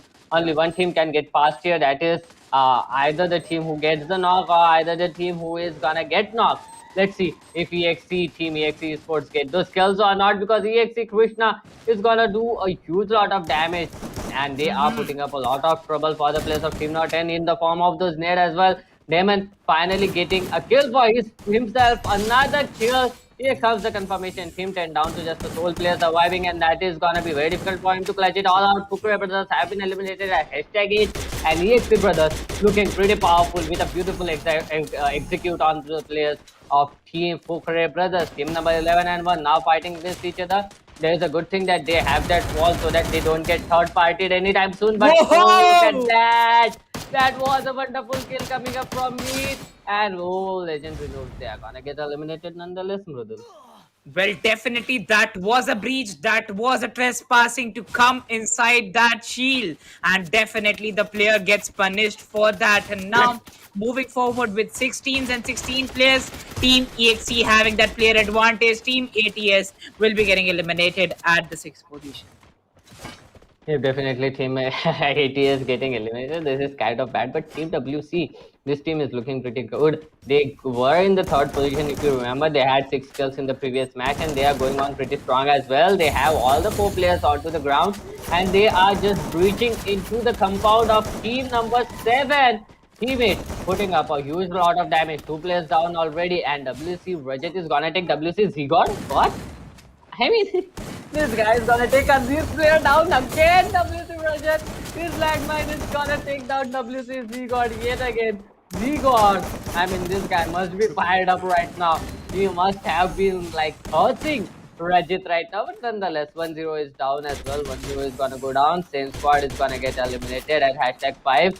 It is down to just 4 squads remaining, and Team EXE. I mean, look at that. They are putting up a lot of pressure. Team number 9, they are the kill leaders as of now, and Team 8, okay, and if United gonna get eliminated, and now down to just 3 squads, 9 players remaining. Team WZ, Right. oh! Demon! This guy is a real demon. He's gonna eliminate a complete squad with a nade, Mrudul. Well, just look at the calmness of Team EXE while look at the aggressive gameplay of Team WC. Both the teams, they have the same amount of kills, but EXE moving slow and steady inside the zone. They have those covers, utilizing them. They'll be going in the dead zone. The dead zone is closing in, and now the grenades will be utilized at the exact very position. They have the player advantage. Fixed Demon gets the first knock on WC Zigor. Now, moving forward, they have a 4 versus 2 fight engaging for them. There goes another knock, gets a trade. EXE viral, and Wrecking Crew getting eliminated at the second position. This is going to be a boya for Team EXE with 10 kills. Definitely, EXE is playing it pretty good, and I'm pretty much happy to see a new team getting that booyah. This means now the kill points have completely been neutralized. Now the map advantage have completely been neutralized by each and every team. But Breaking Crew, this team is what can I say? It's consistent. They were in the third position in the previous match. They are in the second position here. EXE Esports, they got eliminated at #9 in the previous match, but they are here at number 1 in this match. This match, the game is still on, and the map of Kalari is gonna be disastrous. Oh, well, definitely it is going to be disastrous for most of the teams here, and definitely there will be some of the changes in the overall scorecard. And definitely moving forward with the Kalahari, the strategies will have to be changed. Definitely, and I'm pretty much fixating my eyes onto Olive, who is exactly behind you and looking pretty cute. I mean, the dog looks pretty cute, but nonetheless, she is gonna get out of my sight. Feeling pretty bad, but okay. The next map is gonna be Kalahari. Okay, you're gonna cover her up as well. Nice. Yeah. I was feeling pretty good seeing her, but nonetheless, it is gonna be interesting to see the map of Kalahari. I'm gonna be pretty much fixating my eyes on towards EXE Sports, then Wrecking Crew, and a Yeah. team of Faulty Gods as well. These players were looking pretty good. On the other hand, the team like Legendary Noobs, Team RE, these players need to step up their game. They have been on the Right. top of that scoreboard, on the top half of that scoreboard. So if they can come up in the next round, that can definitely make it possible for them to qualify in towards round 3. So I'm looking Right. forward to these teams, to be honest, and it is gonna be interesting. But before that, here comes that map by scoreboard that is gonna pop right in front of us on that Infinix Note 10 series smartphone, Mridul. Oh, well, definitely. And with that, in this match, EXE Esports will pick up a great fight, getting 52 points. We had faulty gods getting 52 points from the first match, and now they'll be placing on the 5th position with 12 points. So, yes, definitely a good match, but if they could have been closer to the 20-point mark, definitely it was a good consistency by them. But now, staying there in the top 5 won't matter a lot because they have got 5 kills even after getting eliminated at the 10th position. Doctor, they are here in the top 5 with 12 points, a definite great kill mark for them. Wrecking Crew getting 32 points, maintaining a good consistency. Rebel Esports getting 25 at the 3rd spot. NEF United getting 21 will be placed at the 4th position with 13 rank points and 8 kill points. Legendary Noobs getting total 12 points for the team will be placed at the 6th position. Team ATS getting 12. Team Science Squad getting 12. We have 4 squads getting 12 points. But now we know how the kills matter for them. Even after Science Squad got placed at the 5th position, they'll be dragged down to the 8th position with just 1 kill. Fukre Boys getting 8 points. NS Gaming will be having 3 kills for themselves. Team Unprofessionals getting 2 points with 1 kill. And Silly Grey Lions, well, they were the team getting eliminated on the 11th position, but still the position points are below the kill points. Yep, definitely the kill points definitely matter here, and we saw that four teams getting 12 kills, 12 points back to back, and still team Faulty Gods getting placed above each and everyone just because of those 5 kills. That is definitely great. Here comes the MVP scoreboard, and this time it is not gonna be Not Hill, not gonna be Reflex. So this time it is gonna be Demon with a total of 7 kills. I mean, this guy was a demon. He got those kills with that shotgun. He got those kills with nades. He got those kills with assault rifles as well. This guy is a complete all-rounder for Team EX Esports. Parthy from Wrecking Crew getting 3 kills, and Tarun from Rebel Esports getting 3 kills as well. This is, I don't know what to say with Damon with a complete domination onto this entire map, Mridul. Oh, well, definitely getting 7 kills is a lot, a lot. Like literally repeating the history from the match number one. One of those players got 7 kills, and Demon will be for sure a demon for all those teams that were standing in the purgatory. And now we'll be moving forward with Kalahari in a short while. But definitely before that, make sure, guys, you follow all our social media handles, that is Instagram, YouTube, Facebook, and Twitter. And definitely don't forget to participate in the giveaway of 1,50,000 worth of Free Fire Diamonds. Here we see some of the amazing sceneries from Kalahari. The flight path starts with a blue-yellow plane. The flight path will divide the map into a 50-50 ratio, starting from Old Hampton towards the Stone Ridge. I mean, in a map like Kalahari, when you can see this kind of flight path, every position is accessible to the players. So I pretty much hope when this flight path comes in, there should not be any zone clashes, drop clashes coming up. But it is exactly opposite every time we see this kind of flight path come up. And to be honest, Team North 10 on that blue zone, they are gonna get themselves some loot. Team North 10 now they are in a no man's land. They have nothing to hide. They have no weaponry with them as well. On the refinery, we can see team number 5 pretty close to the players of team number 12. Team number 12 need to get out of there as soon as possible. Team number 5 looking pretty good as well. They have got those weaponry with them. They have got that early drop advantage to them as well. Let's see how the players of team number 5 play it all out, because just as I said, Surly Guru Lions, these guys need to dominate the entire lobby, the entire Kalahari map to get qualified. And to be honest, if you are not going to get qualified, you know you are not going to get qualified. Just try to make it hard for the other qualifying teams. Just don't really make it pretty easy to the other teams, to be Right. honest. Just try Oh, to yes. be a nuisance to other teams. That is definitely going to be a huge factor in the teams getting qualified. Well, definitely. If you know after the two maps that you are not going to qualify, you are not the one being a contender for the top three. Definitely, you can go for some fights, just like Doctor stated. But yes, look at that Kalahari being so short, and 12 teams for the first time. I think so. I'm seeing 12 teams on the third map, because in the round number one, we only see the Bermuda map being played back to back. But yes, definitely. Till the Kalahari map, some of the teams, like one or two teams, quit the Kalahari. But no team from this lobby has quitted. And looking forward to the lobby here, we are seeing a full lobby, Doctor. That is definitely going to be a great treat for us. Yep, definitely that is gonna be a great treat for us. Let's see how the players are gonna be playing it, because Kalahari with 48 players is so interesting and so intense, to be honest, Mridul, that we are gonna be seeing a lot of action throughout the entire map. I mean, even though the players will try to go on passive, the map doesn't give you a lot of chances to be passive.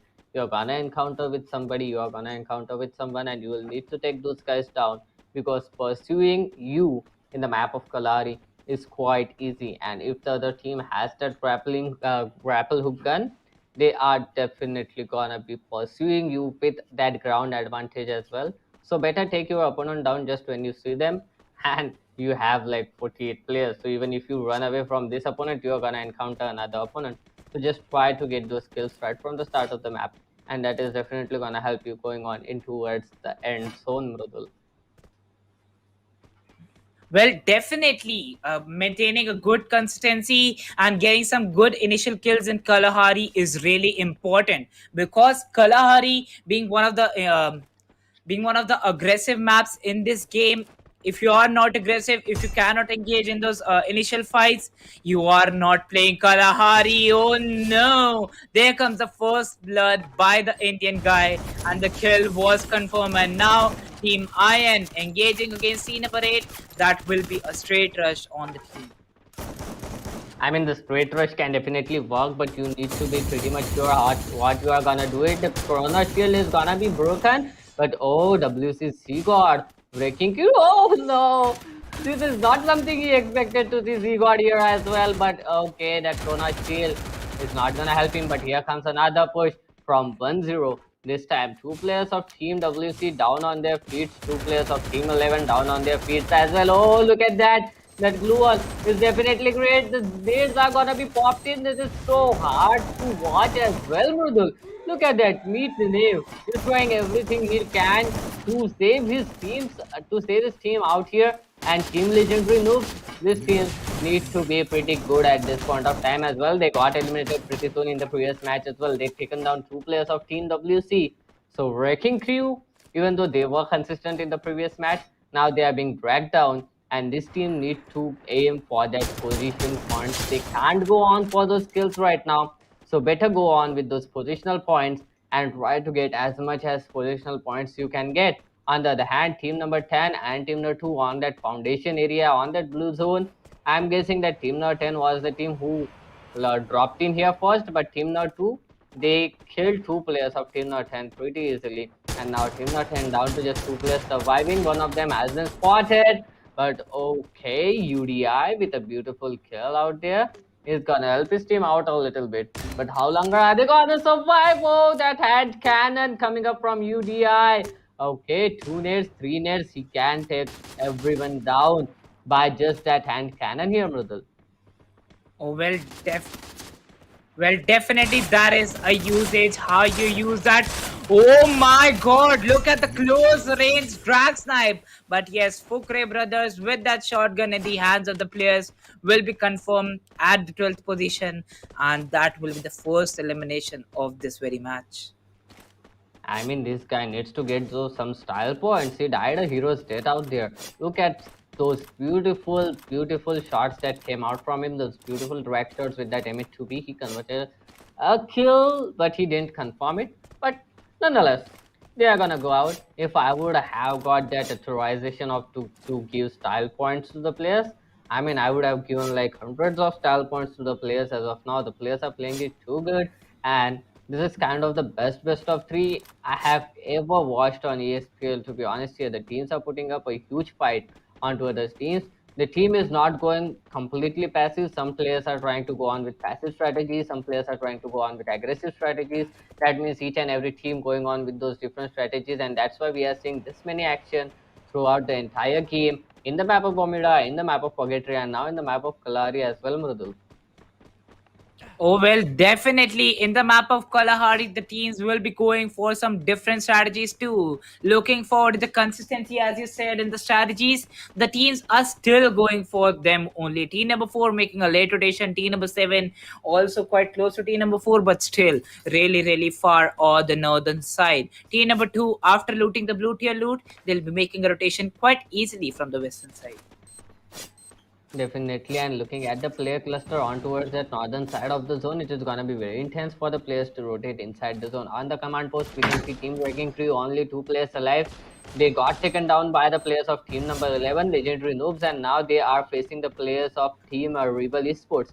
Rebel Esports can put on a tough fight here, and it is definitely gonna be difficult for team WC Wrecking Crew to get out of here. That Chrono Shield is definitely gonna help him from that nade that came onto him directly. But how longer is he gonna survive is the question. On the other hand, Team NS is fighting against Team Sane Squad. Team Sane Squad, they have been playing pretty promising, but they are getting eliminated pretty soon as well. And now they are trying to convert those skills onto the players of team number 6. Team Silicon Alliance, they are making their way on towards Bayfront as well, Mudul. So this does mean we can see a third party coming up onto the players pretty soon. Same squad, they are confirmed 3 kills, just a single player remaining from team number 6. Team number 5 making their way on towards Bayfront area. Team number 3, team number 8, they are fighting against each other, but here comes the push from the players of team number 11. The third party definitely is gonna cost them a lot. Oh, That need is huge. And right there, who's gonna go down by Vinay? Look at how calm Vinay was. But oh, wait, did that just happen? Did that just happen? Oh, he just got tested his own medicine. Nonetheless, NS Gaming will be the one to getting eliminated rather than breaking through him. Oh, well, definitely that was a great trade grenade, to be honest. And now, moving forward with team number 7 and team number 5, 9-second timer hits. The third zone will be coming in no time. And a new kill leader pops up in front of us. Team SL will be going against Team SS. So yes, definitely they have a great angle on team number 7 because they're outside. They already know where exactly team number 7 players are situated. While we see team number 4 engaging against team number 1. I mean, Team FG, they are looking pretty good. They got a kill. They were playing a little bit passive here. Oh, look at that Motel. He's gonna get another kill and he can heal himself as well. Look at the amount of loot he has gathered. And Team 1 down to shreds just as they engage onto the players of team number 4. But okay, the players are converting those kills. Shivai is gonna get another kill. I mean, he might have replaced Sam FF if I'm not wrong, brother. But this guy is surely converting kills. And oh, here comes the push of team number 12 onto the players of team number 11 who just managed to get close to the players of team RE. Rebel Esports, Tarun left all alone. This guy was the MVP in previous match. Let's see if he can convert the kills here or not. But Captain Marvel is gonna take 2 kills with a single net, that 2 of different teams. That is great. That is great. I'm pretty much happy to see this much action coming up into play at this point of time, Rudol. Oh, well, definitely. And with that, a kill confirmed by Meet Naveen on the front guy with that M187 in his hand. And now, moving forward to the next fight, we are going to see 19s and 27 players. Whoa, a jump and a headshot on the front player. Whoa, look at the style. Team Iron confirms that kill. That single grenade will confirm the kill. And the team gets eliminated at the 9th position. Meet Naveen putting up a tough fight here, huh? Legendary noobs with a total of 9 kills and all the 4 players surviving. This team is surely looking promising enough to come back here. But they need more than 9 kills. They at least need 12 or 14 kills to come back actually, Mridul, because they were on the top half of the table, but they never got a booyah and they never went into that top 3 position. So they really need to get kills out of here just to get qualified. There's a lot left for them to do. Let's see if they can or if they cannot, because now we're down to 8 squads and just 25 players here, Mridul. Just 25 players. Let's see how the players are gonna play it out here.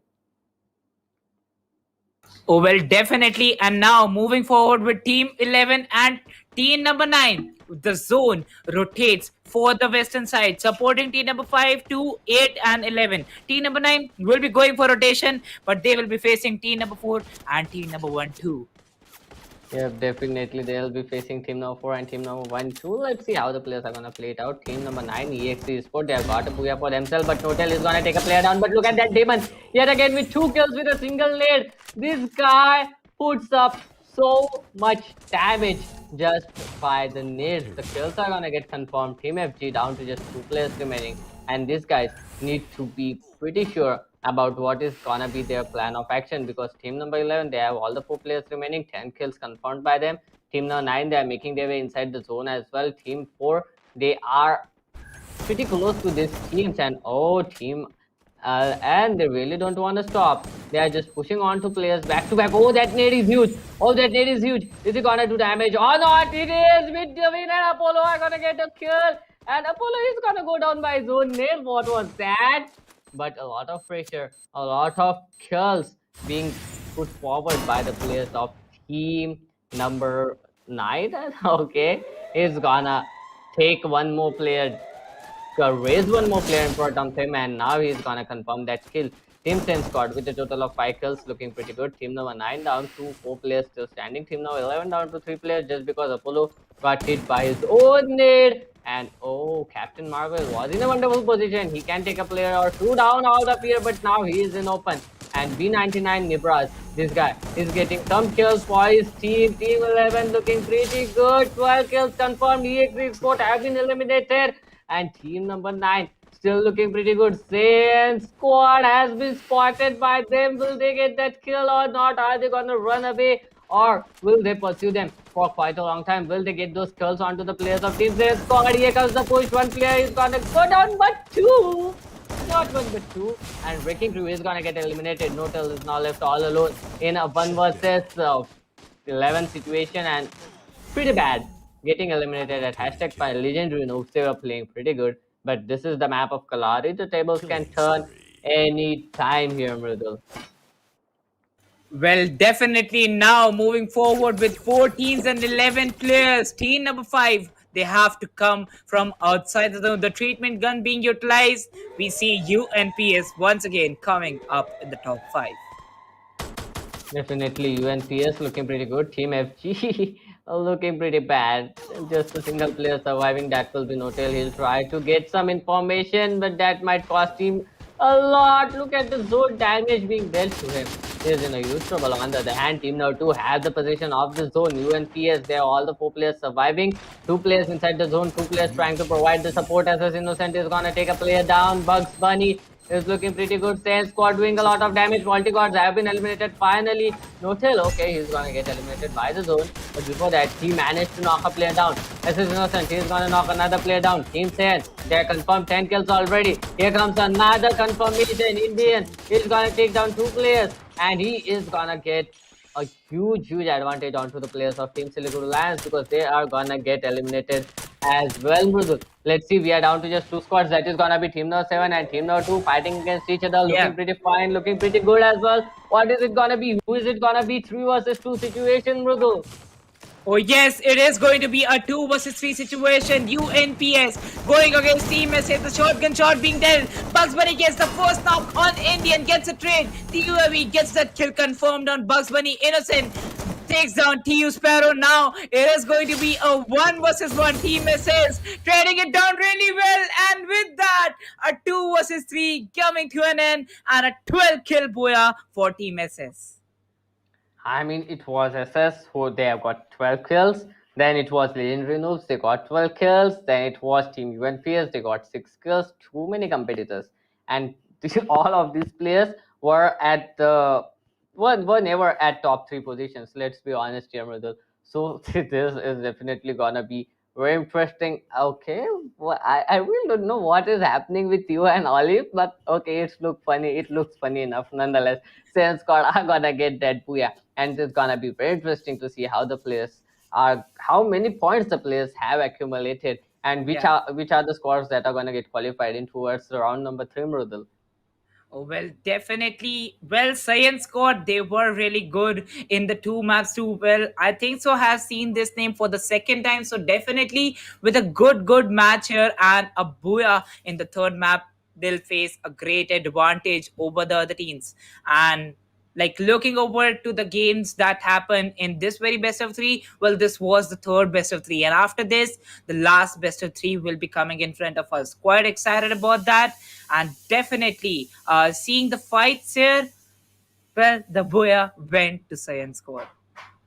If definitely the booyah went on towards the squad, it was pretty good play coming up from them. They were trading it out. That is most important part. They were trading their teammates. Even though their teammate got knocked, they got the trade confirmed, and that is the thing that is very much important in that last zone. And that last zone, it was a 2 versus 3 in the favor of their opponents, that is UNPS. UNPS had a man advantage, but Team SS, they got a kill down, they got 2 kills down, and later that point, it was like a 1 versus 1 situation, and UNPS got eliminated in 1 versus 1 situation, and Bugs Bunny was the guy who was left all alone, if I'm not wrong, and he clutched it out, and he took that for his team, and his team got that booyah, Mridul. Oh, well, definitely Bugs Bunny in the end got 2 frags for his team. So definitely it was a 2 versus 3 for Team SS. And even after they were on a player disadvantage, how beautifully they executed that. They deserve the praise for that. And the praise will be deserved to them with the map wise scorecard, getting some good Booyah points and amazing kill points. And yes, now the record breaks in this very best of three I talk about. The first two Booyahs went with 52 and 52 points. And for a relief, we have one extra kill by SIN squad getting 54 points in total. Yep, definitely 54 points in total. That is definitely interesting, and that is definitely gonna be very important, to be honest, for the players, because now the whole table is gonna get turned. Team Unprofessionals with a total of 36, and Legendary Noobs with a total of 34 here. So it is definitely gonna be interesting. Let's see which of the team is gonna get qualified, because Faulty Gods, even though they got eliminated at number 4, they have got those 23 points with them. The previous match was not good enough, but if I'm not wrong, if my calculations are right, they've got like more than 65 points, and that should be sufficient, because most of the other teams haven't even crossed the 50-point mark. Sense squads, they have crossed a lot. And on the other hand, if I have to take a name, I think Wrecking Crew can be the one to get qualified as well, but we'll have to wait for that overall scorecard to pop up here. Otherwise, it is gonna be very hard for me to guess who it is gonna be, because I don't have my notebook with me this time, and this is all just mind calculations coming up. So no notebook, no other things coming up. So I'm pretty much pumped up as well, Mrudal. Oh, well, definitely. And seeing the map wise scorecard from this match, it definitely worked out really well for the team. And now we'll be seeing the MVP scorecard in front of our screens. Innocent getting 6 kills from Science Squad will be placed at the first position. And just enjoying that position, we have Bugs Bunny with 5 kills on the second position. Definitely, these were the only two remaining players of Team Saiyan squad, so they were definitely killing it out there. Nibras, this guy from Legendary Noob, this guy got 5 kills, and all of those were trade kills. This guy was trading his teammate back to back, and that's how he got those 5 kills. And those 5 are very crucial kills for his team. That's why his team got in a good position. They got those 12 kills, and they managed to eliminate 3 whole squads all by themselves. So this guy Nibras, not just because of his MVP, not just because of his skills, but because of those trades, he deserves to be on this MVP scoreboard here, Mrudul. Oh, well, definitely. And seeing the amazing performances by the teams, will be going forward with the overall scorecard, because the 3 maps are over. Really excited for the overall scorecard. Well, I think so. We are getting 3 different teams, getting 3 different Booyahs. But yes, Team Unprofessional, we shouldn't even forget them, because they have been consistent throughout these 3 maps. Definitely. And okay, okay.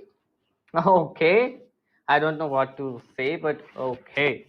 Faulty Gods with a total of 87 points are gonna top the scoreboard. Legendary Noobs with 81, Sales Gods with 77. Look at the difference in between these points. This scorecard is so well distributed that just shows how beautiful the teams were playing it out. EXE Sport, even if they got a booyah, they have just 62 points in total. Breaking Crew, they were consistent, but they had a bad map of Kalari, and that's why they're down to 67. Sans got a booyah. Legendary Noobs haven't got a single booyah. Look at their rank points, just 33. But look at those kill points, a total of 48. That means a total of 24 kills were confirmed by them throughout this best of 3, and that's why they're here at the top with a total of 81, Mrudul. And Faulty Gods, they got a booyah, they got a bad game, and they got a kind of a moderate game here. And so still they are topping the table with a total of 87 points. Oh, well, definitely a great balance of rank and kill points, and they'll be there at the first position with 87 points. Legendary Noobs getting 81 will be qualifying for the round 3, and Science Squad with 77 points at the third position with the third placement. So yes, these will be the 3 squads qualifying for round 3, and now we'll be moving forward with some amazing teams. Definitely Wrecking Crew, EXE Esports team, and Professionals. Amazing amount of gameplay by these teams, and a GGWP to these teams, and a great try for them till now, because qualifying from even round one, it is a knockout stage, a best of one. You have one single chance, and that definitely leads a great amount of pressure on your team. But they qualified from that, and to maintain a consistency is really difficult. Like literally, we have seen teams like Wrecking Crew and EXE Esports. They got one boya, mind you, doctor. They got one boya, and even after that, they are not qualifying. So definitely, you have to be consistent throughout the three games. Well, it was a great match. So, guys, make sure you follow all our social media handles for the latest updates. That is Instagram, YouTube, Facebook, and Twitter. Once again, thanking our sponsors. Thank you so much, Infinix Note 10 series, PTC Chuck Day, and Sunfeast TP Noodles for partnering together with India Today Gaming and making this grand event happen. Well, that is a great opportunity for our underdogs and the tier 1 teams too. And as we know, the last match, the best of 3 is left for the day, but it is the fourth best of 3 for the day. So we'll be right back with a short YiPPee Mood Masala break. Don't go anywhere.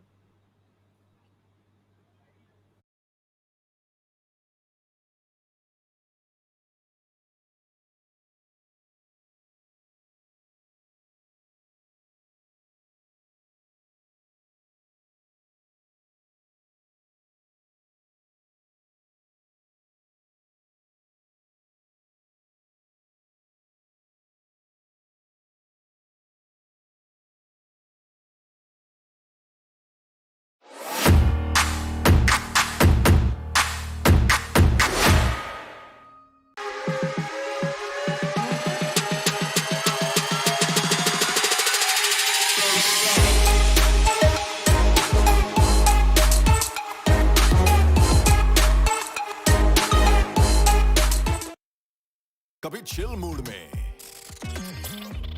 Thrill mood में, कभी crazy mood में। Main मसाले के बाद mood mix डालो, YiPPee mood masala अपने mood जैसे बना लो। YiPPee mood masala from ITC।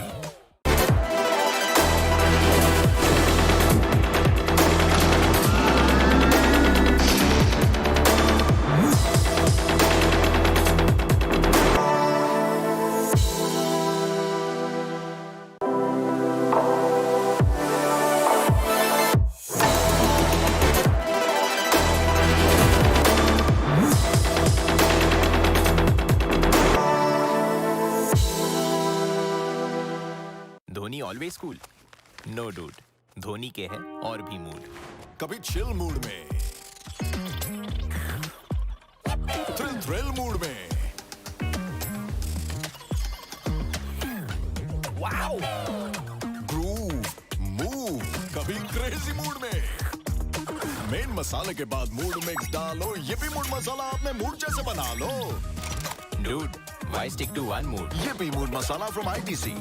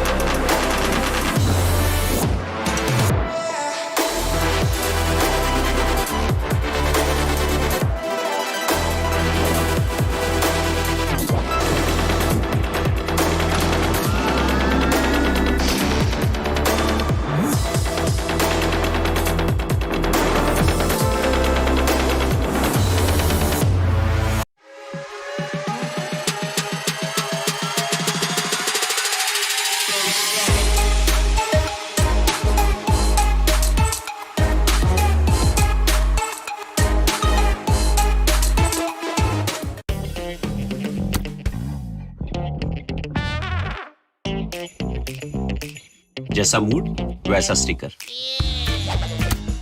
Her mood masala pack के साथ धोनी के mood stickers free. Collect all 10।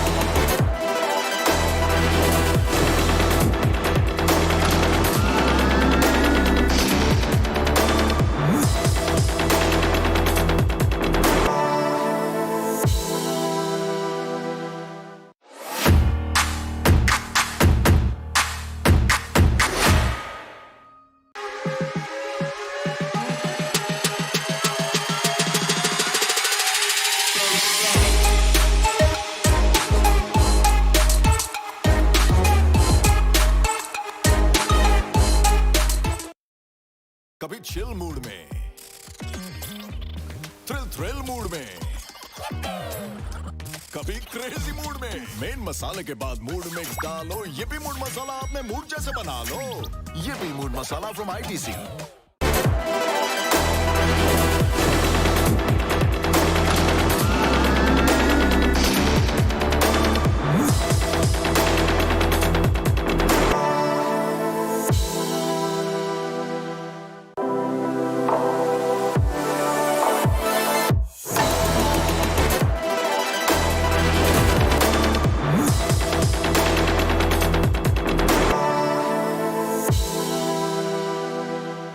Dhoni always cool, no dude.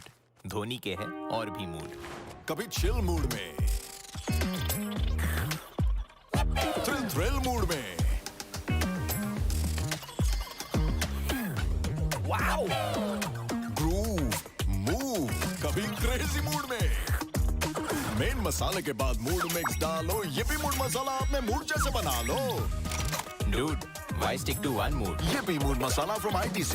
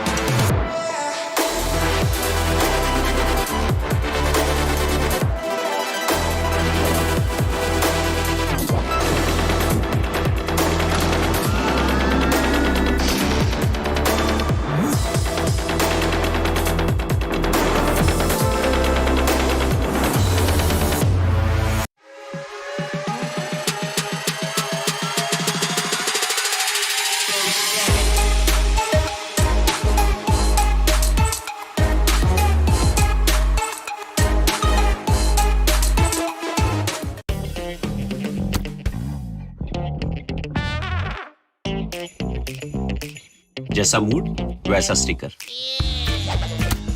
हर मूड मसाला पैक के साथ धोनी के mood stickers free. Collect all 10।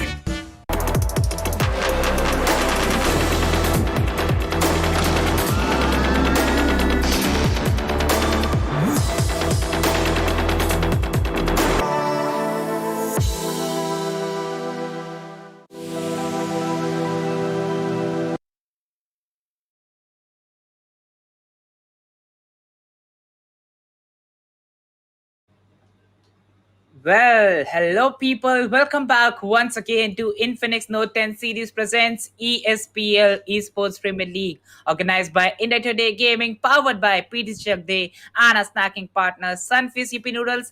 Well, this is Mridul Kapoor, and here we have Doctor join me as my co-caster for the last best of three. If definitely we are down to the last best of 3 year, so I'm pretty much excited to see what is gonna happen, because the previous one was completely out of the box. I never seen this intense best of 3 come up, and this well distributed point table come up after that. There was not a domination by a single team. All the 3 teams that got qualified, they had like point difference of just 10 points. Even the teams that didn't get qualified, they had the point difference with the qualifying team with like just 10 points. So this is something that I never expected to see. But now this best of 3, the last best of 3 of Group D round 2. Okay, I just messed up yet again. Group D round 2, last best of 3 left for the day, and from tomorrow we are gonna go in towards round 3. So this is definitely the last round 2 we will ever see in level 1 of ESPL, because after that round 3 we are directly gonna head on towards level 2, which is gonna be too much interesting, which is gonna be too much intense, because there will be players fighting against these underdog teams, fighting against the top players of India, trying to make their way on towards that prize pool of rupees 25 lakh. Mridul, it is gonna be interesting, and this best of 3 means a lot to each and every viewer, to us as well, because this is gonna be technically the last match of level 1 round 2 ever. Yeah, definitely. And seeing the teams here, well, as you stated, level 1.5 months of amazing action we have seen till now. We started from 15th of June and still kicking in with a great amount of energy. Doctor, kudos to all the teams, kudos to all us like casters, production, and the observers too for being here for 1.5 months, and still we have a lot amount of days left for the tournament. But still, like 36 days we have covered, and 20 days are still left for the action. So definitely really excited for that.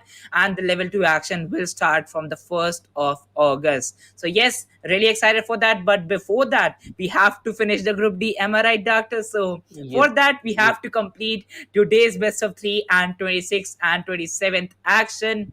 The social media handles are popping up on the bottom of my screen, so make sure you follow them and get the latest updates. When are the breaks here? When are the giveaways being announced? And what are the total points for each and every team? The first game will be going live in a short while. The lobby is ready. We'll be starting off with it. But doctor, how much you are excited for the last game of the day, because Bermuda Purgatory and Kalahari for the last time, because after that we'll be seeing some repetitions of the matches.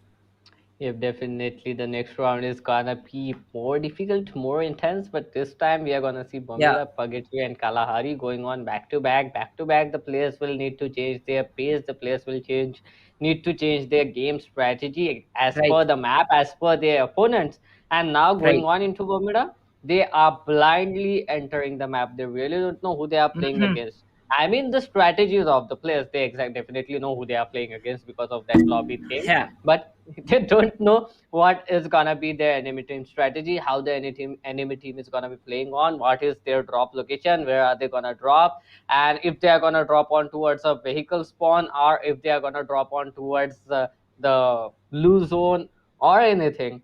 This is definitely gonna be a lot more difficult than for us to see it, but the players who are playing it, they are definitely feeling the pressure right now, Mridul. Oh, well, definitely. Looking forward to the teams here, looking forward to the matches here, Doctor. They are facing the pressure. Well, I think they know two of those teams against them, like each and every team that is playing. They know two teams in the lobby, but not the whole lobby. How they're going to perform against them. They have some good strategies in Bermuda. Well, they know the two teams just for Bermuda only, because, Doctor, we know that they've only played one Bermuda together, and you cannot judge a single team by a single match. As we say, you cannot judge the future of a person by a single paper. So definitely you cannot judge how the team will perform in a best of three, if they'll go passive or if they'll go aggressive, just like how they played in the best of one. Now, moving forward, the first Bermuda of this very best of three, it starts with the views of the clock tower. Well, definitely some cheeky angles there. And once again, that yellow blue plane popping in front of our screens. The flight path starts from the shipyard going towards the Mars Electric. I mean, we need to count how many times we are seeing the same skin for that flight. I mean, the flight is more consistent than any of the players out here. I mean, the players are just playing 3 maps. This flight has been here for at least 6 maps, and it is still popping up yet again. I mean, great. Looking at the flight path from shipyard on towards the clock tower, dividing the map into 60-40 ratio, maybe 65-35, something like that. I'm not that much of a maths god, but yeah, something like that. And a lot of drop clashes for us. Team number 6, 11, 3, pretty close. Team number 1, team number 7, team number 9 on towards Mars Electric as well. A three-way battle in too many places. That is definitely gonna be difficult. And the side of Cape Town, Keraton, Vale, Riverside, Sentosa Island, completely open for business. So team number 7, if they can take that zip line and go towards Sentosa Island, that is definitely gonna be very good for them. Team number 11, they have initiated a fight onto the players of team number 6. I really don't know if he knows the players or he knows the position, but look at that, he's gonna get a player down. That is great. Team SS making up their mark as a toxic is gonna get one more player down, or will he be able to confirm the kill or not? He's trying his level best, to be honest, but the player will get raised as well. But team number 11 surrounding the players of team number 6 outside that Cochinok area. Oh, I mean, what a beautiful shot coming up by this guy here, Myrtle. Oh, he's gonna knock another player down. Finally, a confirmation comes up from him. Oh, there is another SS Toxic, looking pretty good. 2 players out of the game, Myrtle. Triple kill. And it is definitely gonna be pretty much interesting as well to see how he is gonna carry carry it on because okay, triple kill for him as his Toxic is doing too much job for his team. His team can lay a pretty low power for now on, but the last player remaining of Team No 6 will be fighting against the player of Team SS. Suicide Squad completely getting eliminated by a single player that is gonna be Toxic. And YT left all alone as well. So the player of Team Number 1, they are on the verge of extinction as well. He'll need to make sure that he doesn't go extinct. He'll need to make sure that he stays alive for his team, get those rank points as much as he can, because the more points he get in this map, the more points are gonna help him up. The more low he can lie in the next map, so that can give up a good head start to him. He's getting a little bit of fires, but that is not gonna matter. But it's just Toxic, this man, I mean, single-handedly taking down a whole enemy squad, completely ruining the dreams of Suicide Squad. And Team 11, they'll be the kill leaders as of now. Onto that 4-2 area and Dream Village, we can see the players are pretty safe. They can play a little bit passive. On the other hand, we can see Team number 7 on towards the Tendrils Island, Team 8 on that graveyard. Each and every team as of now is passive, but SS Toxic, that guy, single-handedly eliminating an entire enemy squad. Suicide Squad, all dreams crushed by just a single person. A wonderful play coming up from them here, Mridul.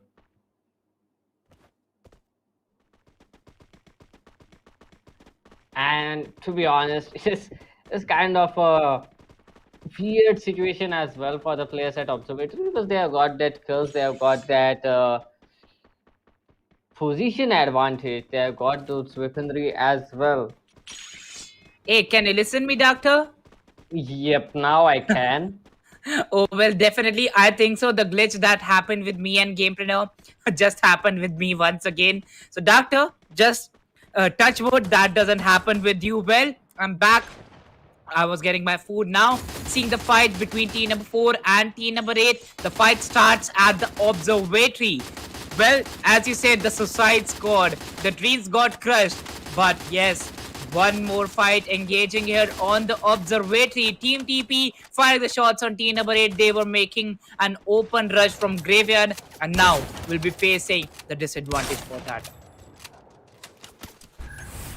Definitely they'll be facing the disadvantage for that. Team now 4, they are getting fired. Oh, look at the position of IT. He's in such a great position. He's gonna knock a player down. On the other hand, he's putting up a huge pressure onto the remaining players of Team number 4 as well. Team number 4 in kind of trouble. There comes the kill confirmation. I mean, confirm it soon, man. Okay, finally it comes the kill confirmation.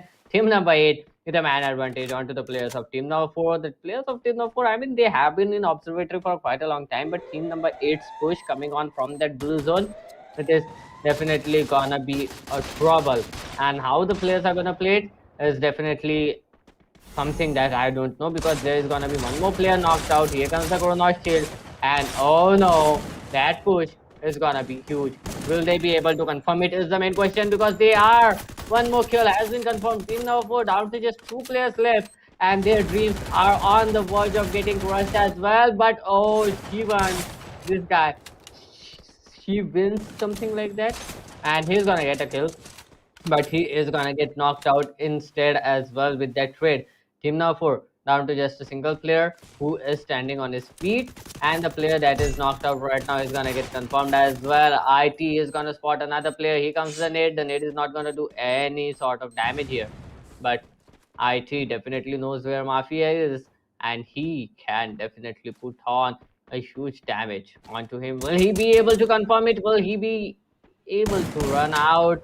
Is the main question. Putting up that much damage onto him while he is running out of the zone. The other teams are gonna chase him out, and Team Perfect is gonna get eliminated at #10 here, Mudul. We are down to just 9 squads left. Oh, wait. Team number 4 was having a great fight against team number 8, but definitely Team PS getting that rush on the team in front of them. A well executed one. Saurabh being the key player. Oh, it is a Gaurav. Sorry for that. Really sorry, Gaurav. Well, Gaurav being the key player here in this fight, getting 2 kills for the team. and now a team elimination. So yes, 19s and 33 players, we're still kicking in with that 8-minute timer. The first zone starts to close in, and at that 9-minute 40-second mark, we are going to see the teams rotating. Definitely, we are going to see the teams rotating at that 9-minute 40-second mark. But before that, there is a lot to do for the players. There is a lot of places for the players to loot on. And Team Arceus, they have got those 3 kills looking pretty fine as well. And the zone, okay. Okay, this is something that I didn't expect this time, and you didn't predict any kind of zone coming up as well. The zone was on towards the eastern side of the map, the flight path, and the zone is on towards the west right now. This means a lot of rotations are going to come in, a lot of players will need to rotate in, and that is definitely going to be a huge trouble for the players to rotate in as well, Mrudul, because it is not going to be easy. Look at that, team number 8 so outside the zone, team number 10 and 5 onto that border, team number 3, 11 and 7 at that quota 2 area can do a huge lot of damage. Oh, look at Honey. Honey is in a great place. Honey can take place down of team number 11 anytime soon. Team number 11, they have got those 4 kills all by SS Toxic. And this guy has already registered himself onto that MVP scoreboard even before the match started. So this is looking pretty good. Let's see if team number 7 can eliminate the players of team number 11, or will it be team number 11 to take the lives of the players of team number 7, because they are quite split up, Mrudul. So that does mean that team number 11, if they try to isolate player one by one, they can do it. But oh, team number 11 are in kind of a split as well, Mrudul. So this does mean it is gonna be passive. The players are not gonna be aggressing here, Mrudul.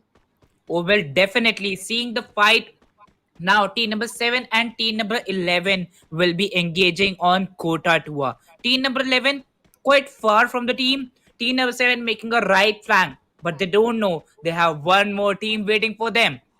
And definitely team number 3, they have a chance that they can get team number 7 eliminated, because one of the players is really far. But once again, the zone goes for the Pochinok Kota Tua rotation. Definitely, the zone goes for the poaching of Kota to a rotation. Let's see how the players are gonna play it out, because it is gonna be true troublesome for the players to rotate in. Look at that, team number 9 and team number 2 using the same rotation path. Team number 9, they'll get inside the zone pretty soon. The problem lies with team number 2's position. They'll need to make sure that they can eliminate the players of team number 9, because they can't go in from that right flank because of that beach. They can go on for that left flank on towards Pochinok and get inside. But team number 11 is covering a huge lot of distance, is covering a huge lot of portion of that landmass, and they can cut the rotations pretty easily. Team number 2 making their way onto the players of team number 9 at the same time as well. Team number 11, they'll try to third party if team number 2 and team number 9 engage against themselves. And finally, we can see the fight being initiated in between team number 2 and team number 9. 1 kill confirmed as well. Well, that was fast.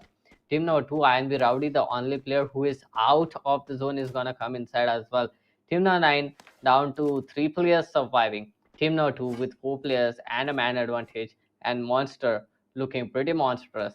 He can third party them anytime soon, and if he does, that is not gonna be easy onto the players of team number 9 here. Yeah. Oh, definitely. And now seeing a third party coming up from team number 1. Well, now we have team number 9 and team number 2 engaging.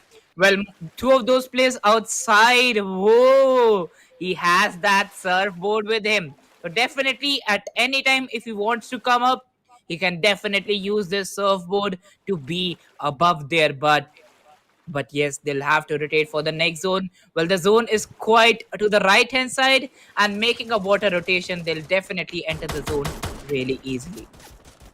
Yep, they'll definitely enter the zone really easy. Let's see how the players are gonna play it out. INB Rowdy looking pretty fine, and Rowdy, okay, he's taking one more player down. It's looking pretty good, but RKS down to just 2 players standing right now.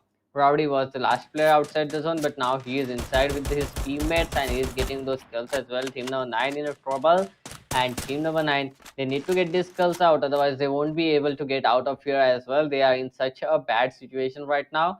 They have no other chances than to get those kills. So that nade was on point. Did it connect? Did it not? Where did it go? I really don't know. But team number 2, they vacated the area as well, and team number 9, they are gonna go back as well. So both of these teams moving out of their zone, both of these teams moving out of that contest. Well, that is definitely gonna help both of these teams. Let's see which team is gonna survive till last. Will it be team number 9 to survive till the end, or will it be team number 2? Oh, YiPPee, is he thinking what I am thinking? If he does, he can take a kill or two out of here. He is in kind of a good position, but oh no, now can be a problem because he is gonna go in towards that open area. And team number 11, oh, that guy is looking as well. Team number 2, he is Mhm. equidistant from both of these teams. He can get those kills and he can go down as well, Mrudul. Well, definitely seeing team number 11. They now have a great position inside the zone. Team number 7 still engaging against team number 3. More 50 seconds for the next zone to come up. And looking forward to the rotations that the teams are making. Most of the teams are inside the zone, but still they need to grab up a great position, because if the next zone won't favor them, they won't be having a great advantage against the other team. Now making a rush against team number 3, team number 7 is ready for that. Definitely team number 3, team number 7 is ready for that, but that UAV drone, I think it might reveal some faces out here, but why is it going in a complete different direction? Did they not program it well? I really don't know. But Team Arcus now being scouted by the players of team number 11, YiPPee down to 20 bits of health. He needs to get away from there as soon as possible, otherwise he is not gonna survive for long. Captain is trying everything he can, but they are not getting those angles, those peaks onto the players of team number 11. Team number 11 looking pretty strong yet again, and Real Honey is going to take a player down. That means the fight has been initiated in between team number 3 and team number 7. On the other hand, we can see YiPPee trying to do everything he can, but here comes Anurag getting another kill. ID Anurag, he's gonna try to take another kill out here. He does have that shotgun, the Chrono Shield is gonna pop out, and Anurag is gonna confirm that kill. Team number 3 down to just a single player surviving here, Murdul. He needs to take those kills, he needs to get out of there as well. That glue wall is definitely gonna help him out a lot, but how longer? The glues are gonna come popping up, and this is definitely gonna be very interesting to see how the players are gonna play it. The players are doing everything they can. Oh, with that three. line mine, with that line mine, gets one player, and now the full team getting eliminated. Well, definitely one thing if I have to say, a well executed rush. Definitely a well executed rush, and I'm pretty much sure that this team is gonna go places as well, Mrudul.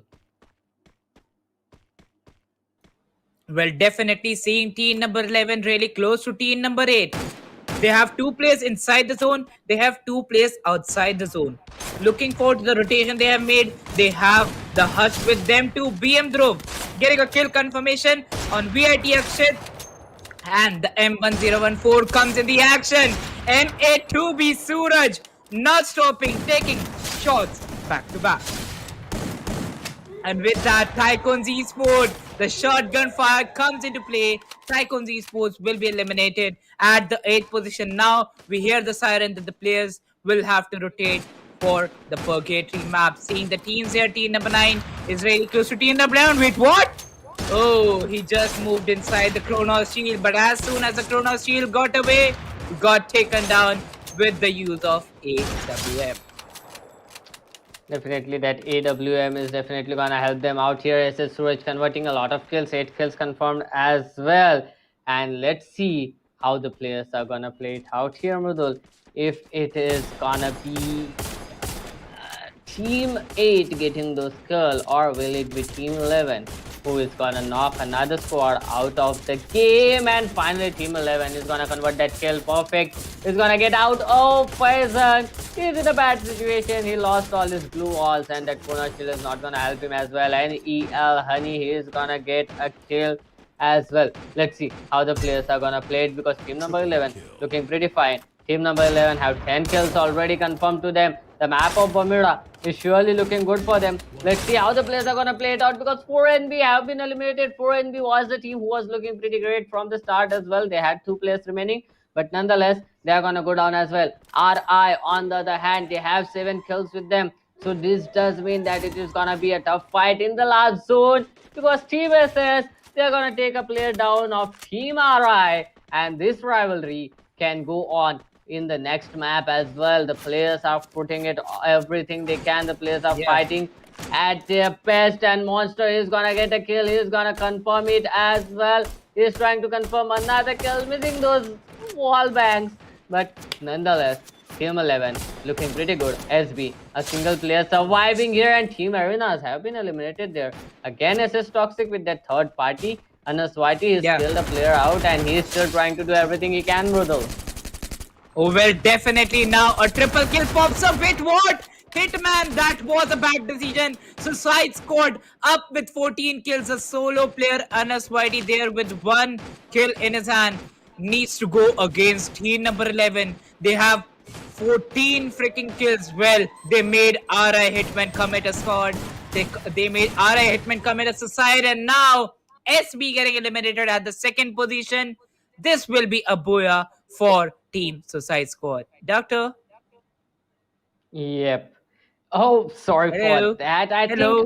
what? Hello, hello. Okay, okay, okay. I mean, that was kind of a technical glitch. Nonetheless, we are here. That was a wonderful movie. I mean, I was seeing the map, and then for a second, I completely got blank. Why am I not being shown on the screen? Where am I? Mhm. What am I doing? But nonetheless, that was a wonderful, wonderful booyah coming up from Team Shooting Stars, Team SS Mrudul.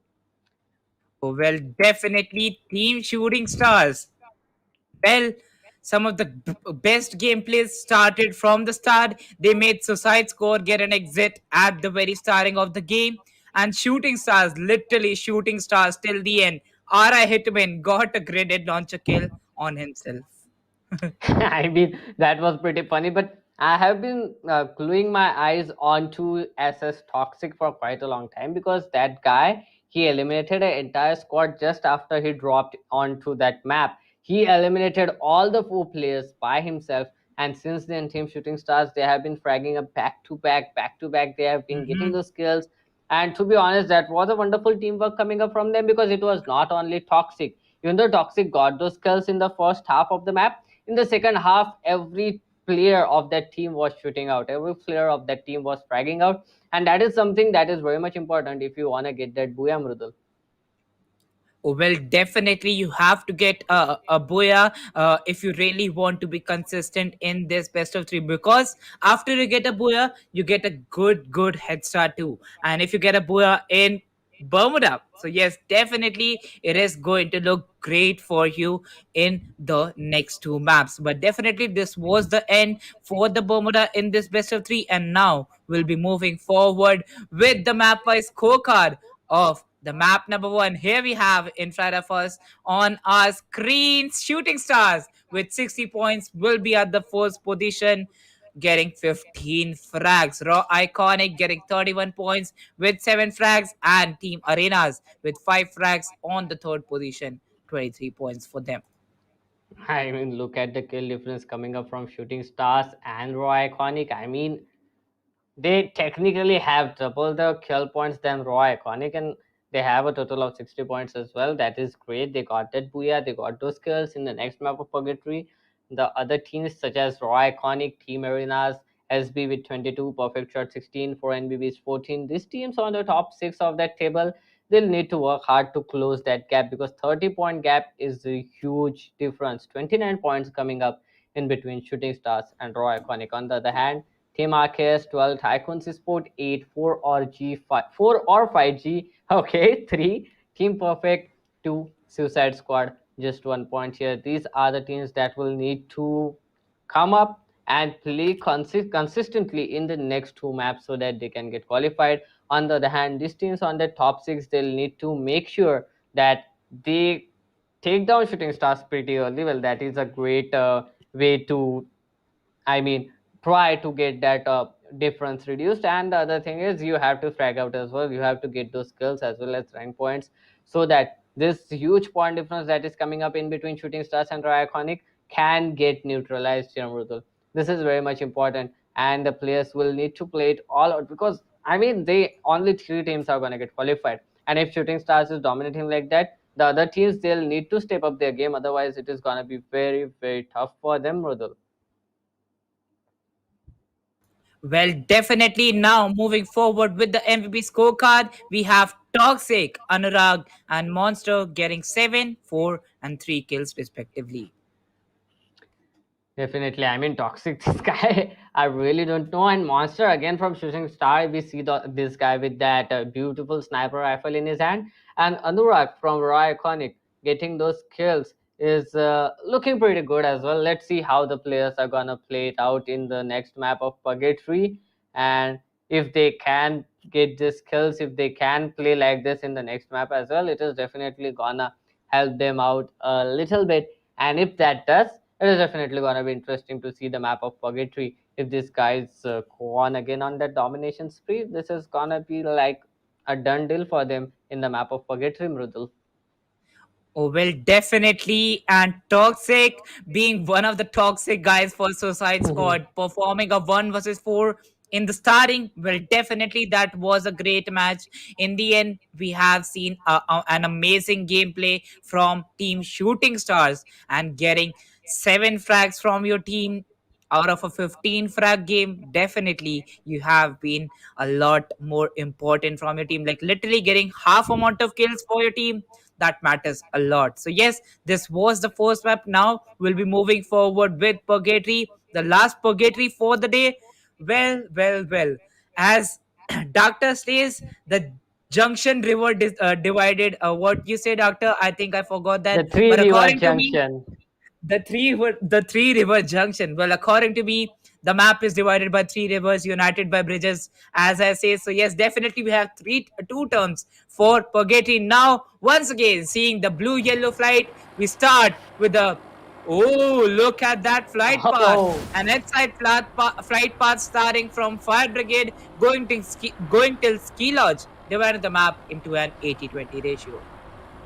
I mean, this is too one-sided, Mudul. This is too one-sided. This match can go on a lot more aggressive than we can expect here. And if by chance the zone goes on towards the northern side, the players on towards that 5 Brigade Lumber Mill and central area, they'll need to rotate out that long as well.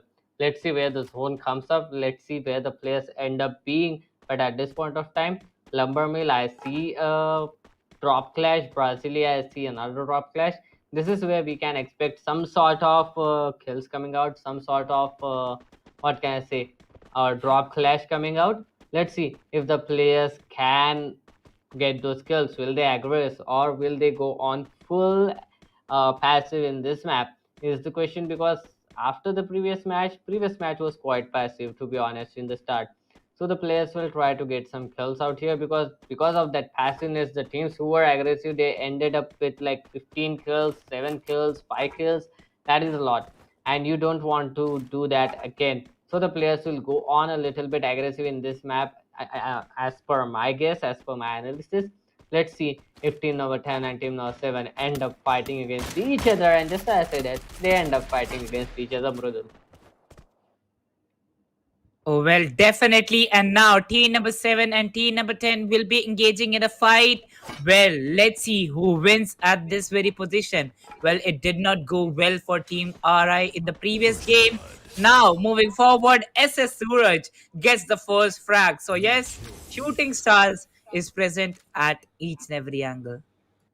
Yep, they are present in each and every angle. They can do a huge lot of damage. And Team RI, to be honest, this team is pretty good. They got eliminated at like third number, and yet they were on the second position in the previous match. On the other hand, we can see Team SB fighting against the players of Team number 4. Again, Team number 4 in kind of a weird situation. They need to get out of there as soon as possible. That moat house area is highly contested right now. Finally, SB Nobita is gonna confirm a kill for himself. And the main question is, Team number 4, they have got 3 players right now. How are they gonna tackle this situation coming against the players of team number 1? They have that moat house area covered. They have everything in this moat house, but oh, Anas YT is gonna get spotted, and players will try to get those kills. But oh, look at SS! They got those kills. They eliminated a complete squad yet again. Team SS killing up players back to back, and Team SB putting on the pressure of team number 4 as well, Mrudul. Well, definitely, and still this fight continues. ID Anurag with that shotgun in his hand gets the first frag and gets the kill confirmed. Well, already we have seen an elimination. Now, moving forward to this very fight, only one squad will survive in Brasilia. Looking forward to the fight here. Team RI, ID Anurag. Well, he has confirmed the first kill for the team. 9 more seconds, and the fourth zone starts to close in. Yep, definitely the first zone is gonna come closing in. Let's see how the players are gonna play it out here, Mrudul, because I'm pretty much sure that this fight is gonna be very tough because team number 10, they are holding such tough angles right now. Let's see how the players are gonna play it out here because I'm pretty much sure that this is definitely gonna be kind of difficult initiation, a difficult standoff, I must say. Let's see which team gets out of here alive and which team is gonna get killed here, Mrudul. Oh, well, definitely. And now the fight continues between team number 7 and team number 10. And well, it is going to look really, really good at this very angle. 1 more minute for the next zone to come into place because at that very 5 minute 40 second mark, the next zone starts to close in. Well, it takes 4 minutes, but now we have team number 5 going against team number 9. Who will stop this team? Team SS Shooting Stars just going for some deadly gameplays. Well, alright, they have a player advantage against the other team. The shots being fired. ID Anurag takes one more dog down against team number 10. And 4 or 5G gets eliminated at the 10th position. And what a lovely fight just came up in front of me. Now team number 5, one of those players quite close to team number 9. Well, the fight will start at this very matter because the players are deciding how to go about this fight. SS, now the siren pops up and the players will have to rotate for the next zone. The MA2B shots, the AWM shots being fired down, but coming up. AIX legend knocking down 999 and gets his kill confirmed. Team number 3 on the marble works area, rotating from after getting a good loot for them, and well, they are having a great performance too, Doctor. Definitely, they are having a great performance, and I'm pretty much happy to see now different teams have started to play up. Not only Team SS is playing, but there are other teams who are playing as well. That is gonna be kind of interesting here. Let's see how the players are gonna play it on, Mrudul, because Team SS is looking pretty much confident, and Team RI, they are yet again fighting with players of team number 8. Oh, well, definitely. And now moving forward with team number 8 and team number 7. Well, the warning pops up and the players, they'll have to rotate for the next fight. Well, team number 7, they have already confirmed 4 kills and the confidence they have at this very point is on next level. ID Anurag is just on the next level with the shotgun in his hand and now getting some heals for himself. We see team number 3 also rotating for the next zone. Definitely, we see team number 3 also rotating on the next zone. We saw great face of Ritik Roshan as well. I'm pretty much happy to see that. NMR Janu is gonna get a kill on S. Gaurav on the other hand.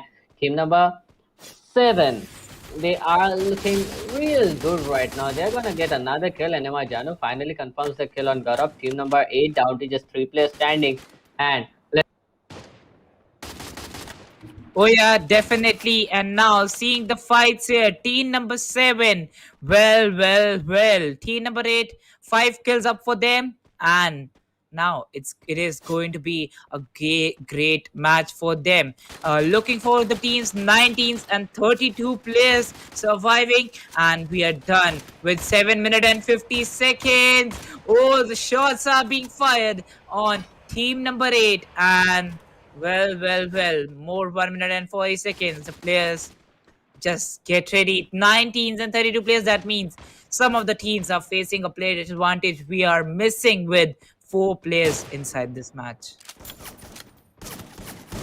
Whoa, the shotgun shots being fired towards Team PS. One of the players also eliminated from team number 8. Now it is going to be a, a 4 versus 3 fight. Well. The grenade is being cooked. The grenade goes towards team number 7.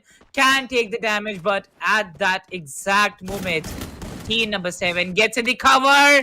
Anurag is there with his shotgun to get that knock confirmed on. Team number 8 gets the second kill confirmed, and now team number 8 dropped down to only 2 players surviving. A triple kill for ID Anurag, and Team RI is looking really good in Purgatory. Honey, stop! Just stop with that UMP spray. And at the last moment, Paraffin spray goes down to the last player.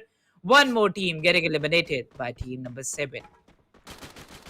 Well, now looking forward with the zones here, we see team number 2, team number 9, all the teams deciding to make an early rotation. But yes, team number 1 is going for a late rotation here. The zone already closing in. Well, they already know that there will be a 1 HP or 2 HP damage till the second zone. Oh no, look at that. The second zone being so short and rotating towards the Marble Works Island. Will now RI getting spotted by team number 9. And this is definitely going to be an amazing fight here. 1 minute more left. Team Taz, well, this is going to be the third fight for the team. Rushing up in the open, has that woodpecker and SYD in his hands. Well, the first knock comes up by Jayesh with that MP40, and the kill gets confirmed. Team HP 11 number team, they have 1 kill confirmed for the team. Team number 7 having a player disadvantage gets taken down there. Now moving forward to the golf course zone, team number 3 and team number 7 already making a move inside the zone. They are waiting for the other teams to dive in, because this very zone is not good for 7 teams. I am talking about 7 teams, because already we are seeing a fight between team number 9 and team number 7. Well, now we are going to see one more team making a late rotation here, but still they'll be making an easy rotation, taking in matter that team number 2 won't make a rotation from that very angle. And yes, the next zone starts to close in. We heard the siren, the 9-second siren, and now we'll be moving forward to the next zone. The kills being confirmed. Well, the players are trying to spot the other teams here. The warning comes up. Next zone is going to come up in no time. Team RI, they already have 8 kills for them. Anurag having 4. Looking forward to the map. Team number 11 also needs to make a big rotation here. Well, they are trying that path of team number 2. And going from the water, team RI will straightforward try to go inside the zone and get a great spot.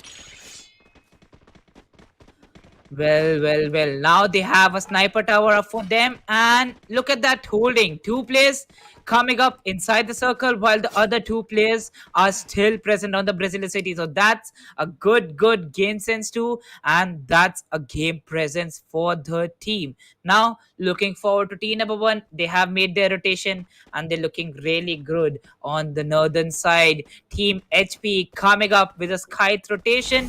They have their weaponry with them. They have all the loot that they wanted. 9 first aids. Oh my god. 6 first aids, 7 glue walls. The glue wall number is up. The first aid number is up. So yes, no loot needed for them to go for the next zone. But yes, definitely 1 kill on Team RI. They have taken down 1 player from the best team who was performing till now. Moving forward, 12 minutes and 40 seconds into the game, 28 players. The zone pops up near team number 3, 4, and 7. And here we see the zone supporting these 3 teams. The other 5 teams are straightforward kicked outside the zone. So yes, the next zone starts to close in a 1 minute timer.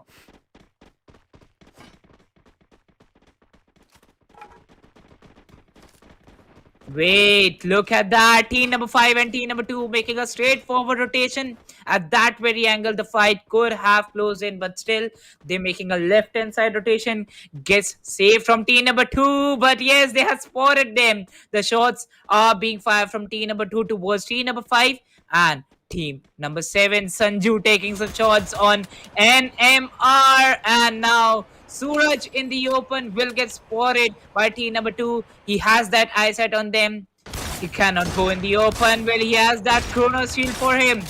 Not for a long time, because the other team members, they have rotated a big amount of distance, and Suraj caught in the open will be taking a fight against team number 2, and the rush being executed by team number 2 gets taken down by the AWM, confirmed by the shot clock.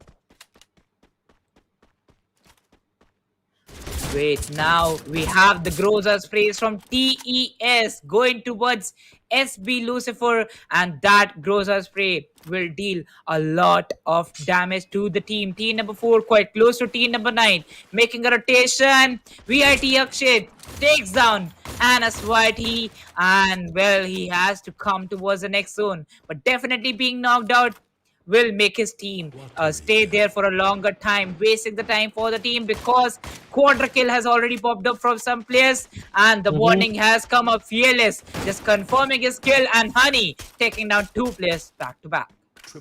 Definitely taking down 2 players back to back. Team RI with 3rd kills already, looking pretty good, looking pretty fine. Team SS on the other hand, they are getting those kills back to back as well, but they are out.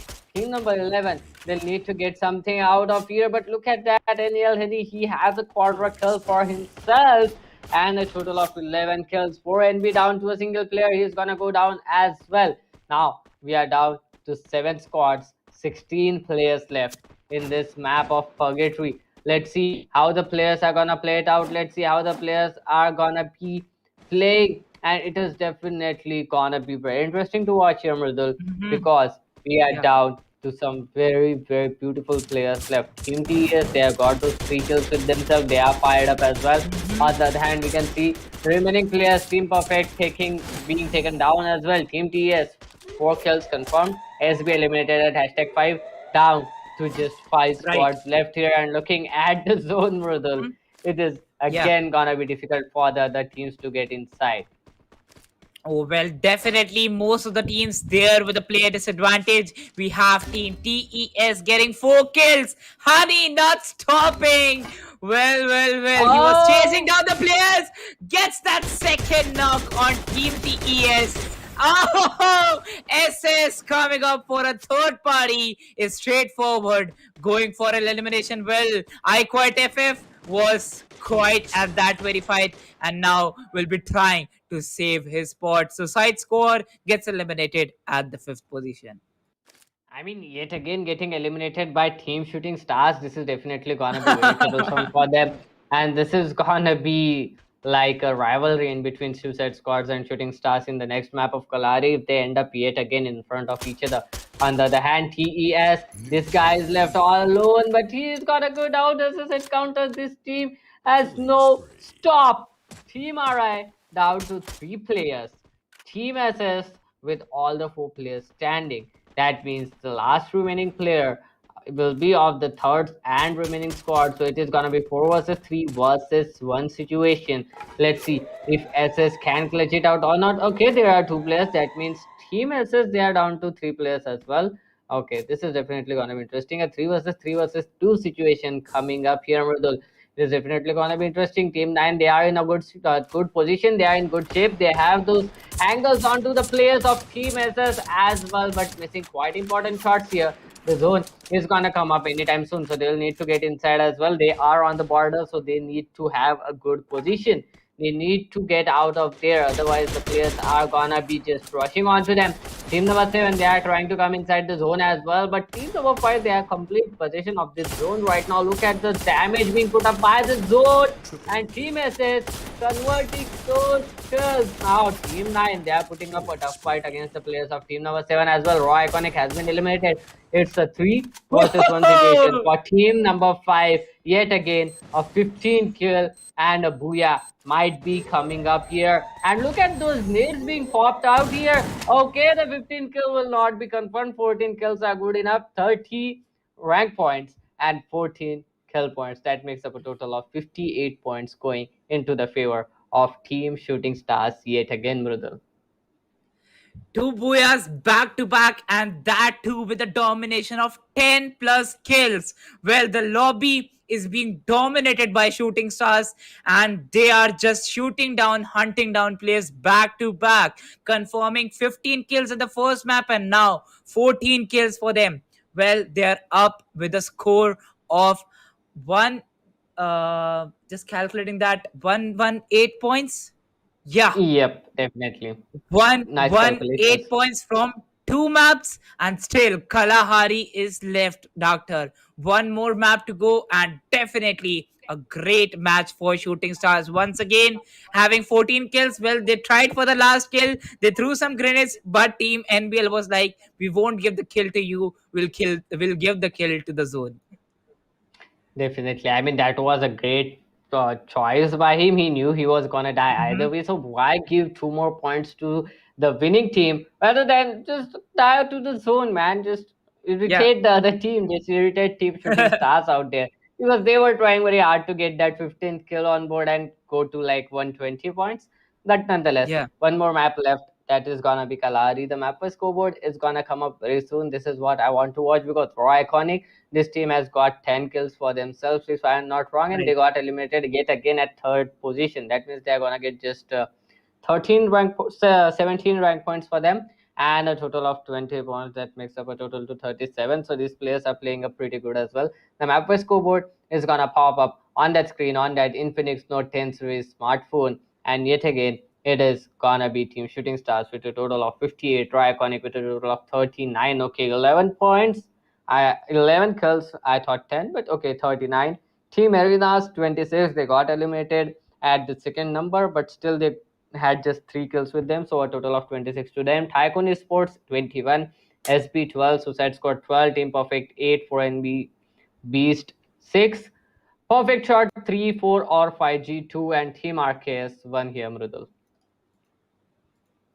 Oh, well, definitely. And yes, with that, this was the end for the Purgatory. Looking forward to the teams. 58 points for Shooting Stars, 39 points for Raw Iconic, and Team Arenas getting 26 points. Definitely. I mean, that is kind of a great play coming up from these players. And I'm hoping to see this type of play come up in the map of Kalari as well. But someone need to stop shooting stars into their track. Otherwise, it is going to be very difficult for them to cover up into the next round, that to cover up in the map of Kalahari. Because if shooting stars yet again dominate the next map, there will not be a lot of spaces for the players to climb over to, because Raw Iconic, they have been consistent, they are getting those skills, so they will be qualifying alongside shooting stars in the next map. But there is still a place left for the third position, and that is Yeah. where you can go in if you can stop shooting stars. If shooting stars is gonna spot you out, you need to think of a way to take these guys down rather than just running away, Mridul. Let's see how the players are gonna play it out in the map of Kalahari. But before that, here comes the MVP scoreboard on our screens, Mridul. Oh, yes, here we have the MVP scoreboard on our screens. Encounter in this match from Shooting Stars will be getting 9 kills for the team. Well, once again, we have Anurag with 4 kills, and Honey. How can we forget this there? Like, literally, he had that damage on some of those teams getting 4 kills, and he'll be placed on the third position with those Car 98 shots. Definitely, he'll be placed on on that third position with that Car 98 shot. But I mean, Encounter, he was on a killing spree right from the start. Previous match it was Toxic. This match it was Encounter. The players of Team SS are looking pretty fired up, looking pretty good. And the next map of Kalari, it is meant to be aggressive. So if it goes into the favor of Shooting Stars yet again, let's see how the players will play it out, Demrudal. Oh, well, definitely. These are the three players on the MVP scorecard. And with this, Purgatory comes to an end. But this will be the last map for the day. The Kalahari action is still going to commence in front of us. And as soon as I talk about that, we see the sub We see the refinery and straightforward diving into Kalahari. Definitely straightforward diving into Kalahari. We can see the flight path going on from the maze till confinement, dividing the map yet again into that 50-50 ratio. Council Hall will be the place at this point of time where there is a blue zone. Let's see if the players drop in there or not. But on towards the maze, I can see team number 5 and team number 7 making up the cluster. So team number 7 will need to take these players out pretty soon because team SS are gonna be kind of very difficult to handle. If Raw Iconic, I mean, both of the top two teams are here fighting against each other. Either one of the team needs to back off or get out of here. It is gonna be very, very difficult for them. But oh, look at that. Suraj with that P90 is gonna get a kill. He's gonna confirm it. Look at that push coming up from him. These guys of Team SS are all fired up and they are gonna take down one more player and Raw Iconic. These guys need to make sure that they get out of there alive. Yeah. Oh, well, definitely. And now 4 or 5G. Because of that early elimination, they're now taking a revenge against some other team, but still, they'll be getting some initial kills here. Team number 10 and team number 3 firing here. Fearless gets the headshot on his head. And yes, Fearless gets the kill confirmed too. Team RI. Well, one kill has been confirmed here. Team SS getting that kill confirmation. Oh no, Janu is just being spotted off by all those players and is straightforward being fire charged by Team SS. And Suraj getting the second knock, and he will be confirming that kill with what? By punching Janu. I mean, Team SS looking pretty fired up. 2 kills confirmed to them. Team number 10 and Team number 3 on the other hand, they were fighting against each other as well. So it is gonna be kind of troublesome at that point of time as well because Team Tycoon Esports, they need to get those kills. They are the kill leaders as of now. But look at those trades coming in on both of the teams. 4 or 5G. Now the last player remaining will be RD77. He's gonna take one player down. He's gonna confirm it as well. So it is being too costly for the players of Team Tycoon Esports. Who is gonna get it? Well, 4 or 5G is gonna get eliminated nonetheless. But Team number 5, there's got another player of Team RI. But oh, look at that Hitman with a wonderful shot onto Monster. Monster is gonna go down. Hitman will try to run away, but Suraj exactly knows what is happening. He has been given the comms by his teammate that he's running towards you, and Suraj will try to get those kills. We can see the Thompson in hand of Hitman. So this can be very dangerous. If that Thompson confirms the kill, it's definitely gonna be very difficult for them to get out of there. On the other side, oh, they are still not spotted him. They are running everywhere, but they haven't even spotted a single pixel of Hitman. So Hitman doing a very good job in, what can I say, in hiding at this point of time. But nonetheless, the players of Team SS, they'll eventually find him out and they'll take him down. On the other hand, we can see Team number 4 enjoying their loot, finally spotted and Raw Iconic eliminated. 3 kills confirmed by Team SS, looking pretty good yet again, starting off with a complete domination onto the players of Team Raw Iconic. Team SS looking pretty good and Raw Iconic down to shreds. Now, Raw Iconic, they were holding on to that second position. There are still a lot of chances for the other players to come up. If any other teams comes up with a great kill and booyah or even number 2, they can get qualified. This is the thing. This is what we want to watch. Which is the team that is gonna get those kills? Which is the team that is gonna get that booyah? If not, Shooting Stars, Mridul.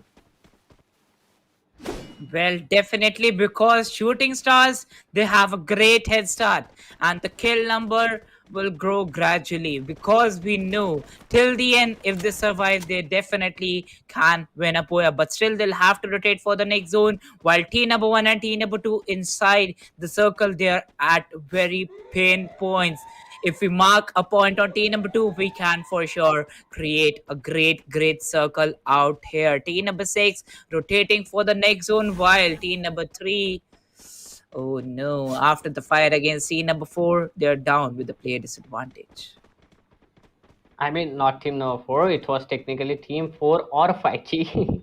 But nonetheless, they are down with a single player surviving here, Mrudal. This is definitely gonna be very difficult for him to get out of there. Team number 5, They are going inside. They are trying to get a good place rather than just going inside. They're trying to just get the places and shoot the players. Just all they think right now is shoot the players, shoot the enemy heads, and that's how they are winning it back to back. That aggression coming out from Team Shooting Stars. I mean, if they go on towards round 3, they have pretty much secured their position there with a total of 118 points. So they are definitely going on towards round 3. But it is definitely going to be very interesting to see how they are going to play in round 3 against the best players of the other squads, of the other matches of round number 2. So it is going to be interesting. We are going to jump on to round 3 tomorrow. So before that, we have to finish up this round number 3's match. 5 minutes into the game, and Nobita, okay, he's gonna get a kill there, and oh, they are gonna confirm it as well. TR Faizan, on the other hand, he got eliminated by the zone at this point of time. I mean, this is technically the first zone riddle. Did he get any health kits? That is pretty bad. I mean, oh, he got Oh, I disconnected. think, yeah, Nonetheless. he got disconnected. Yeah. Yeah. Well, definitely now moving for the fights of team number 2 and team number 1. Well, they're down to only 2 players as soon. Oh, I thought the glue wall just got disconnected, but that was a penetrable shot through that glue wall to break the glue wall. And it is going to be Team Shooting Stars. Well, any team, like literally no team can stop them at this very point.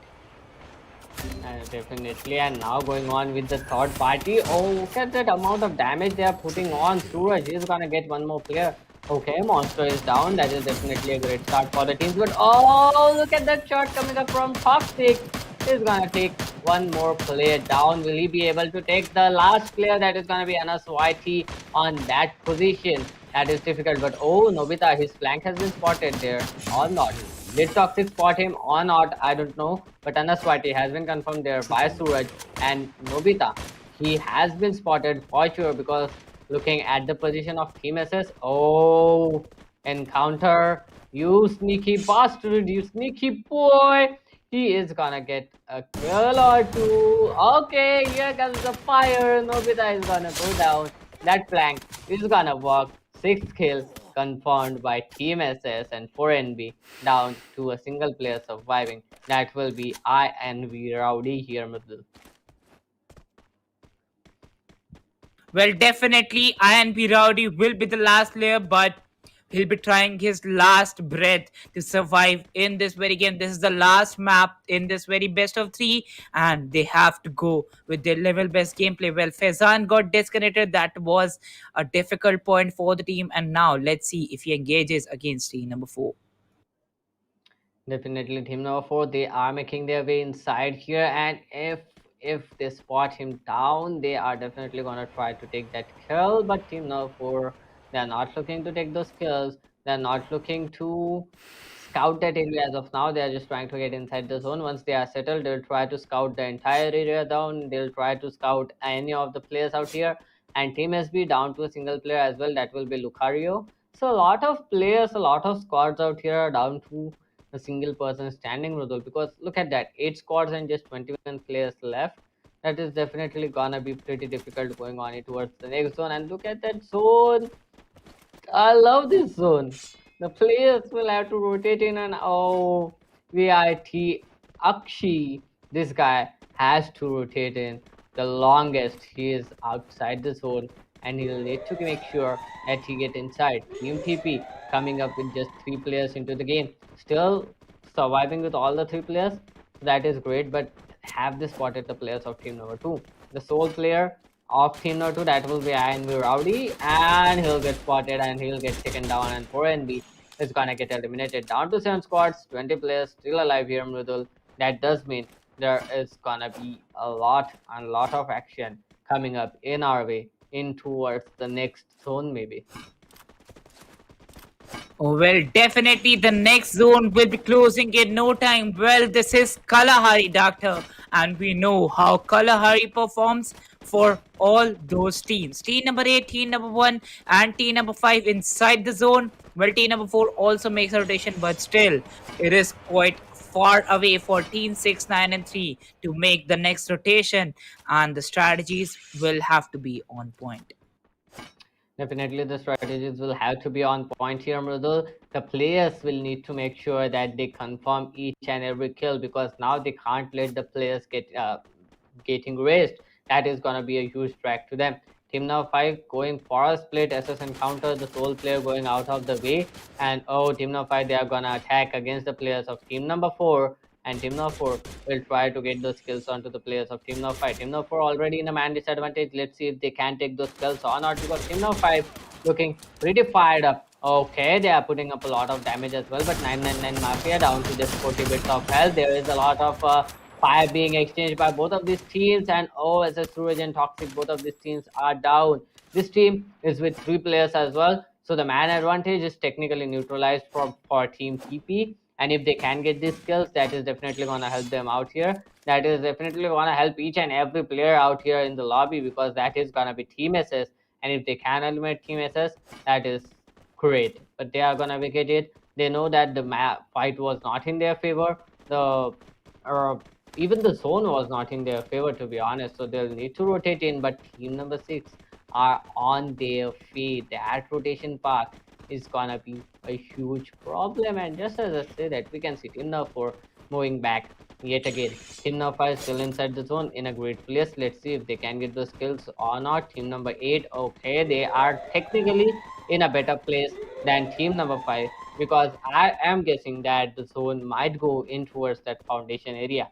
If it goes, it can help them out pretty well. Let's see how the players are gonna play it out here, Mridul.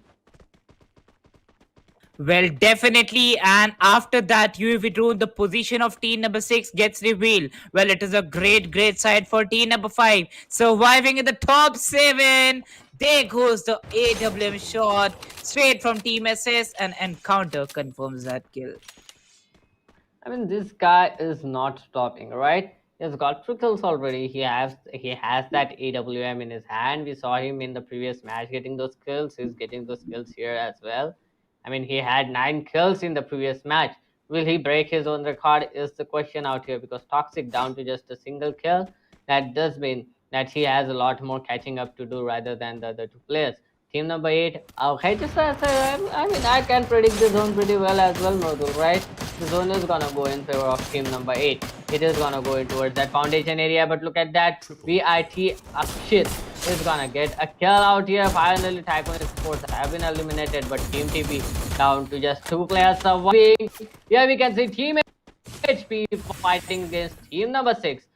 Of them has been knocked out, but team number 6, they just want to get inside technically, and team SB is gonna get eliminated down to just 5 squads and 14 players alive here, Mridul, and the foundation area is heavily contested here by both of these teams, team number 6 and team number 8, looking pretty good. As a Suraj on the other hand, okay, he's gonna get a kill somewhere, some out there, I don't know. Okay, RKS Hyper, this guy is rushing in onto the players of team number 8. He's putting up enough damage to them, and Saurabh with that grenade launcher, he's gonna get a kill, and the players will rush in onto the remaining players. Just 2 players on their feet right now from team number 8, and this will be pretty hard for them to contest out. But RIPFF is gonna get a kill, that too on RKS's player. He's gonna go down as well. Now RK Saurabh and RK Omega left in a 2 versus 1 battle against the players, 2 versus 2 battle against the players of team number 6. Team number 5 still the kill leaders, have got a total of 7 kills. They are putting up enough damage. They are gonna take a player down,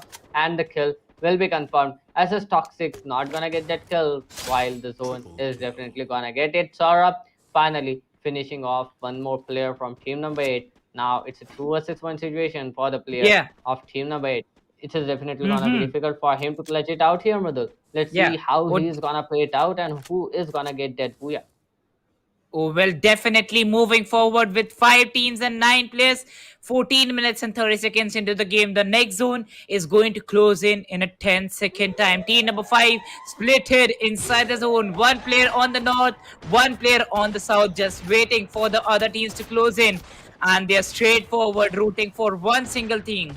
We know, and Doctor also knows, and also I know that team number 5 is just going for the 3rd booyah back to back. Well, now they're fighting against team number 9. Drove takes an elimination from the zone. Aryan trying to come inside the zone, gets his kite out to rotate fast. but let's see if he gets the kill to zone. Oh no, Suraj will be confirming that kill with that M 1887. A triple kill pops up now. Moving forward with 4 teams. Team number 5 is going to engage team number 6. Team number 8, Suicide Squad, once again gets eliminated by Shooting Stars. Now moving forward with 3 teams. The player advantage is with Shooting Stars, and this is going to be a history in the round number 2. Definitely history in round number 2 of ESPL. This can very well be a 3 booyahs back to back coming up. 3 booyahs consecutively. Arceus has been eliminated. And we are down to just a single player, that is gonna be Sock Londa, who will be fighting against 3 players of Team SS. That is gonna be Suraj in counter Toxic, putting up a lot of damage. Toxic is gonna be taken down, but the zone is in favor of Team SS. Will he clutch it out? Sucklonda looking pretty good. He does want to get those kills. Okay, he's just pushing it out, and Suraj is gonna get that kill. He's gonna knock himself out as well, and that is a 3rd consecutive booyah coming up for Shooting Stars. The history in the making. The history is created, and Shooting Stars are gonna dominate the third map as well. I mean, this best of 3 of round number 2 is completely going on into the favor of Shooting Stars here, Mridul. Well, definitely Shooting Stars with 3 booyahs back to back and no less than 10 kills. Amazing, dominating performance throughout the match, and the rivalry till the end. Rivalry in Bermuda, Yeah. rivalry in Purgatory, and rivalry in Kalahari. Even if they got the last kill from Suicide Squad, but still they were the ones to eliminate that very squad. So definitely, no matter what, if they get 2 kills on that squad, if they get 1 kill on the squad, but they were the eliminators of Suicide Squad. Definitely, they were the eliminators of Suicide Squad. I mean, how lucky is Suicide Squad out there? I really don't know, because this guy was surviving against 2 players of team number 4 till the end, but out Right. of nowhere, Team Shooting Stars just come out and get that elimination done. I mean, Yeah. that is great. That is great. Right. Team Shooting Stars completely dominating the entire lobby, and if I'm not wrong, they have got 10 kills here. That means a total of 50 points. That makes up a total to 168 points going on in their favor, Mridul. Oh my god, like literally 168 points, just missing it out by 10 points. Tractor, and I know what I'm talking about. But yes, now they'll be placed at the 2nd position, because the record we had was for 164 points and 178 points at the 2nd and 1st position respectively. And now they grab up the 2nd position, but still the record of 178 points have not been broken until now. Yep, definitely. Here comes the map card, and that is definitely gonna tell us Shooting Stars with a total of 54. Okay, not okay. I think they've got more points than we expected here. Team Perfect with a 172. total of 26. Yep, 172 their total. I mean, great, but still not good than 178. But it is still on record. Team Perfect, Yeah. 26, Team Arceus, 23, Tycoons Esports, 16, Arenas, 16, Suicide Squad, 15, SB, 14, 4R5G, 8, 4NB Beast, 4, Raw Iconic, 3. Look at this. Only team who have got more than 10 kills is Shooting Stars. Only team who have got Yeah. more than 20 points is Shooting Stars, and only team who have got more than 10 points as well is Shooting Stars here, Mridul. But definitely, if you see here, Doctor, Shooting Stars getting 12 kills in this match. So yes, the 13, 14, 15 that I was going to talk about, that they missed that with a single kill difference. Oh. But one thing, if I talk about here, that most of the teams, they have around 2 to 3 kills. So definitely, to survive, you have to kill in Kalahari. Yep, definitely in Kalahari, you can't survive without killing. We can see the teams that didn't Yeah. get any kill are placed at the bottom. Raw Iconic was the team who got eliminated by Shooting Stars, completely annihilated by Shooting Stars. Then 4NB Right. Beast, they got eliminated by Team Perfect, and that was the only kills. That were the only kills that Team Perfect got throughout the end. Just those 3 kills. I mean, Right. nonetheless, it was kind of a great play coming up from these teams, and looking forward to that MVP scoreboard, because Encounter is yet again gonna come up there with like 5 or 4 kills alongside Suraj for sure. And here it comes, the MVP scoreboard on our Infinix Note 10 series smartphone. On our screen, it is gonna be Suraj with 6 kills, Encounter with 4 kills, and Saurabh from RKS with a total of 3 kills here, Mrudal. Well, definitely the player that survived till the end, Sakht Londa. Well, definitely a great performance by him. I don't know about the real life, but in real life, he was definitely a Sakht Londa having a great patience. Yeah, definitely having a great patience, a great suck, Londa, all the Zakir buddies cheer up for him. Power up with 3 kills, Suraj with 6, and Encounter with 4. They are gonna be on that MVP scoreboard as of now, Mrudal. But, Yes. but we still are left with the most important thing. That is gonna be Mm-hmm. that overall scoreboard that is gonna pop up in front of us after this MVP scoreboard, Mrudal.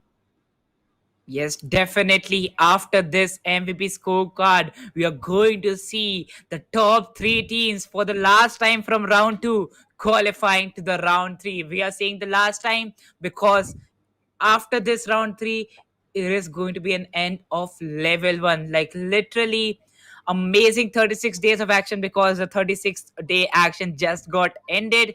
But yes, definitely with a great end, we'll be moving forward with the overall scorecard. And let's see who will be the three teams qualifying for sure. Shooting Stars, 172 points, like literally no point for the other team to stay there on the second and third position. Like we cannot even predict the other team because the total domination was from this very team. And now we have Shooting Stars, Raw Iconic, and Team Arenas qualifying with 172, 73, and 65 points respectively.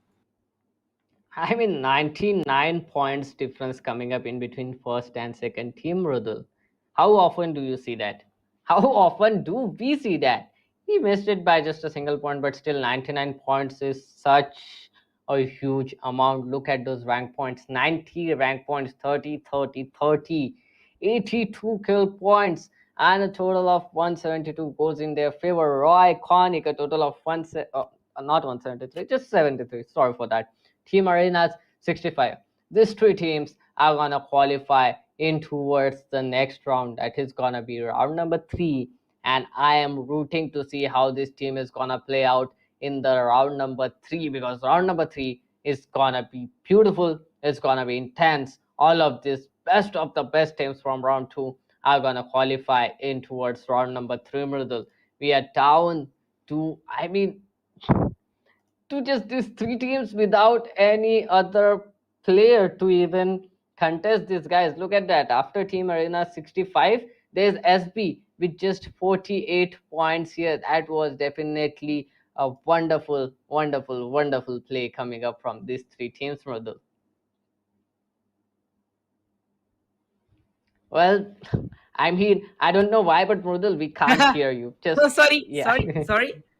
As that happened with you, a technical glitch, doctor, that happened with me Yeah. on the mic. So definitely that was a great game. And with that, the Group D round 2 comes to an end. Once again, giving a huge shout out to our sponsors. Thank you so much, Infinix Note 10 series, PTC Shak Day, and Sunfeast CP Doodles for partnering together with India Today Gaming and making this grand event happen. The opportunities to the underdogs to participate with tier 1 teams in a massive tournament, one of the India's largest tournament in front of us. So definitely really excited for some more action.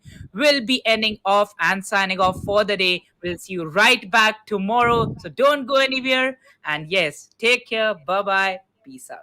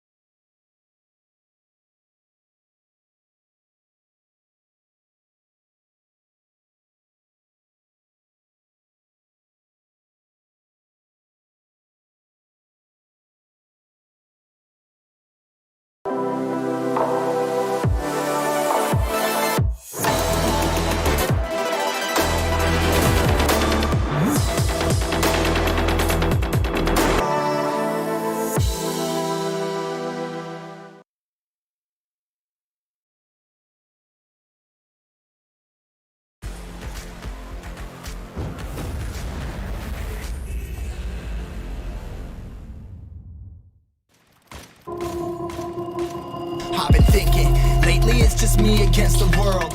Round and round I'm caught up in this swirl, trying to dig and trying to burrow. Pressure turned this stone into a pearl. Lessons that I learned weren't always thorough, sugar-coated like a churl. Now I'm really out here on my own. Now my homies acting like I owe 'em, done extending out my arm. Made a lot of money from my poems. Been around it, now they say I'm on. I can finally say I'm up now, I'm up now. 20,000 on a bus down, a bus down. I'm on my way up, going up now, and I ain't never gonna touchdown, touchdown.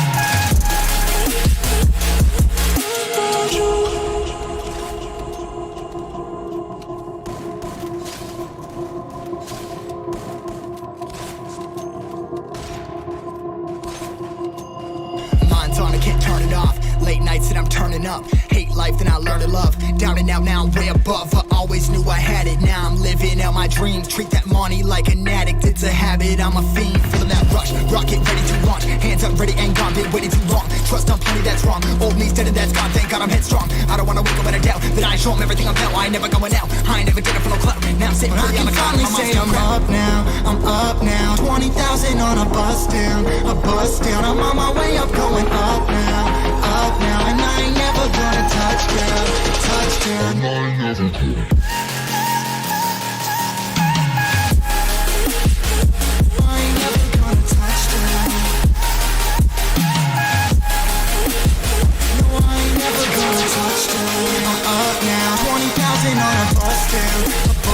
I'm on my way up, going up now, and I ain't never gonna touchdown, yeah.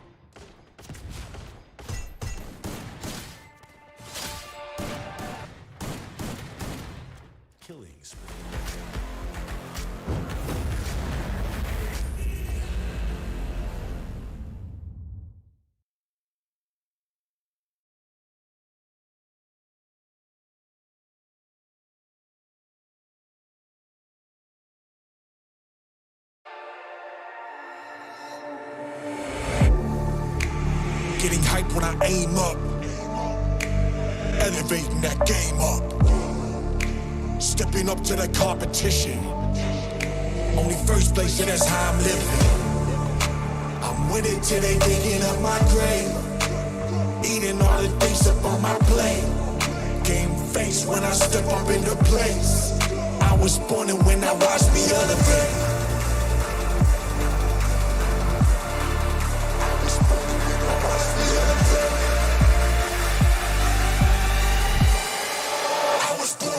Watch me elevate.